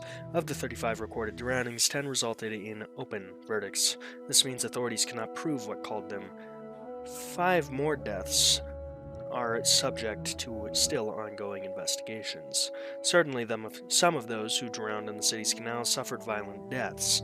I don't know, I'd say drowning is pretty fucking violent. It's a pretty terrible way to go. Certainly, some of those who drowned in the city's canals suffered violent deaths, yes, and in 2013, 40-year-old Simon Brass died after being pushed into a city center canal by muggers. 5 people were later jailed for their part in the attack. The following year, an attempted robbery ended when the attacker fell into the same canal and died, but those cases are a minority.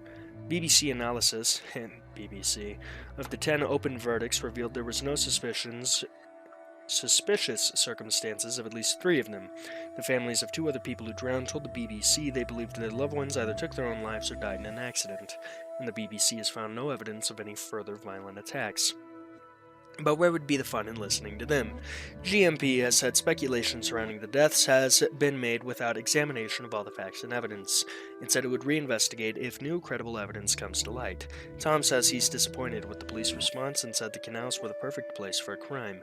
It's pitch black down there. There's no lights. You look up, someone catches your eye, and then in 4 seconds you're in dirty water. There are about 10 miles of canals running through central Manchester, dating back to the city's industrial heyday in the 18th and 19th centuries. Take a tour of them today and you can see how much Manchester has changed. In the city centre, people spill out from bars and clubs lining a stretch of the Rockdale Canal, where 16 people have died over the past decade. Here, new apartment blocks are being built close to the waterside, because who doesn't want to be right next to nasty-ass industrial water?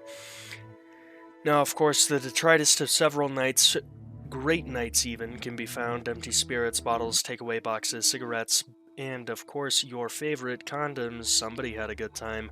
Standing beside the canal, Nick Pope looks at the place where his son Charlie's body was recovered from the water in March. Look around here, it's just a bloody death trap, he says, as people drink outside at tables a few meters from the water's edge. Charlie, who was 19 and in his first year at university, had been drinking on the night of his death, Mr. Pope said. However, he believes poor lighting and a lack of safety infrastructure also played a part. A photograph taken by police when Charlie drowned shows snow and ice on the canal town path. A short fence has since been put in place at the site beneath the steps down from the pub garden. 3 months later, another 19-year-old, Orlando Niero, drowned a few hundred meters further down the same stretch of water. Orlando's brother, Sam Abui, was with him that night and says they had been celebrating a birthday in the city. The police said it was an accident. It was a tragic accident. 13 other deaths in Manchester's waterways over the past decade have also been found to have been the result of accidents or misadventure. I suspect that a significant number of these deaths are alcohol-related, says David Wilson, the chair of the Manchester Water Safety Partnership, and I think David Wilson would be correct in that. Standing near the Orlando Standing near where Orlando's body was recovered, he looks up at the bars lining the canal. We're losing too many young lives tragically, and we desperately want to do something about that. Okay, then do something about that. Since Charlie's death, almost 100,000 people have called, signing a petition even, for barriers to be erected along the city's canals. The Water Safety Partnership is also commissioned with the Royal Society for Prevention of Accidents to survey Manchester's canal system, with the results expected later this month. One likely indicator of what this might find is a recent study carried out in Amsterdam, where another city where the network of canals runs right through the center between people's homes, bars, and clubs. The study's lead author, forensic Dr. Guido Reingen, to say most of those who drown are young men. That is not specific to Amsterdam, it's something specific to men, says Dr. Reingen. In all kinds of accidents, men are always overrepresented. Men are more likely to be risk takers, more likely to walk home alone at night.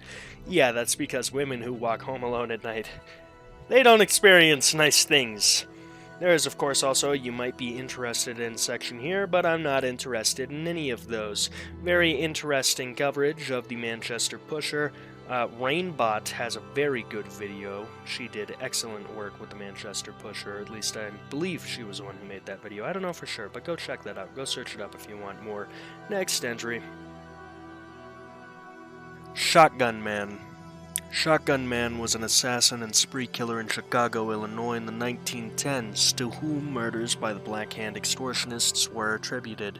This is during the absolutely fucking nutty time that we had Italian anarchists running around trying to do anarchy shit in America.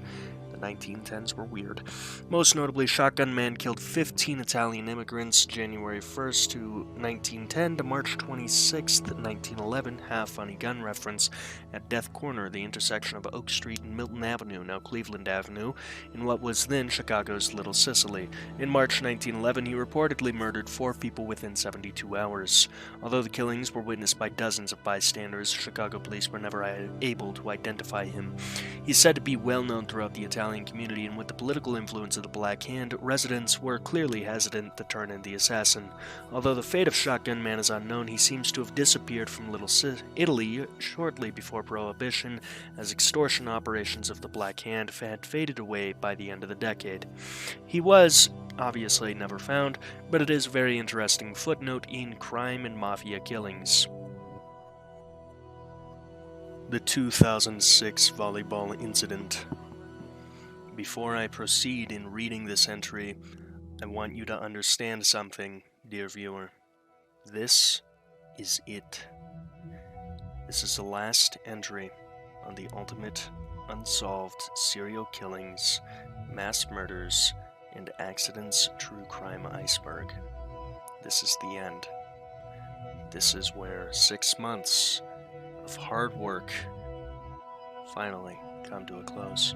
So without further ado, thank you so much for being on this journey with me. The Platte Canyon High School hostage crisis was a hostage-taking and shooting at Platte, or Plate, however the fuck you say it, Canyon High School in Bailey, Colorado on September 27, 2006. At about 11:40 a.m., gunman Dwayne Roger Morrison entered the school carrying a .40 caliber S&W Glock 22, a .357 Smith & Wesson revolver, which was not used during the incident, and a backpack which he claimed contained 3 pounds of C4. A search of the backpack later recovered duct tape, handcuffs, knives, stun gun, rope, scissors, massage oil, sex toys, and numerous rounds of ammunition, but no explosives unless you count what one of those weird-ass alien dildos can do. A 16-year-old student named Katrina Weller reportedly saw Morrison entering the school before the time specified by the police. She stated that she had been walking past a vacant classroom and saw a man inside wearing a hooded sweatshirt, apparently angry. Keller did not report the incident to the school office. Other students reported that they witnessed Morrison sitting in a yellow Jeep in a school parking lot at around 10:45 a.m., almost an hour before he entered the school.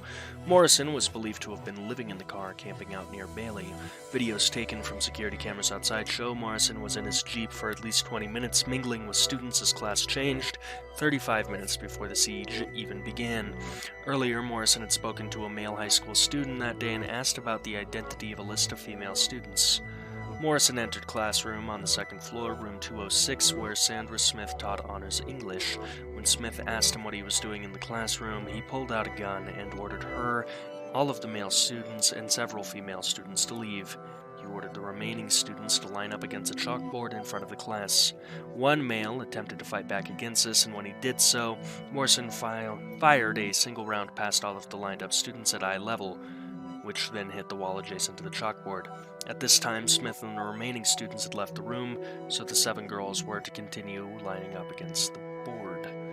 He later released one student at approximately 12:15 p.m. before law enforcement arrived at the scene. Over the next several hours, 4 of the girls held hostage were released one at a time from the room and then escorted out of the building by SWAT and other law enforcement. Park County Sheriff Fred Wergener, whose son was in the school building at the time of the incident, informed the media that all 7 girls were molested, though he did not know how much or to what degree. Lena Long, a 15-year-old sophomore, one of the 7 hostages, stated Morrison lined the girls up facing a chalkboard and then sexually assaulted them. Long stated she knew that the other hostages were being molested because of the rustling of clothes and elastic being snapped and zippers being opened and closed. During the sexual assaults, Morrison repeatedly held his gun to the hostages' heads and threatened to kill them if they did not cooperate. According to the first hostage released, Morrison would systematically take individual hostages from the blackboard and further into the interior of the classroom before sexually assaulting them. Code White alert was sounded over the intercom, and students were instructed to remain in their classroom.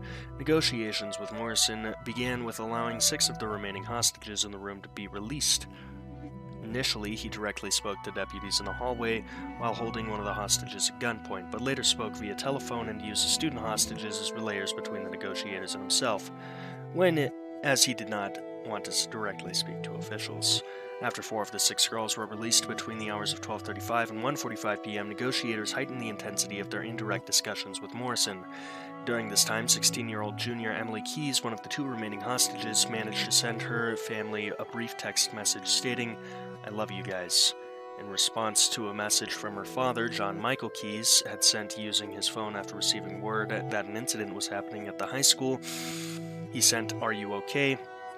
and then, "Where are you?" and received no response.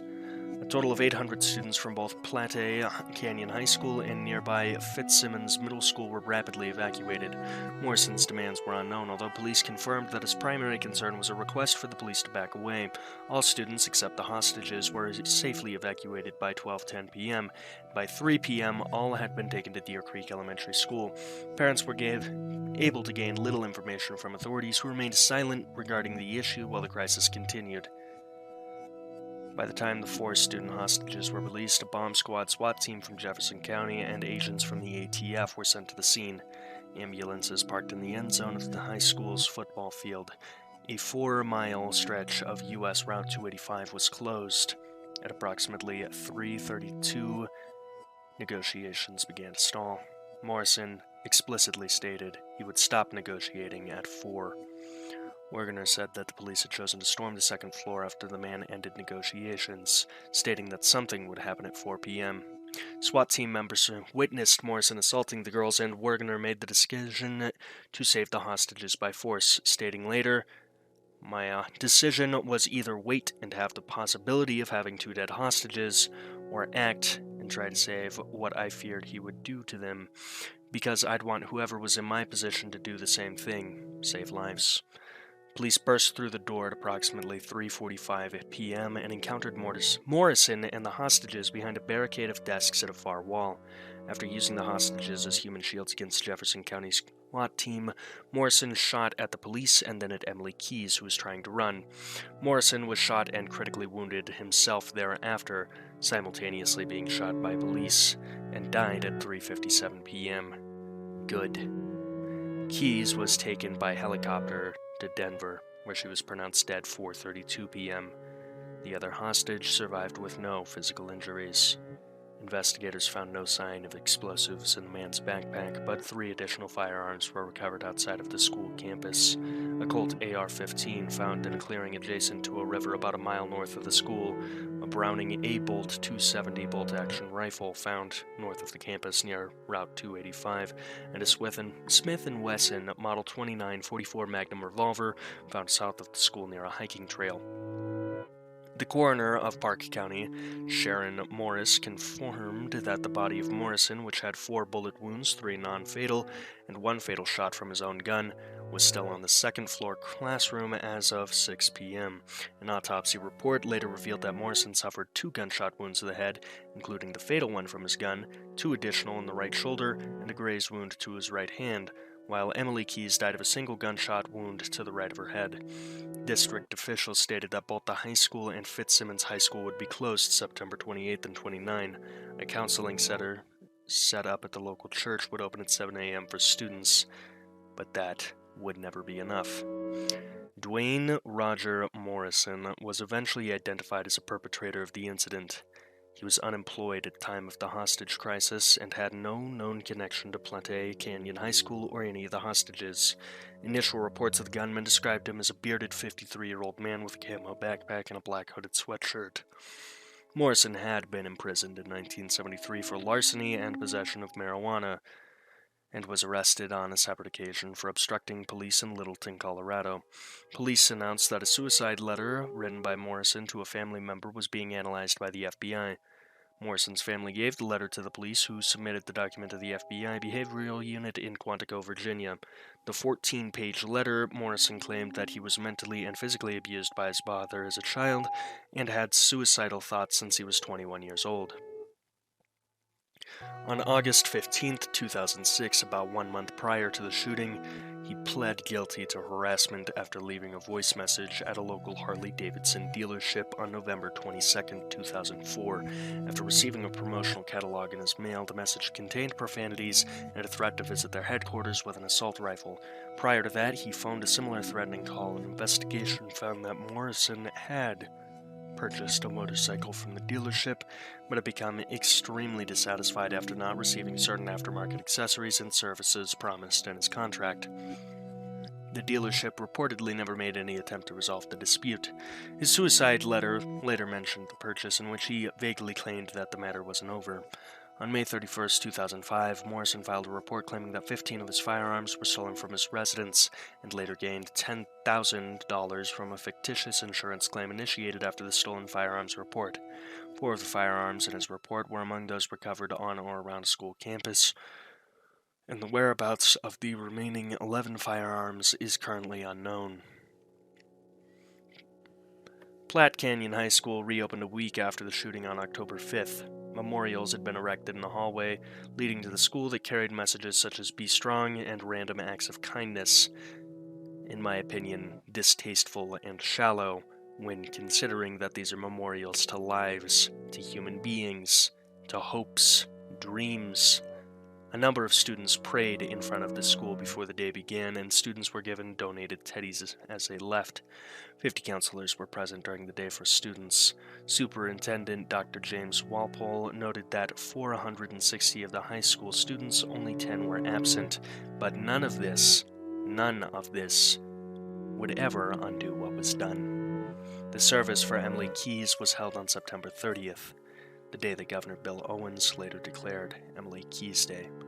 About 5,000 motorcyclists took part in the Columbine to Canyon ride, which occurred in memory of the victims of both the Columbine and Platte Canyon shootings. The procession of motorcycles was so long that the first to get to Platte Canyon High School arrived as the final motorcyclists departed from Columbine High School, 2 riding alongside each other.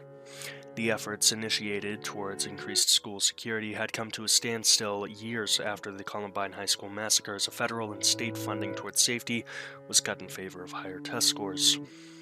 Although an increase in communication with law enforcement was evident in the Platte Canyon High School shooting, Del Elliott of the University of Colorado noted that the vast majority of school districts are so totally absorbed with CSAP and academic requirements that they aren't spending a lot of time and resources on this issue.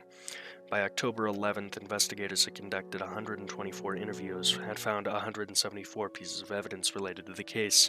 They were also investigating the West Nickel Mines school shooting in Pennsylvania, which had occurred 5 days after the shooting in Bailey. As a result of the September 27th incident, Platte Canyon High School increased its security, leaving only one school entrance unlocked. It planned to install more security cameras. County Sheriff Fred Wergner proposed having a guard there during the school day, but he stated this particular suggestion was outside the current budget. The non-profit I Love You Guys Foundation was started in 2006 by John Michael and Ellen Keyes. The foundation is led by survivors, family members, first responders, and community members with a vested interest in safety, preparedness, and reunification in schools. The I Love You Guys Foundation serves the lives of students, administrators, public safety experts, families, and first responders through the development and training of school and community safety and its family reunification programs. The programs have been implemented by over 30,000 schools, agencies, and organizations across the United States, Canada, and 11 other countries. All of the programs are available at no cost, but this is truly the worst case I've read yet. It's fitting that it's the last.